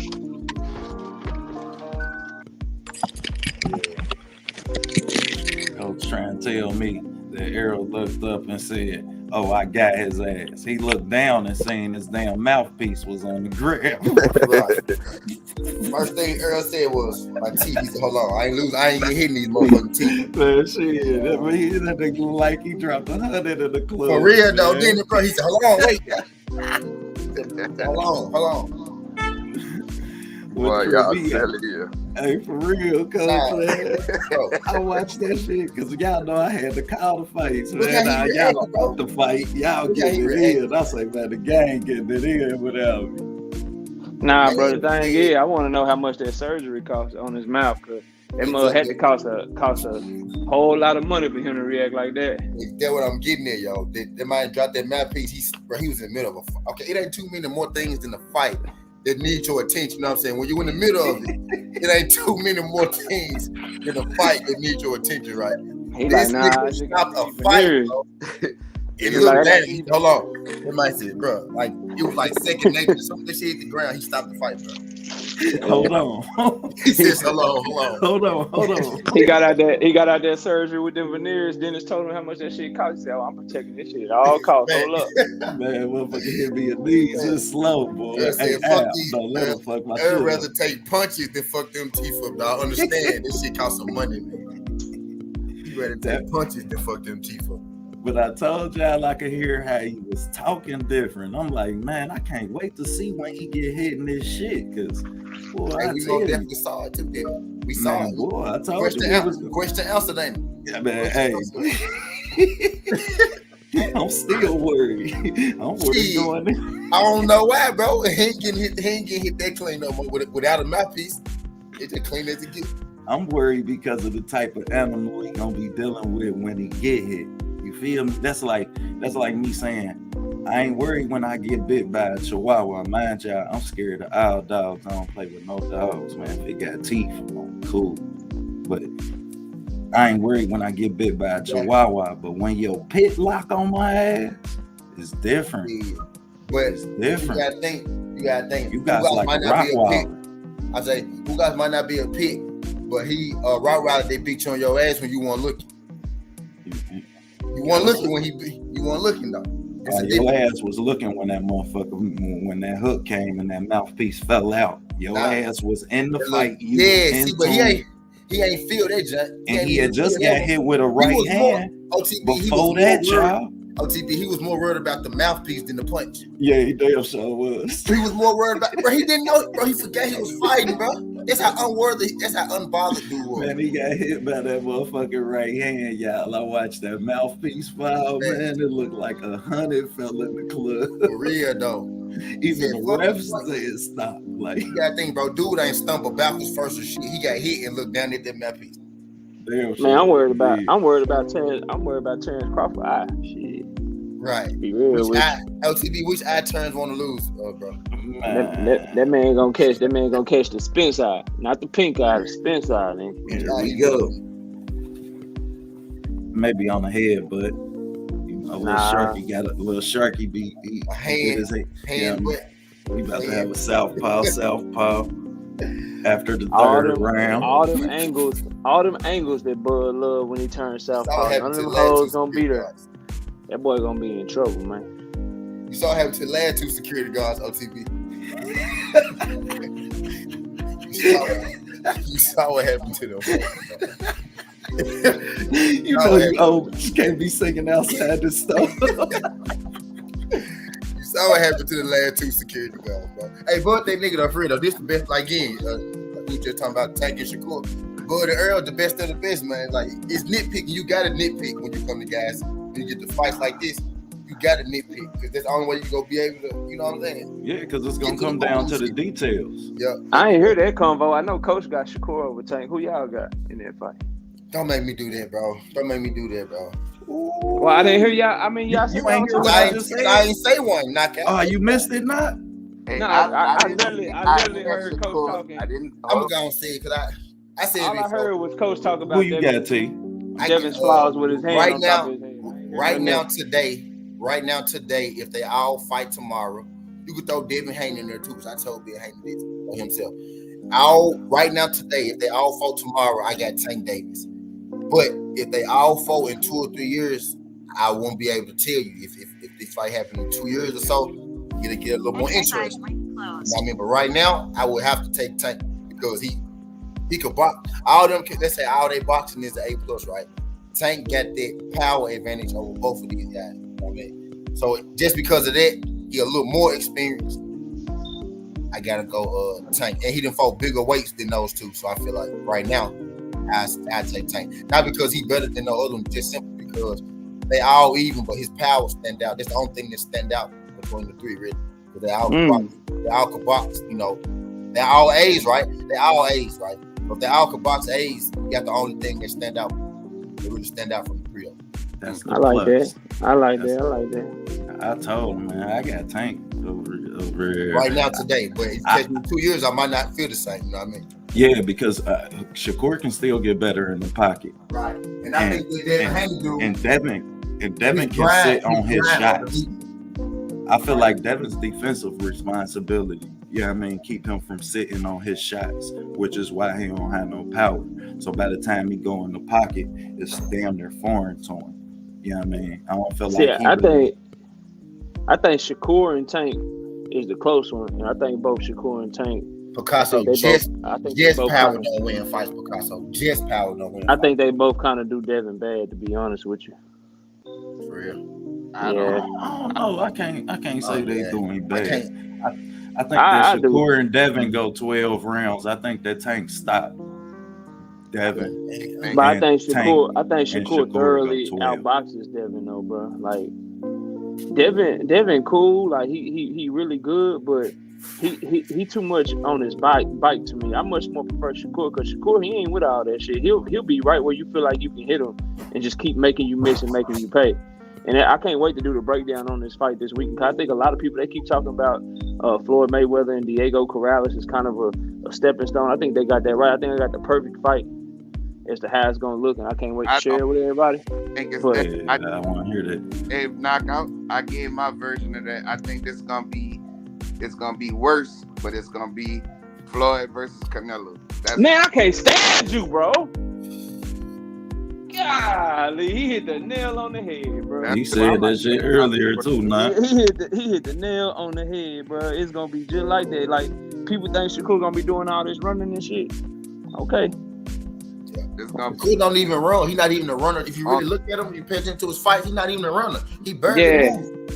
That's how I know people ain't really watching, bro. Because he's not even a mover like that. I be listening to everybody, and they were like, "Well, if Valdez can corner Shakur, because you know Shakur, he likes to move around the ring." I'm like, bro, what y'all said that? Exactly. Man, a lot of basically channels that want to pick Valdez, bro. Shakur, right? We'll take a step back at the most. It's not, man. That's why you do what you do, man. That's why, hey, everybody up here. That's why we do what we do, man. Because Coach, he hit that on the head, bro. Like, the thing is, Valdez can hurt.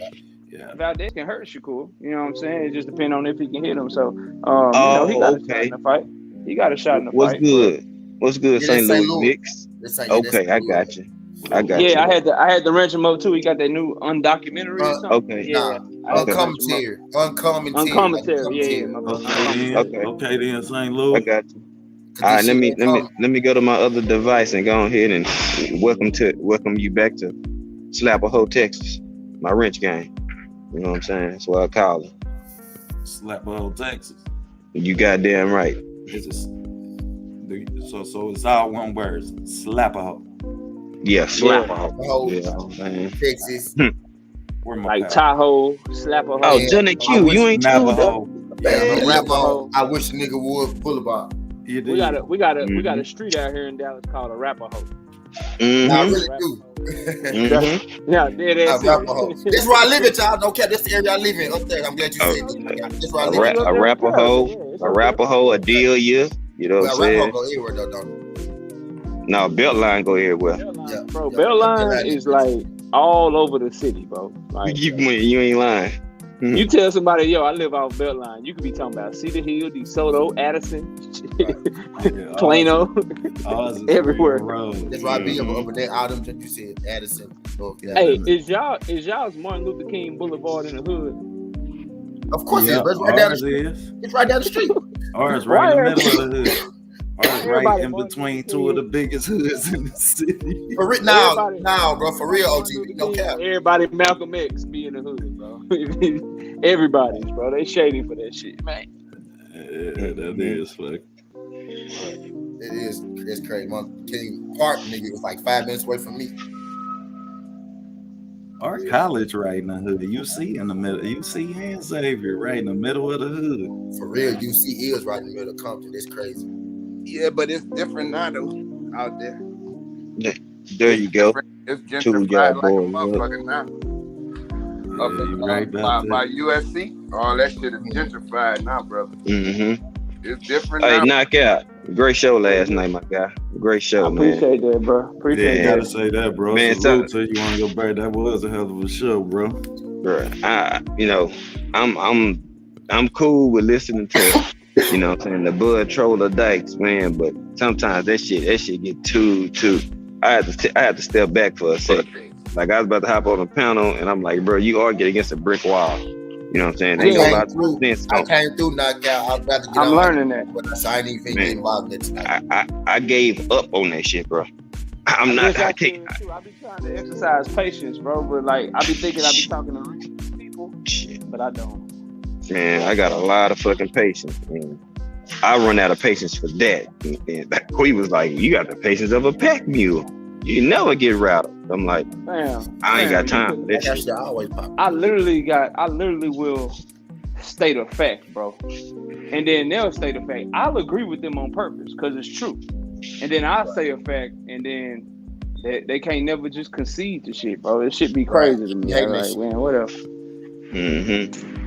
Out of touch with reality. If it's a fact, it's a fact. You can't change exactly, and I'm a Bud fan. Like, yeah, man. Well, in that fight, I just feel like he would win that fight. So, you know what I mean? But you realistic though about this shit. You like, realistic, OTB, bro.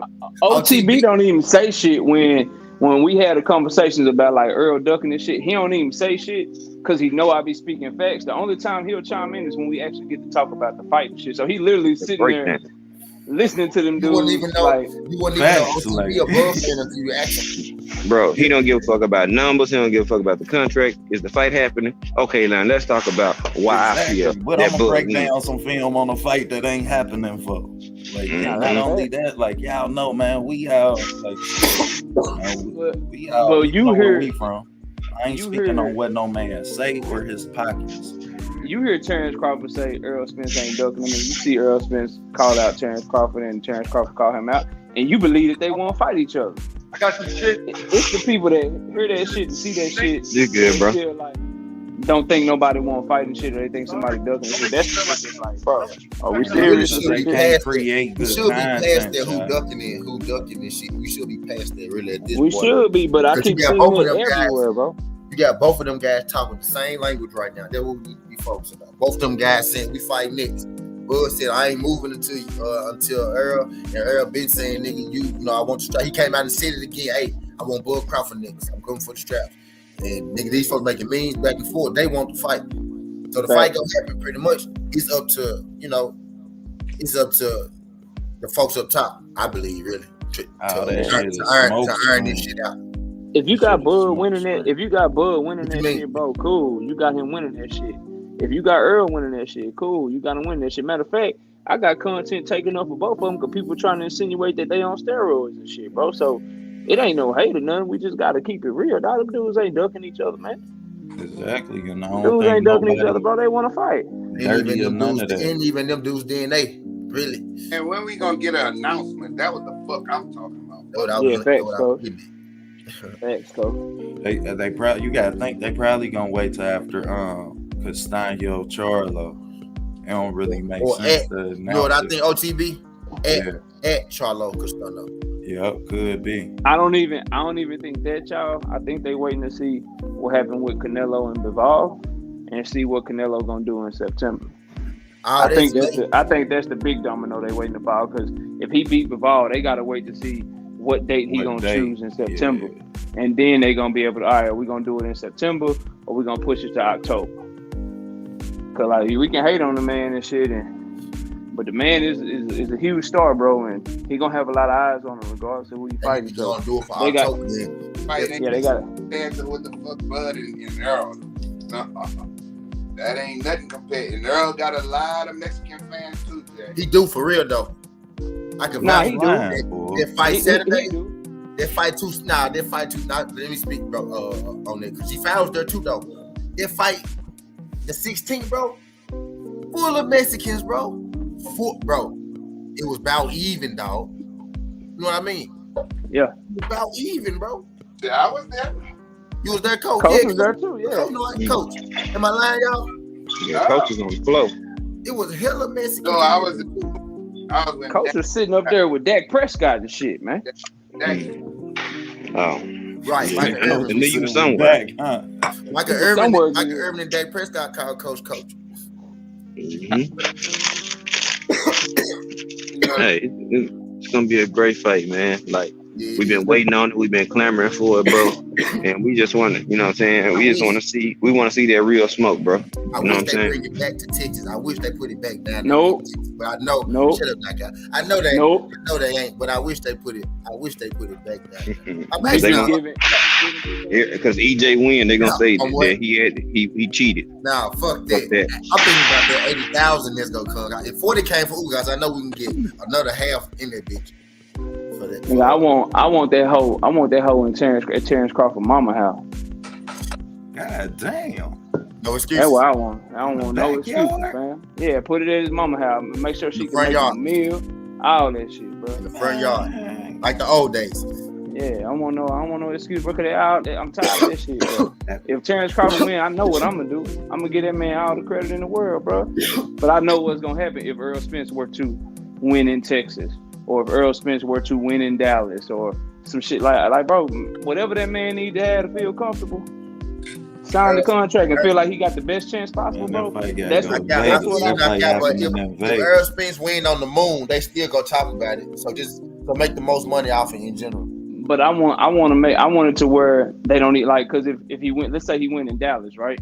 Then they actually get him. It's gonna be people that rob. I want to make it sound like it's so stupid when they hate. So I want the shit somewhere where he feel comfortable, Vegas or wherever, bro, Atlanta, shit, somewhere over there. But I just want the man to feel good about both himself. These fighters too accomplished for one, and both in this fight is at too big a magnitude for them to rob anybody. They just gonna call that shit a draw and make you do it again. Man, that fight ain't going 12 rounds, bro. That fight you go. How do you see that? How do you see that? And this man just took right hand after right hand from Ugas. You think he about to take them from the best finisher in boxing? This fight, either Bud gonna knock Earl out or Earl gonna stop Bud. One of the two. Oh shit! I ain't expect that.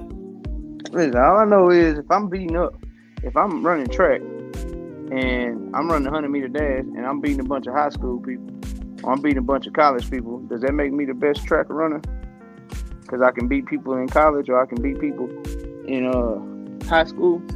Because let's keep it a buck. Like, Bud is the man, undisputed at 140, but we calling him the best finisher in boxing because of his 9 KO streak. Like, I didn't say in boxing, I said in the welterweight division. I mean, okay, cool. We calling him the best finisher in the welterweight division. Like, who you finish matters, bro. The people that you stopping, like, that matters. Like, I don't know, bro. Is he one of the best finishers? Yeah, but give me, like, stop somebody that, you know. I mean, I'll say this. Earl stop to that aspect. To that aspect, bro. Just like I feel like people, I think it's this myth out here that we should be worried about Earl taking Bud punches. But I think if you really look at it, it's the exact flip. It's the opposite. It's really the flip side. We should be more worried about Bud taking Earl punches. To be real with you. Why? That should be the story. Why? Because we seen Earl take punches before, and we seen Bud take punches before, right? We just seen him take a punch and look like he dropped his 100 in the club. He did. I'm more worried about that. I'm more worried about that than I would be. That's because he had to get a new mouthpiece. And not only that, we talking like he took his own But before that, we can talk about before that. Oh, my bad for even bringing that up, because I shouldn't even said that, because Ugas was hitting his ass with right hand after right hand the whole fucking 4 rounds before that. And that's what I'm saying. So we didn't see Earl. But what happened after that? Earl take some shit. And we didn't see Bud touch for G5 leaders. And we didn't see Bud take some shit. Earl shit over and over and over. Those are different level of punches that you taking. You know what I mean? That's exactly what I'm saying, OTB. Like, so we seen Bud take flash punches. Quick punches. Flash? We done seen Bud get hit flush too. Right. That's what I'm saying, OTB.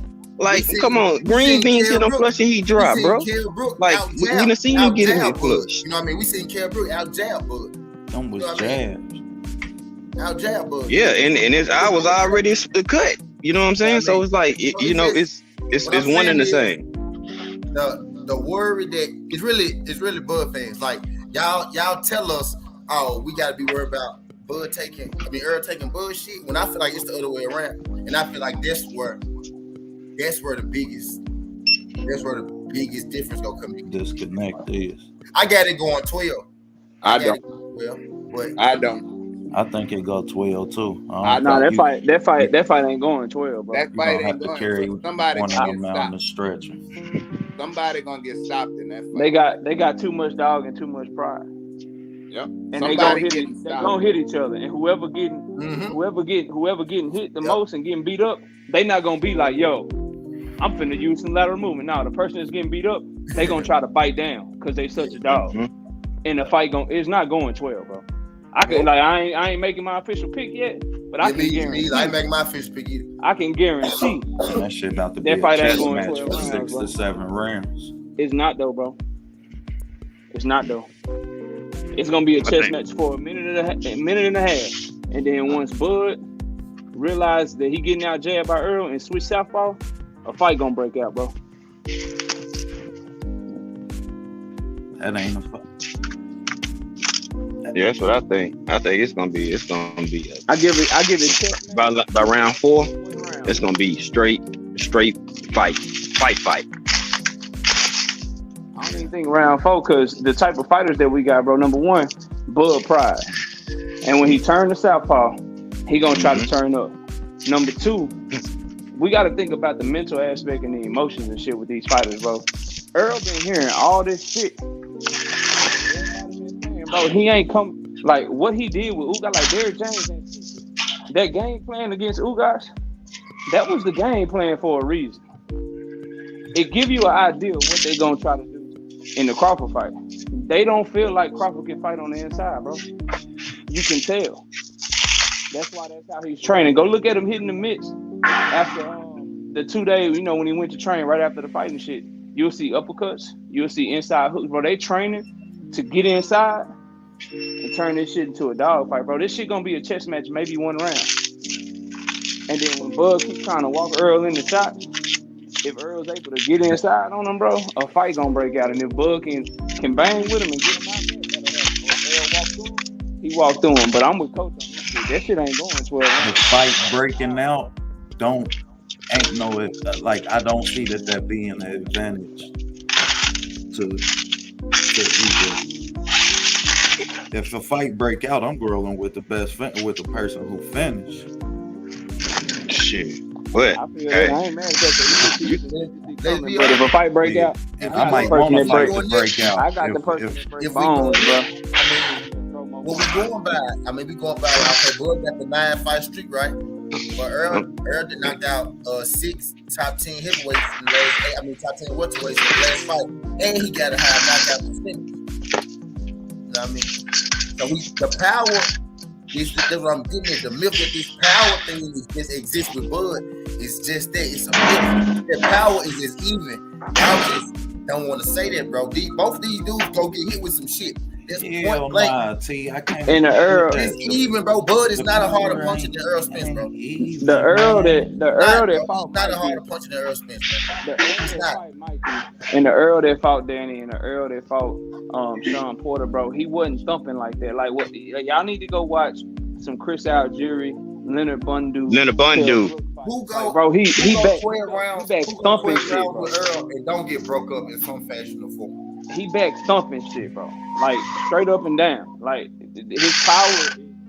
Bro, he the hardest. We only seen him break motherfuckers 5 years apart. He broke Kell Brook after the other one just was broke. He just broke you guys shit. Bro, Danny Garcia ain't fought since the fight. Mikey Garcia ain't never looked the same. Mikey Garcia looked like trash against Jesse Vargas and then lost to Sandor Martin. Like, bro, Garcia wasn't shit for real. He was just a big 135. Come on, he was a big 135. He was bigger than everybody. We can't call. What's Mikey Garcia's best win? Broner? I like Broner. I like the Easter win. Both of them. Against guys that he wasn't supposed to beat. I had both them guys beat Mike. Yeah, I mean, like he can fight, bro. He's better. He's a better 140 pounder than anybody that Bud fought at 140 pounds. I just feel like this. The 140 Bud is not the 147 Bud. Bud in there beating people up most of the time, bro. I'm just gonna be honest. He not moving around that ring like he was at 140 because he feel like, okay, I took it, I felt your power. Now I'm about to try to beat you up. He not doing all this crazy boxing like he once was, bro. Moonwalking, percolating across the ring and shit. You know what I'm saying? Like he did that at 140. Shit. And then, Father Time is undefeated too. But you get better over time. You get better over time. It goes. That's a double-edged sword too. You know what I'm saying? Look at EJ setbacks, and he still come back and being at the top. You know what I'm saying? G5, I'm gonna switch to my laptop, bro. Drop the link for me again. All right. And my thing is, after 2 setbacks, he's still looking like this. Bud hadn't had no setback. That ain't Bud's fault. Fault is you know the setbacks. And who fault is the setbacks? I just said that. Let's be real. I just said that, bro. I just said that's not Bud's fault. You know what I'm saying? Earl had the eye injury. We can't help that. But the car crash, hey, it is what it is. And look what he doing, Five. He's still doing. That's my only thing. Like shit. He not out partying drinking. The shit, nah, it ain't that. I'm talking about in the ring, because he always had problems getting off the line. I ain't never seen that shit, seen him slip no punch, or I done seen him dictate the line with his jab to the extent that he can take them shots because he at the end of them when he catch them. His defense actually underrated, bro. Like people think he get hit so much. That's what kills me, bro. With his gloves, he do move his head. If he moved his head a lot in that fight with Ugas. And if you really look at that, John, a lot of them shots he was catching. If you watch the EP that Showtime did, the last one that Showtime did, some of them highlights, Ugas was throwing them right hooks. Me being at the fight, you know what I'm saying? I really couldn't see him. But on that, John, I'm looking, I said, damn, he caught that hook when I thought Ugas tagged his ass with that motherfucker, you know what I'm saying, at the fight. You know what I mean? But Earl and that's just one tag with that motherfucker too, T. Yeah. He got hit, but he ain't true that. But like in the first 3 rounds, after that, what happened? He straight monster man. Okay. So when Bud be downloading data and doing all that shit and be losing rounds and come back and get to stop it, it's the same thing, bro. He getting hit and then he come back and boom, finish the fight and can make an adjustment. It's the same thing, bro. No, I can't say that it's the same thing because it's not the same. It ain't the same consistency. It ain't the same consistency with that. Now, we could say that everything had an impact on that consistency that we want, but in the ring, that's not the same consistency, so I can't say that it's the same. Then Bud damn near had to come back on every fight, bro. Damn near since he been at 147. You know what I'm saying? But he's this masterclass boxer, though. You know what I'm saying? Like, I mean, the nigga got heated goods, bro. But the notion that they think that his boxing ability is miles ahead of Earl, that's a fucking no. It's absurd. Earl is fighting from the start of the fight, bro, to the end to of the fight. Finish. That's what I'm saying. I'm going off of durability, bro. That collecting data shit, that's cool, but you have to think Earl gonna be scoring points when he collecting data. And now the thing that you know people count on is him to catch Earl, him to hurt Earl, and him to jump on him. But my thing is, that's the perfect scenario. The perfect scenario for Earl would be that he doesn't complete. He get hit in the chin and wobble. You know what I mean? That's both of their perfect scenarios. Here's the main issue. Both them guys go get hit. Both them guys go get hit. Go ahead, knock out. Here's the main issue, bro. That I keep because I keep trying to break down the fight. I'm trying to find paths to victory for both fighters, and I keep coming back to Bud Crawford. Literally, bro, he got to hurt Earl and he got to knock him out to win the fight, bro. Because we talking about a fighter like when you just look at the data, bro, and you look at and you analyze the shit. We're talking about a fighter in Bud Crawford that only threw 32 punches per round against Sean Porter. He threw 27 punches per round against Kell Brook, 42 punches per round against Mean Machine, 26 punches per round against Amir Khan, 48 punches per round against Benavidez, and then 40 punches per round against Jeff Horn. That's all of his fights at welterweight, bro. he don't have the work rate, and he don't have the ability to keep up with Spence scoring points and winning rounds. Now, if he was a defensive guru like a Floyd Mayweather or a Rigondeaux or somebody like that, where he could keep Spence output low because he's so good defensively, then bro, that'd be one thing. But he's an offensive, creative fighter that likes to counter you, catch you with shots that you don't see coming, and then if he catches you with some shit, it hurts you. He's really good at finishing you. So the analysis that I keep coming back to, bro, if Bud don't hurt him, how can he win the fight? Because he don't throw enough, bro. And on top of that, they don't only score punches and shit, they score aggression. And I think regardless of who you got winning the fight, we can all agree Spence is probably going to be the one going forward, bro. So you got the effective aggression. You're going to be throwing more shots, throwing more punches and shit. Bud don't have the work rate. Like, so if he doesn't hurt him, bro, how can he win this fight? And so every time I'm looking at a fight, I got one fighter that I feel like has multiple ways that they can win, and then I got another fighter that can only win in one certain way, bro. It's hard to pick that fighter, and that's where I'm at with Bud Crawford right now. You don't have the work rate. You get hit by everybody. So if Mean Machine can hit you and Sean Porter can hit you, I know Spence is gonna hit you. Spence is gonna get hit. Bud is gonna get hit, but Spence works more. Spence throws more. Bud is looking for good shots and clean shots because he's a sharpshooter and a sniper.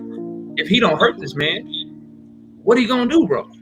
Out of all of them punches, out of all of them punch numbers you just said, you say he only throw how many punches? He only throws so many punches around. He lands no more. No fight has he ever thrown more. But he lands 40% of his power punches. Facts. And we see EJ get hit. We just seen him get hit. We didn't see him get hit in every fight. So you talking about him taking 40% of them punches? Yeah, I mean, okay, you can hurt him all you want. But you got to take these OTB punches. OTB, what we say about Earl, though, bro. What we say about Earl, landing 40%, bro, against Jeff Horn, landing 40% against Amir Khan, landing 40% against Porter. That shit is different than landing against Earl. Like, those guys ain't bad fighters, but that 40%, bro, are you gonna land that shit on? Different, but I just seen Ugas land this punch consistently for the first 4 rounds of the fight. He's a good fighter, bro. I just seen him land this punch when he wanted, so I'm supposed to think Bud ain't. Ugas can box. Bud is just is Bud way better? Is Bud like way better than Ugas?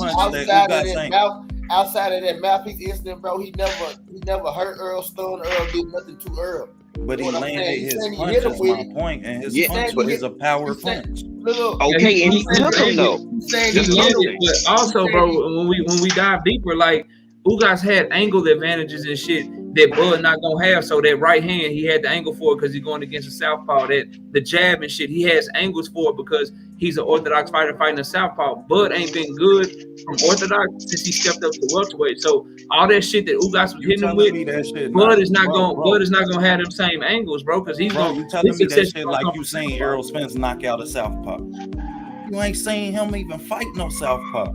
So all of that shit is irrelevant. It becomes even more irrelevant if the fight takes place on the inside. Southpaw. He is a southpaw. You want him to out southpaw or southpaw? It's not having the OTB. Bro, that's cool. I mean, Bud get hit too, bro. That's what I'm saying. I know, but what I'm saying is, bro, you made it this point that he got hit with this shot, he got hit with that shot. That nigga Bud was be getting hit with the same shot with the same hand over and over as well. That's what I'm saying. From lesser competition. Iron sharpen iron, bro. Who you fought? That shit matter, bro. Ken Brooks finna close his shit in the 4th round, bro. If he ain't catch this thing. His shit was on the way to being shut, OTB. Bullshit was.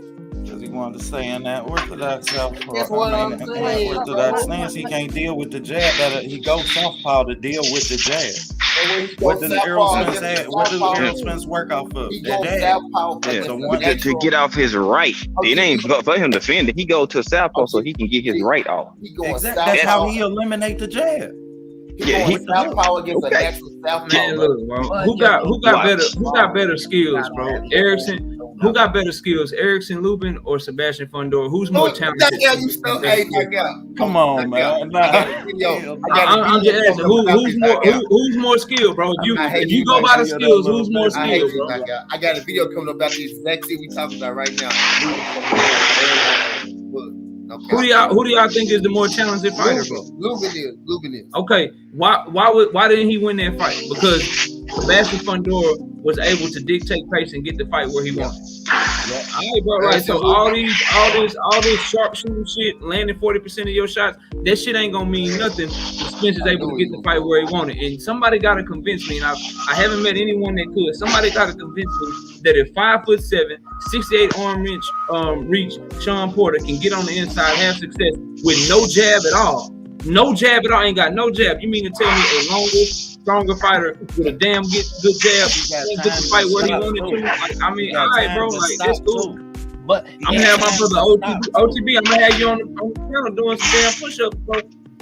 Hey, now you know I'm gonna hit mine, man. Hey, what up, bro? Hey, I promise. Here's the thing, man. I'm gonna be doing push-ups all month. This guy became the most unbeatable guy in boxing history overnight. I mean, like some years back, people wasn't praising him the way that they praising him now.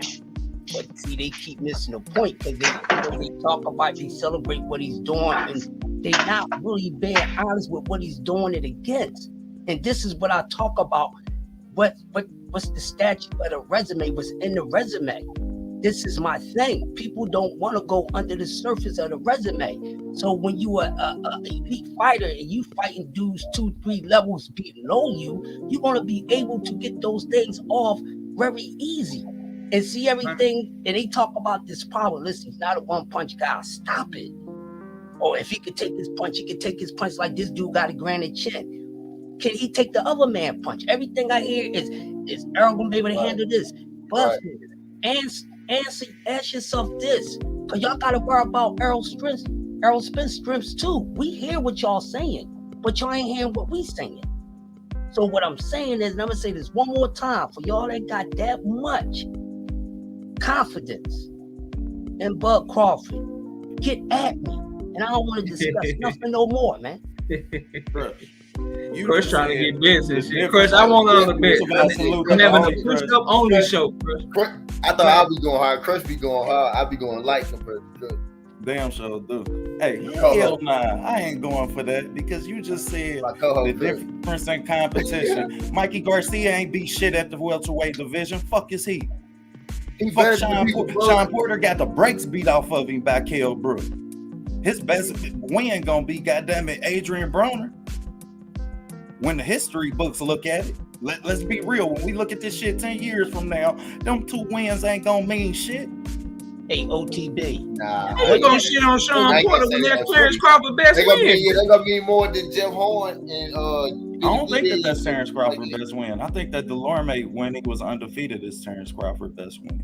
Because Delorme was big shit then. The end point of his career, Adrian Broner beat Delorme.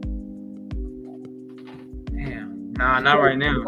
You can't do that, bro. Terrence opponent, really, his opponent is weak. You got But we act like Danny Garcia and Danny Garcia and Sean Porter, which they both fought, and Kell Brook is a whole different resume. Come on, man. If you feel like Danny is trash, bro, you can't feel like at the welterweight division he was trash. If Danny is trash, bro, you can't tell me nobody on both resume is good then, bro. Because Danny beat all of them. I'm saying that they resume is equal. No, I can look at no person's resume until Ugas fight. Until that Ugas fight, man, you can't say that. You can't say that. Let's take our opinion out of it. Let's take our opinion out of it for a second. By rankings, their resume, Earl resume is 10 times better than Bud. Just by rankings alone of the people that they fought. Just by the rank of the people in the division when they fought. Earl resume is shitting on him. Shitting on me, bro. How? And we just already established Danny Garcia ain't got no wins. Fuck the fact that he was a champion. Fuck the fact of where he was ranked at. Don't none of that shit mean nothing when you ain't beat nobody up there. You said Thomas Who the fuck is Delorme, bro. Jose Benavidez, bro? You said Thomas Delorme. Danny Garcia is better than Thomas Delorme, bro. You acting like he fought some top dudes at 147. Mikey Garcia. I don't even know if Danny Garcia beat Thomas Delorme at 140. Stop it. When Danny Garcia was I thought I was tripping, or maybe I was on another planet. So if Danny Garcia, let's just run through this real quick. So Danny Garcia ain't shit, but Danny was live at 140. Hell not. Danny was live at 140. He ain't Thomas shit. Delorme with his style at that time was a bad matchup for Danny. Let's break it down real quick. So Danny Garcia ain't shit, but he knocked out shit at 147. He knocked out Amir Khan. Mean Machine got knocked out. Knockout. Mean Machine got knocked out by a prospect. Okay. Jeff Horn got knocked out by a prospect in Tim Zoo. Jose Benavidez had a shotgun shell in his leg. So now we left with Kell Brook and Sean Porter. But you can't count Sean Porter because you just shitted on Sean Porter for losing to Kell Brook. But now you can't count. That's what made him equal. I ain't shit on him. I said that's what make him equal. Shit, that's what make him equal. He ain't no better of a win for Errol Spence than he is for Terrence Crawford. He is, and you know it is. Hell nah, man. And he got more than 2 wins. I'm not gonna let you shrink it to just 2 wins. So if Adrian Broner lose a fight right now, or he lost a fight when he was at 130, or he lost a fight when he was at 135, which one is the better win? If you can beat Adrian Broner at 135, or you can beat him right now, what's the better win? The worst boxers of these conversations are the people that bull out of Adrian Broner. I'm really trying to break this down. If you beat Adrian Broner in his prime, OTB, or you beat him right now, which one would you give more credit for? And I know you Ohio all day. That's why I brought up Adrian Broner on purpose. Hell nah, man. If you beat AB, if you beat AB at 135, we were 4 division champion, undefeated man, or you beat him right now, which AB was the better fighter? It matter when you beat. So you telling me that the Sean Porter that Terrence Crawford fight is equivalent to the Adrian Broner that we seen after? No, don't do that. You're not answering my question. Let's call it duck now. I didn't say that. I'm just asking you which Adrian Broner was better. Hold on now. No. Variable in this conversation. Which Adrian Broner is the better Adrian Broner? The one at 135 or the one right now? It's a simple question, bro. Because we both Taurus, so we ain't gonna let the fuck up, nigga. Y'all some bulls, bro. Y'all bulls. I'm trying to get you to see. So you telling me that the Sean Porter, see that age matters, bro? Like, age matters. But the Sean Porter that we seen in the Terrence Crawford fight, as y'all talking about a whole different fighter, bro. I'm asking you about AB. You talking about some other shit. I'm asking you about AB, bro. Hold up, man. Hold up. You talking about some other shit. Who is better, AB at 135 pounds or AB right now, bro? Answer the question. Hey, the GPS destination don't change because damn, boy, you niggas some motherfuckers, boy. So you telling me that Sean Porter, y'all niggas, when he fought Terrence Crawford is equivalent to the AB we seen after Maidana? Hell nah. So that ain't even an equal comparison. It's better. AB at 135 pounds. Was still fighting to win that fight. Hey, let me say this now. We're not gonna act like Bud and Earl fought the same type of Sean Porter. If you look at boxing, he got up. He was winning. Y'all just said he was winning the fight. We know that, but that don't take away the fact that Bud fought a different version of Sean Porter, bro. He didn't come out with that same tenacity that he came against Earl. What is night and day, man? Put them fights side by side, bro. Put them fights side by side. It's a clear difference. Sean wasn't even in the same shape that he was for Earl when he was for Bud. Listen, bro, And then, no, I don't take that. I don't take that win away from Bud, but we gotta stay right. We gotta stay right here, bro. He said he wasn't even in the We gotta gym, stay bro. right here, fellas. We gotta stay right here, bro. Cause we can get somewhere. We can get all just cause I'll answer any question anybody got. I just need the answer, bro. OTB, bro. Without bringing up any other fighter, I don't want to talk about nobody else. I just want to talk about AB, bro. Was Adrian Broner a better fighter at 135 pounds, or was he a better fighter right now? Which Adrian Broner is the better Adrian Broner, bro? 135. Okay, so age, when you fight someone, that shit matters. Because if you fight AB at 135, he's stepping on shit. You fight him right now, you can get off on his ass. So Sean Porter as a champion, being 2 years younger, Kell Brook, never losing that welterweight, being about 4 or 5 years younger, bro. You cannot convince me that a younger, stronger fighter with less punishment on their body, bro, is not the better version of that fighter. When you fight a fighter older in their career, 9 times out of 10. How much older was he? Let's see. He fought Kell Brook. He fought Kell Brook in 2017. Did Earl? Bud Crawford fought him at the end of 2020. He was 3 years older. Errol Spence fought Sean Porter. Errol Spence fought Sean Porter. Errol Spence fought Sean Porter in 3 or 4. He had like 3 or 4 fights before Kell Brook fought him, and he had never been at 147 after Errol Spence beat him until he fought Terrence Crawford again. So he hadn't been at the weight in 3 years. But Sean Porter, to answer your other question, because see, I don't have no problem answering your questions, bro. To answer your other question, Sean Porter, Errol Spence fought him in 2019. Bud Crawford fought him at the end of 2021. He was 2 years older, bro. We're not going to act like between. We're not going to act like between. Which further proves my point because he had one fight in 2 years when Bud fought him. So he's not only is he older, he had ring rust, bro.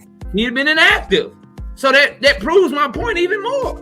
He had one fight in between. He fought him one fight later, and that's a big difference. 2 years. 2 years and one fight. We just seen EJ take 2 years off twice. Facts. And for 2 injury. years is a difference in a fighter.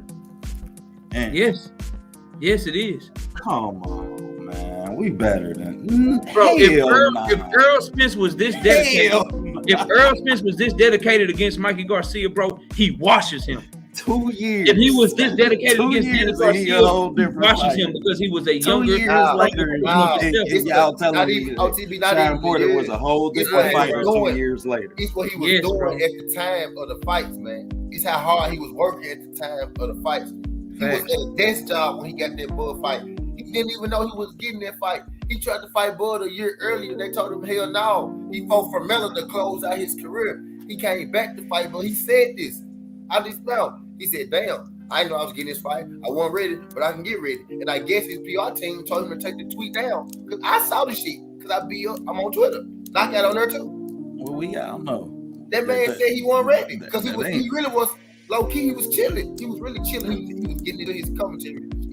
And then he became the Mendo. Then nobody knew he was going to become the Mendo. So that's what we going to do now. No, I'm giving him. So that's what we gonna do. I'm giving him full credit. That's what we gonna do now. No. OTB. I'm giving him full credit. Come on, yeah.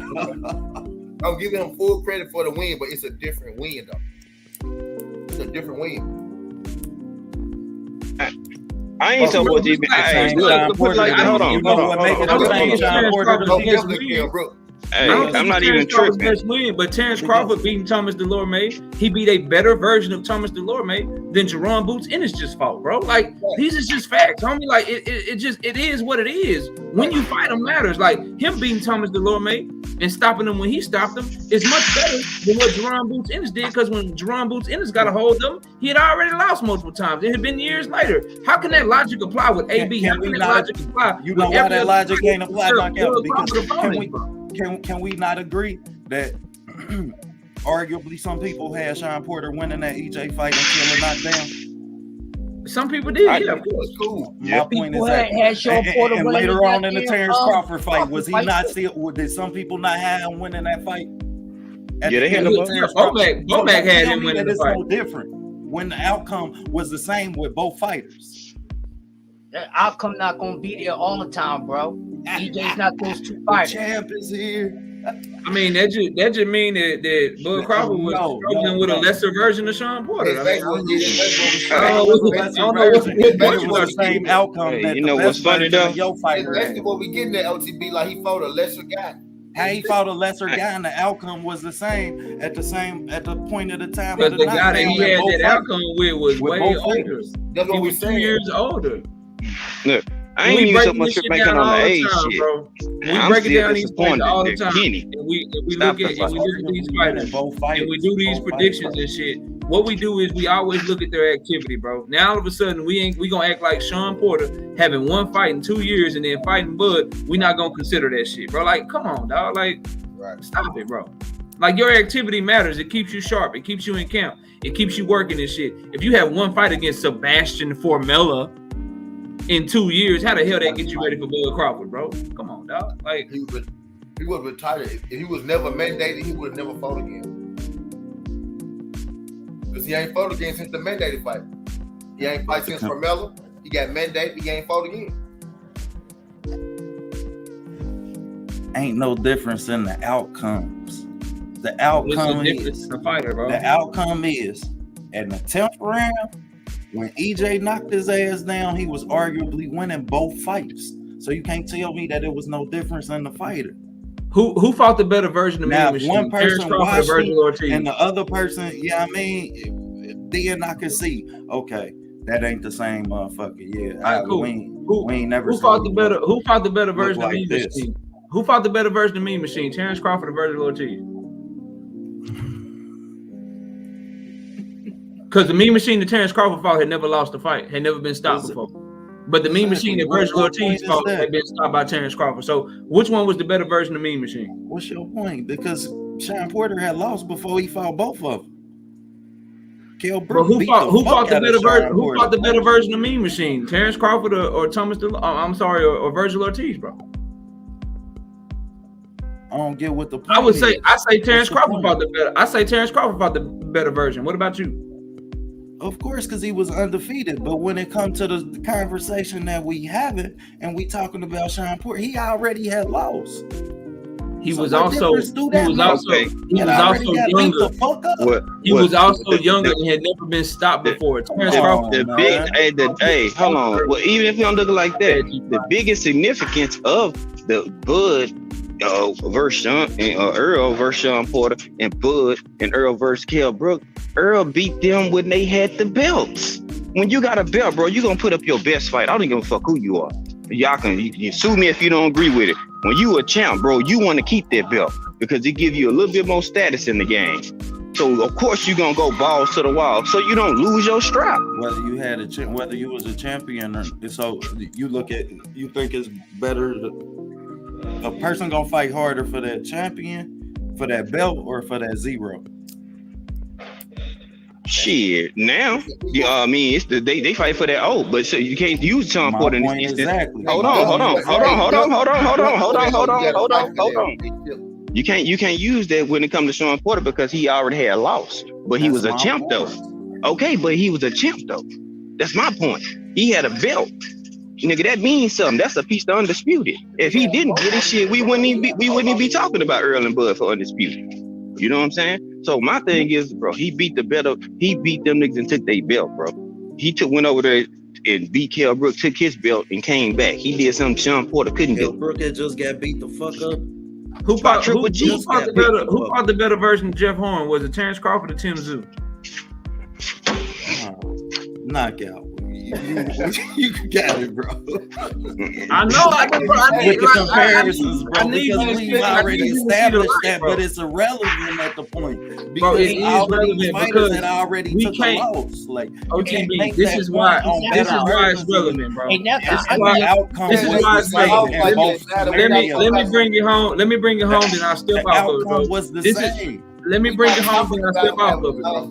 Let me bring it home, then I'll step off of it. The point that I'm trying to get you to see, bro. When Terrence Crawford fight them when they're younger, when he fight them when they're younger and they more vibrant and shit, it's a better win. And I give him that. He fought a better version of Jeff Horn coming off a Manny Pacquiao victory than Tim Tszyu did.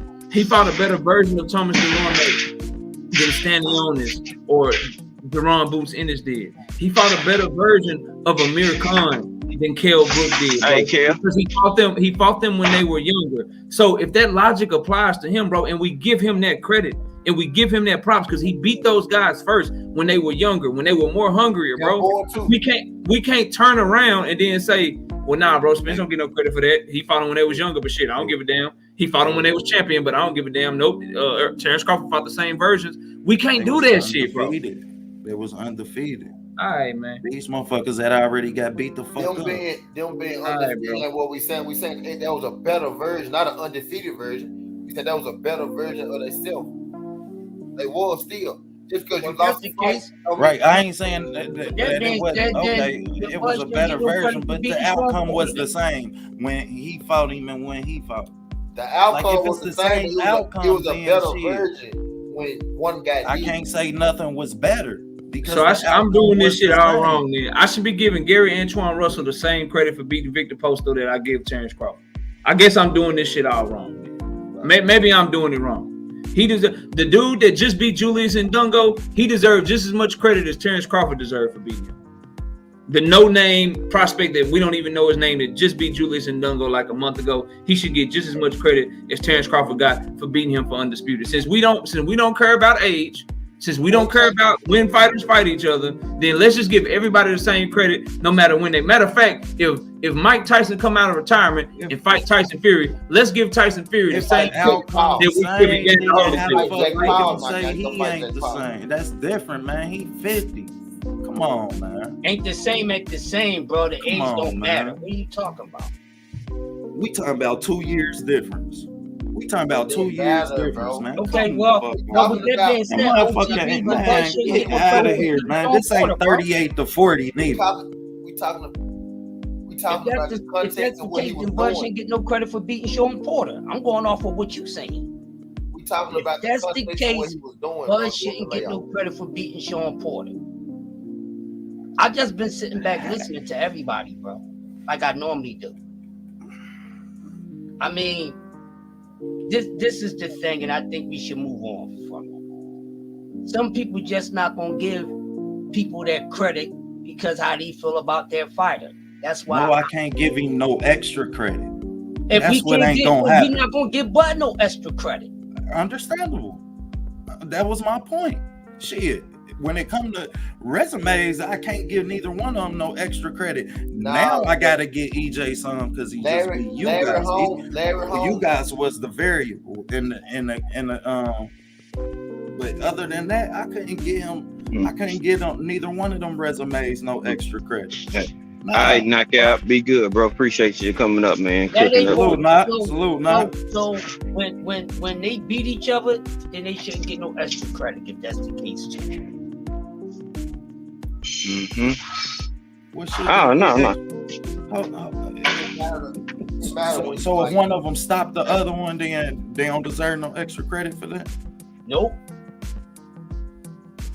I put it like this. I'm more disappointed in the Sean Porter fight because Kenny deprived Bud from getting the knockout without any asterisk or anything tied to it. That's what I'm more disappointed about. But the version or whatever, I'm just mad because okay, it was a good fight, but at the same time, he deprived that Sean and Bud. You know what I'm saying? So that was my biggest thing because he wasn't hurt like that. You know what I'm saying? That would disappoint me more than anything. I ain't even gonna stunt to y'all. If we didn't do this hating, I wish he would have knocked me the fuck out, pushed his fucking overbite back. I wanted him to knock his ass down in the first place. I wanted Bud to get that full credit for that shit. You know what I'm saying? And he and Kenny Porter, you know what I'm saying?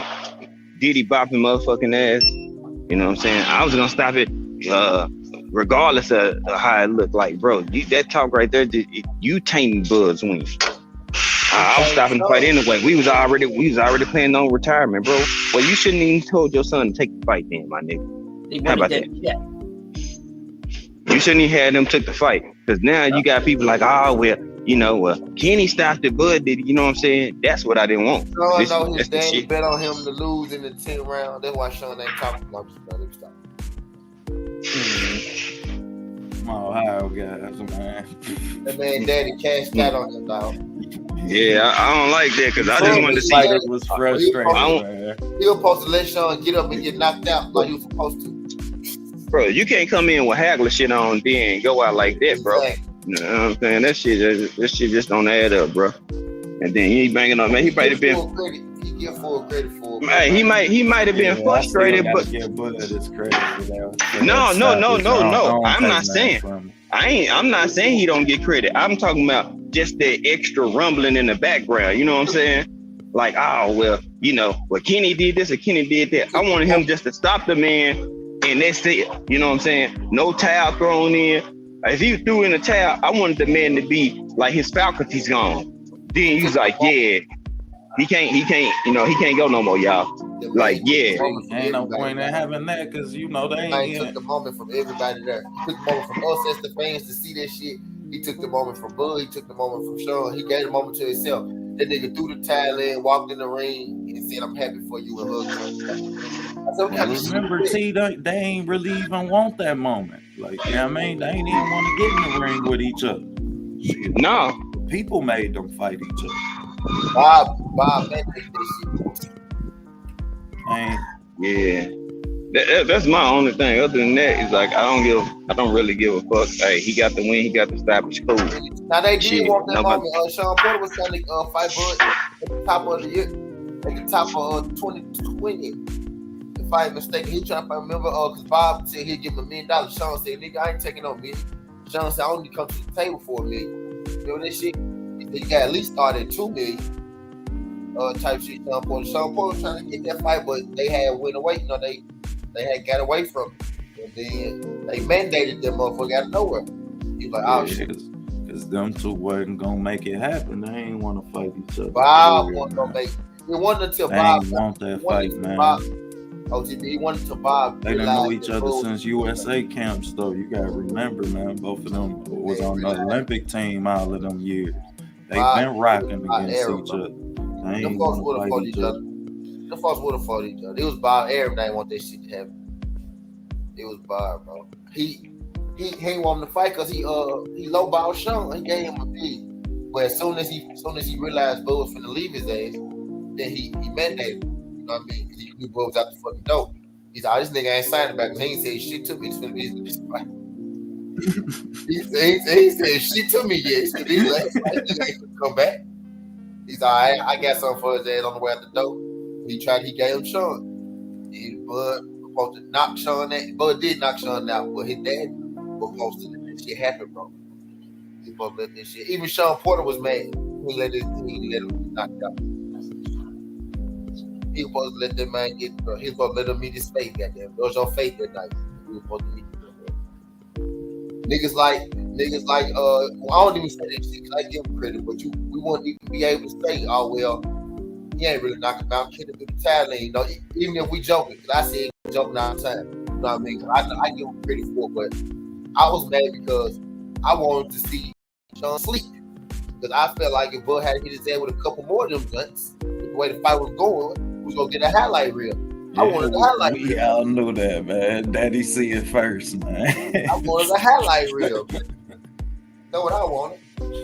I wanted to see some top finisher in the game. Number one, I wanted to see that shit for real. No cap. I'm a fan of Bud. When he bust Benavidez and shit after all them rounds, I didn't think he was gonna bust Benavidez and shit like that. You know what I mean? He just bust this shit out of nowhere. I wanted to see some shit like that. Like, let me see that man hit the ground. That's the shit I be coming for. From Ohio, T, I ain't want to see that happen to Sean. I want to see that happen to Sean, man. I want to see Sean hit the ground like I saw Benavidez hit the ground. That's what I want to see. I remember I was having flashbacks of the Kell Brook fight, goddamn it, in the ninth round. He should let his ass sauce his ass up like he was supposed to. That's what he stepped in the ring for. This shit, let him sauce his ass up. His daddy took that moment from us. He took that moment from us. He took that moment from Bud. It's supposed to be on Bud. It's gonna be on Bud. Highlight reel, but it ain't gonna be with it. You know what I mean? It's gonna be on there, but I ain't gonna say it's tainted, but to some people it's a question mark bag. Cause some people just like Bud got his his fanatics. Earl got his fanatics too. Earl fanatics gonna be like, well, nigga, you ain't even really stop him. His daddy did the time because Sean Porter wanted to fight, and he said he wanted to fight. So they can't say that. You know what I mean? But I know that it probably was over. I just wanted to see him finish the job. That's like hitting the finest girl in the city, right? But you can't let. What's the point? You better leave me the hell alone, kid. I want to see him finish the job. Damn face. It's like getting to the climax and then she just walk on the aisle. Nah, I want to see that man finish the job. Finish him. Y'all play more to come back. Do what I want to see. Finish him. Do what I want to.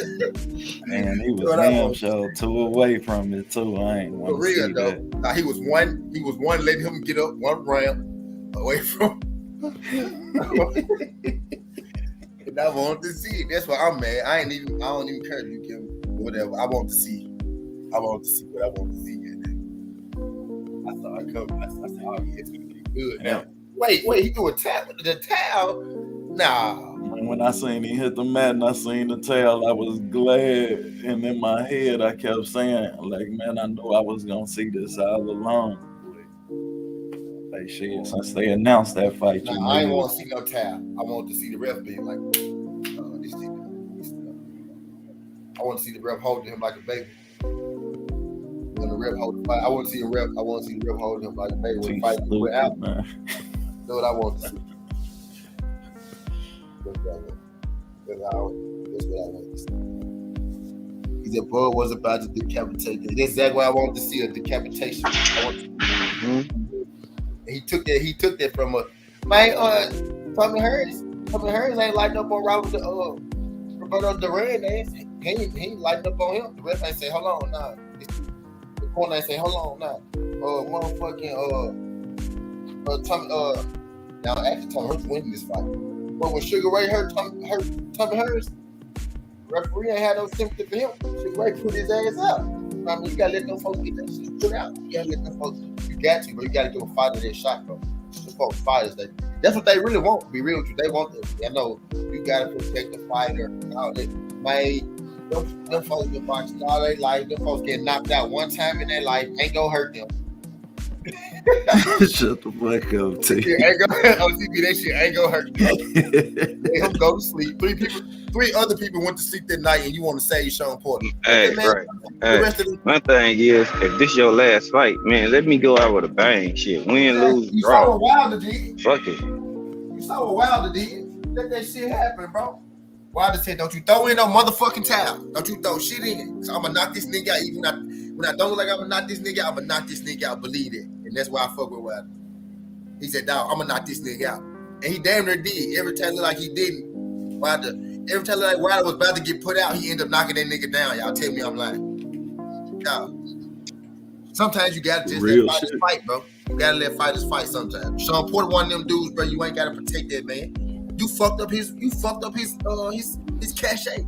You fucked up his swagger with that. He was a tough guy. You know what I mean? He fight everybody, tough dude. Now he the nigga that got the title. He don't know about his daddy. You know what I mean? You took that man's best attribute was his toughness. Thanks a lot, Kenny. Kenny took this. Y'all couldn't tell me y'all didn't want to see Bud hit his ass with the Goku finishing moves at the end of that hoe. Hell no. That's what shit was over, T. Nah, bro. You gotta let it happen, bro. Nah, that shit wasn't over. It wasn't over until the fair lady. You could have said, OTB, I agree with you on this, bro. Porter probably was gonna win at that point. I give you that. But Sean wasn't done. That wasn't the finished man that I was looking at in the ring. That wasn't the finished man. You know what I mean? You could see it, man. After the first knockdown, you could see it. Then he tried to hurry up and get his back. The second one, even that hard of a punch, it's more like a push. Like, you know what I'm saying? He got the knockdown, but bro, he went out of there like that, bro. Y'all can't sit here and tell me he was out of there mentally though. Like you don't see it. Nah, he was winning the fight. He went from winning the fight. Just because you get frustrated, bro, don't mean you out of it. Yeah, you just having difficult with the situation right that's at hand right now. But the man wasn't busted up, wasn't bruised, wasn't battered. I mean, Bud could punch. Exactly. Don't get it twisted. Bud could punch, but that nigga was not out his motherfucking medulla. That's all I'm saying. You gotta think about it like this. And sometimes OTB, you ain't even gotta be mentally out of it. Ugas was mentally in the game. He wasn't physically in the game though. You know what I mean? Sean Porter was in the game.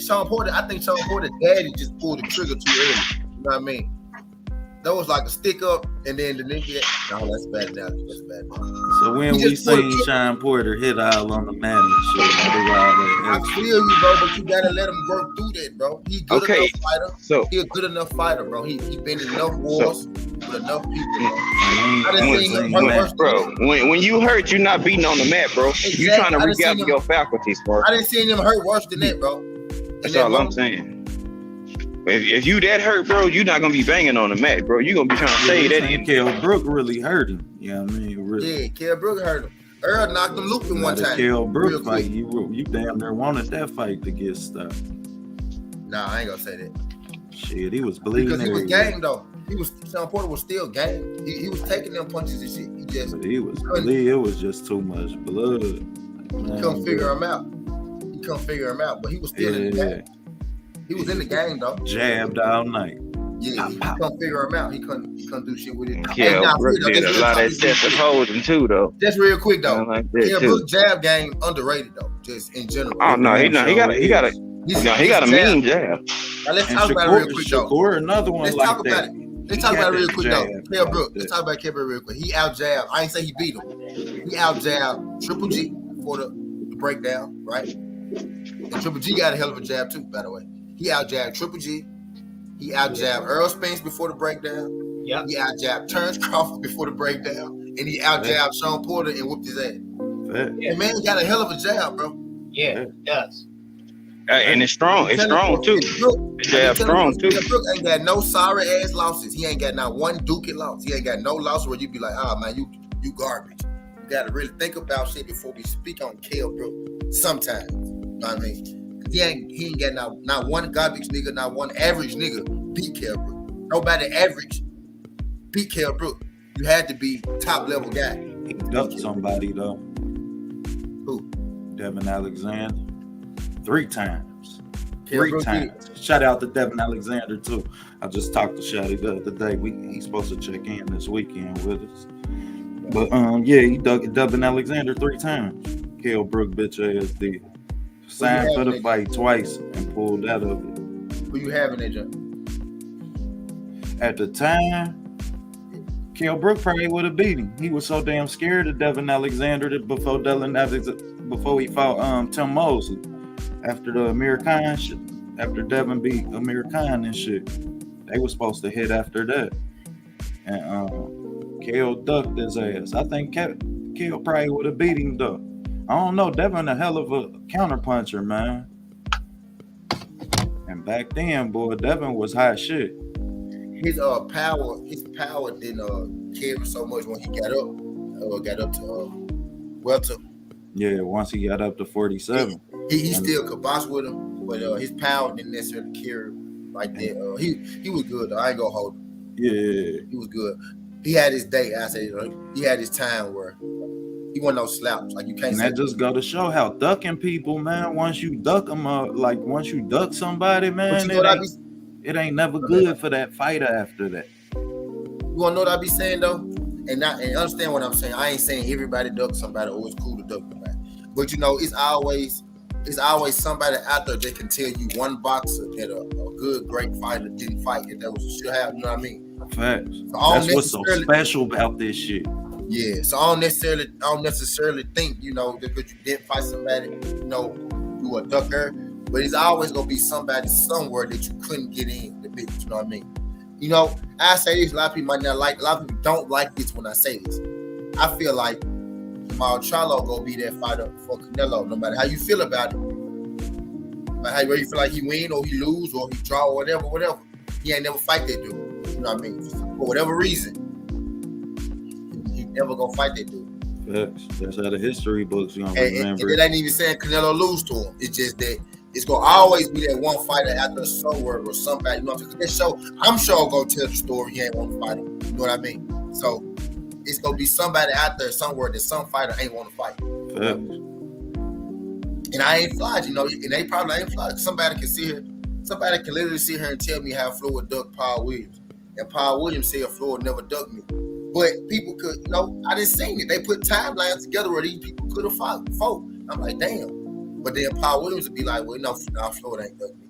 But then, you know, some people say, well, Floyd just, you know, Paul just flew before he been politically correct. He kind of do who he is. So, you know, you can just, there's a lot of shit out there. Nah, that fight, that Devin Alexander, Kell Brook fight was signed. That fight was signed, and Kell Brook pulled out of that shit. How much time he gave before you pulled out? Oh, You shit, ain't really sure. Yeah, I couldn't even tell you. But they signed for the fight again after that. One time Kell Brook got hurt. One time Devin got hurt. And then the third time, Kell pulled out the fight. That's what it was. One time each fighter had an injury in camp. So they signed the fight, you know what I mean? They kept on. They were supposed to fight damn near 3 times. They had 3 fight days. Yeah. And then on the third one, Kell pulled out the fight date. Devin went on to lose to Mosley. But to me, that was shit. That's a duck, goddamn it, shit. You was signed to fight that man. Why you ain't fight that man? It really can't be a duck. No, it can't be a duck because they was willing to do it multiple. You know what I'm saying? They clearly had some kind of mutual agreement going on somewhere to even get in a fight. You know what I'm saying? Like that. Yeah, but it ain't happened. And injury here, injury there. You know, the third. So what happened the third time? What'd you say? You said Kell Brook had an injury one time. Devin had it. Had an injury one time. Had an injury. What happened to third time? Kell Brook pulled out the fight. For what? That time he just pulled injury? Out. Nope. They ain't even say why. They just said he pulled out the fight. What was his fight? Okay, so around that time, boom. What was Kell Brook fight after that? Who he fight after that? That's the question. Yeah, I don't know who Kell Brook fight. I only know I was just looking at that shit recently, and I was it fucked me up to read it. Like, dang. It mattered too, though. So y'all was supposed to hit it damn near 3 times. I want to ask Devin if that's the fight that he feel like, goddamn it, was the different if he lost the Tim Mosley fight as a letdown that he didn't get the Kell Brook fight because he was coming off of Amir Khan win. Yeah, man, you in the pound for pound category because you didn't just jump from 140 to 47. So shit, you know, letdowns like that be big. And you be having your heart on setting the fight, on fighting somebody, and then you don't get to fight them. You end up fighting Tim Mosley. Shit, you was already up there. You supposed to be fighting Kell Brook. Kell Brook probably went on to fight. Goddamn it, ain't no telling. Triple G, some damn body. Yeah, see. That's why I asked too the OTB because you know. When it comes to that ducking shit, it matter who you know, it matter what happened in the situation, it didn't matter who you fight after. Yeah, Windy City, we still at it. Yeah, it definitely do, T. I definitely feel you on that one. It just, you know, it matter who you fight after too. Like, you know, if you go to fighting a fucking tune-up, quote unquote, then yeah, you probably did duck a motherfucker that you didn't want no smoke with. But if say you upgraded the fight, which is still fucked up in the sense. Especially in boxing, because you know that's how y'all eat. Y'all do business like that, training camps, call shit like that. That's why I actually depend on what time you pull out a fight too. If it's late and some shit, then yeah, that's the whole move because people not already pay for training camps, nutritionists, some people who got shit like that, sparring partners and all that. So that shit matter too. Type shit. I didn't even know that Kell Brook and Alexander was ever supposed to fight. So hell yeah. Put me on some game right there. Yeah, they damn sure signed on to fight that fight, and I just because I was doing some homework on the guy he tapped in with. I really rate Kell Brook. I rate Kell Brook highly from who he fought and how he performed against the people. None of his performances were bad performances, bro. Hell nah, he like Tony Harrison, man. Man, dang, that's a good one. What you said, none of his performances was like bad performances. Like he didn't. Nobody just washed him. Now he might have got broken down and it led to what it led to, but at every point in every fight, Kell Brook was winning that motherfucker. You know what I mean? At some point in every fight, Kell Brook was up. He was winning. It looked like he was gonna win that bitch. It looked like he was gonna win that. I ain't know wait. I thought Bud was with Bud in the end. He did wash him, but I didn't think he was able to compete with Bud like that. I didn't think he was gonna do Earl like that. That's the first time I had to see Earl press the gas on there. That's really why I got confidence in Earl to be able to fight Bud, because he had to go through with Brook. You know what I mean? Brook pressed the gas on Earl ass. You know what I mean? And Earl had to get through that shit. You know what I mean? So I just see go. I rate Brook high though, and I seen Brook press the gas on Bud. I'm like, how the fuck is Brook out there even compete with dude right now? Bud ended up sparking his ass. You know what I mean? But still, and then we know what he did to Porter, and we saw what happened to Triple G. He was out jabbing Triple G. Triple G old ass still be out jabbing today. We old ass. Yeah, he did fight a no name after that too. Kell Brook. Yeah. See. So now we now we getting somewhere. Yeah, now we getting somewhere. Damn, sure did. But it was for that IBF which he was holding on to. And that's what go to show, boy. You was trying to hold on to that motherfucker, and EJ came and took that bitch a couple 2 years later. When you duck people, bro, you gonna run into somebody. T.O. duck Devin, ran into Cambo. You know what I mean? Loma duck Devin and ran into T.O. See how that shit happen? Like when you duck people, you go run into somebody. Kane Mosley ain't duck Oscar De La Hoya, but you know. Shane ran into Winky, you know, because Oscar De La Hoya ducked him. You know what I mean? Oscar De La Hoya took that ass with him from Florida because he was getting people his whole career while that was old, right? Oscar De La Hoya, and he finally had to take his when he was old. You know what I mean? So that's why he took that Florida ass. That shit gonna come back around to you every time. Facts. Damn it, Sugar Ray Leonard ducked Aaron Pryor. Shit. Who said that? OTB. Damn. Oh yeah, you know he on their shit. Ducking ain't nothing new. Cause styles make fights. Always that one fighter somewhere, man. Yeah, like you say, it's always a motherfucker, boy. Always that one fighter somewhere. Everybody got that one fighter somewhere. Hold on now. My brother. You like, who? Shit, let me see this nigga. And then he end up being somebody that's raw. You like, damn, this nigga is raw, huh? So I'm cool. I'm cool. Bruce said he ain't duck Pryor. And that's bullshit, Bruce. That's where shit get good right there. Bullshit, Bruce. Come on. You know I'm in Cincinnati, man. Make me call Buddy LaRosa.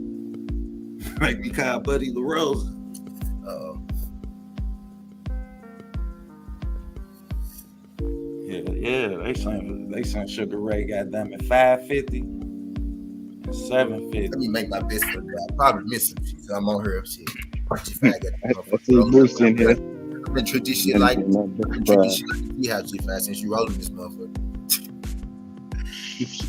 You rolling it. Bruce said he ain't know. He said Buddy fucked it up, not Leonard.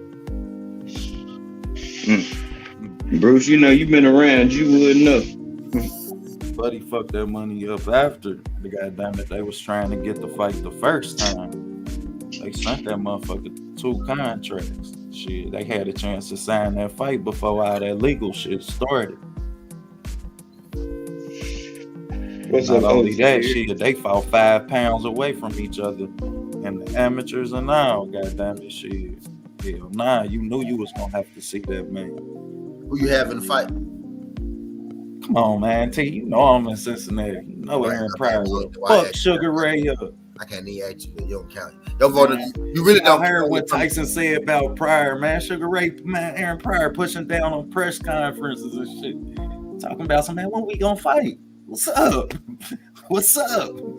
Don't accept no awards. You ease nothing.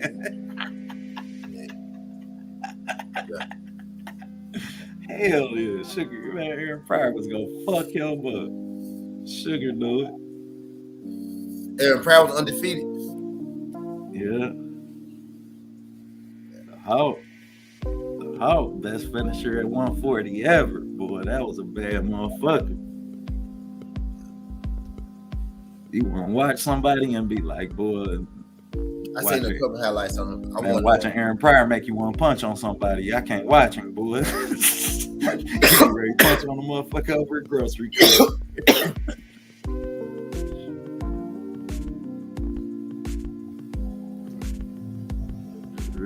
Boy, nigga hungry than a bitch. Yeah, you been in that bitch, boy. You better eat. You'll be done passed out in that motherfucker. Nigga been in here working like he motherfucker, boy. I'm on break though, so I ain't tripping. I go my lunch early. I'm on that bitch now. Nigga, it ain't early, nigga. It's 11:30. Shit, early for most people. They don't go to lunch till 1 o'clock. Yeah, it's there. Yeah.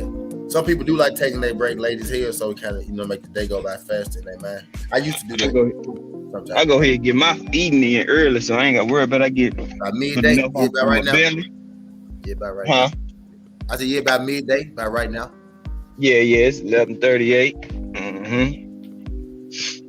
Man. Yeah, man, we be on this motherfucker cooking this morning, boy. Shit, I wasn't planning on going that long today, but I just like, hey, I just go with the flow. I wasn't neither, but y'all got the cooking and shit. It be like that, G5. You know what I'm saying? And then y'all get the cooking and that good dialogue with my brothers, you know what I'm saying? That shit dope to me because unlike some people, you know what I'm saying, they can't have a dialogue with, people they rock with, you know what I'm saying, without, going somewhere else or going left field and shit. You know what I'm saying? It's like, my nigga, this still my guy. We not gonna agree on every fucking thing. Fact. Trust me.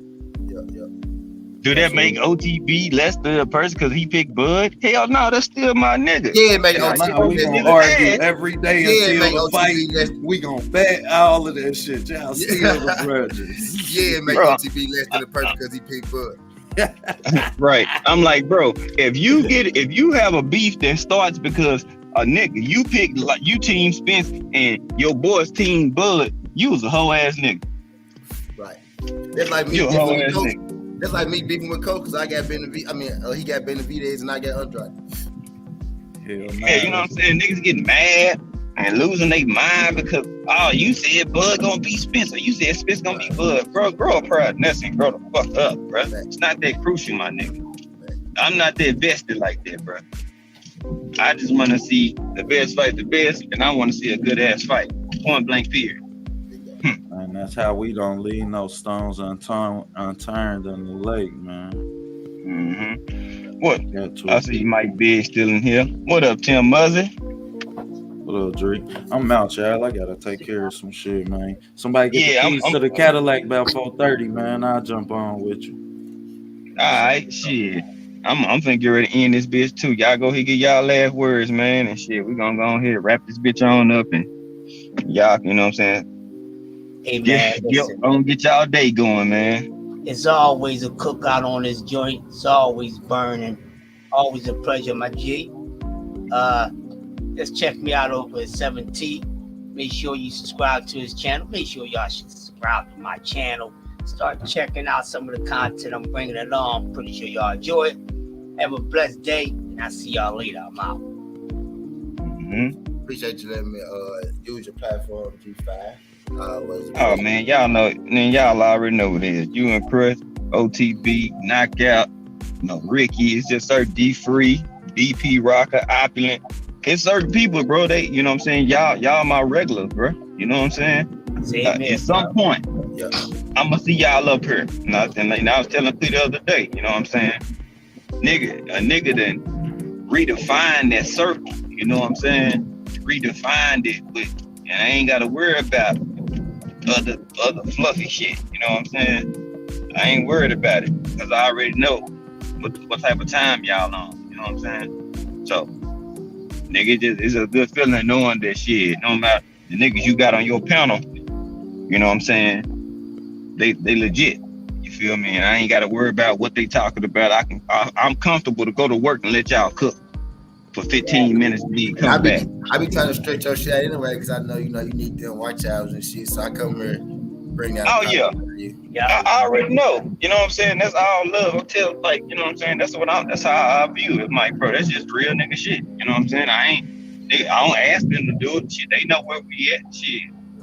I'm over 2,000. Shit, I'm running down 1,000 more hours and shit. You know what I'm saying? I'm gonna hit my 4,000 mark, and we just run these subs. You gonna be there next month, bro? By next month.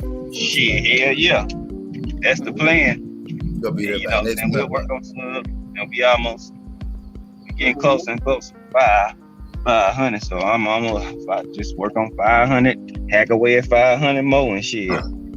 We all way through and through. You know what I'm saying? But appreciate my brothers hopping up here, man. As always, you know what I'm saying? Come in with an empty plate. We gonna fill that bitch up. G5 Gabe, Southern T, you know what I'm saying? Yoda, OTB, and the rest of the gang, man. We out of here until tomorrow. Y'all be good, be safe. Kid, you going live here in a minute? Yep. All right. You know, I'll shift on over there. Y'all already know. He gonna be live. So y'all go ahead and make sure y'all shift over there. You know what I'm saying? I'm gonna see what D3 gonna do. I'm gonna see what D3 gonna do. See if he gonna get the 1:30 slot. Depending on what D3 do, I go at noon, get off at 1:30, let him do his thing, and then I rob the bookie on the back end. That's it. Right. But yeah, for sure. I'm gonna see what D3. I get with you boys, man. All right, my guys. Peace out. Appreciate everybody in the chat, man. Y'all good. Y'all the real MVPs. You know what I'm saying? Can't do it without y'all. We out of here though.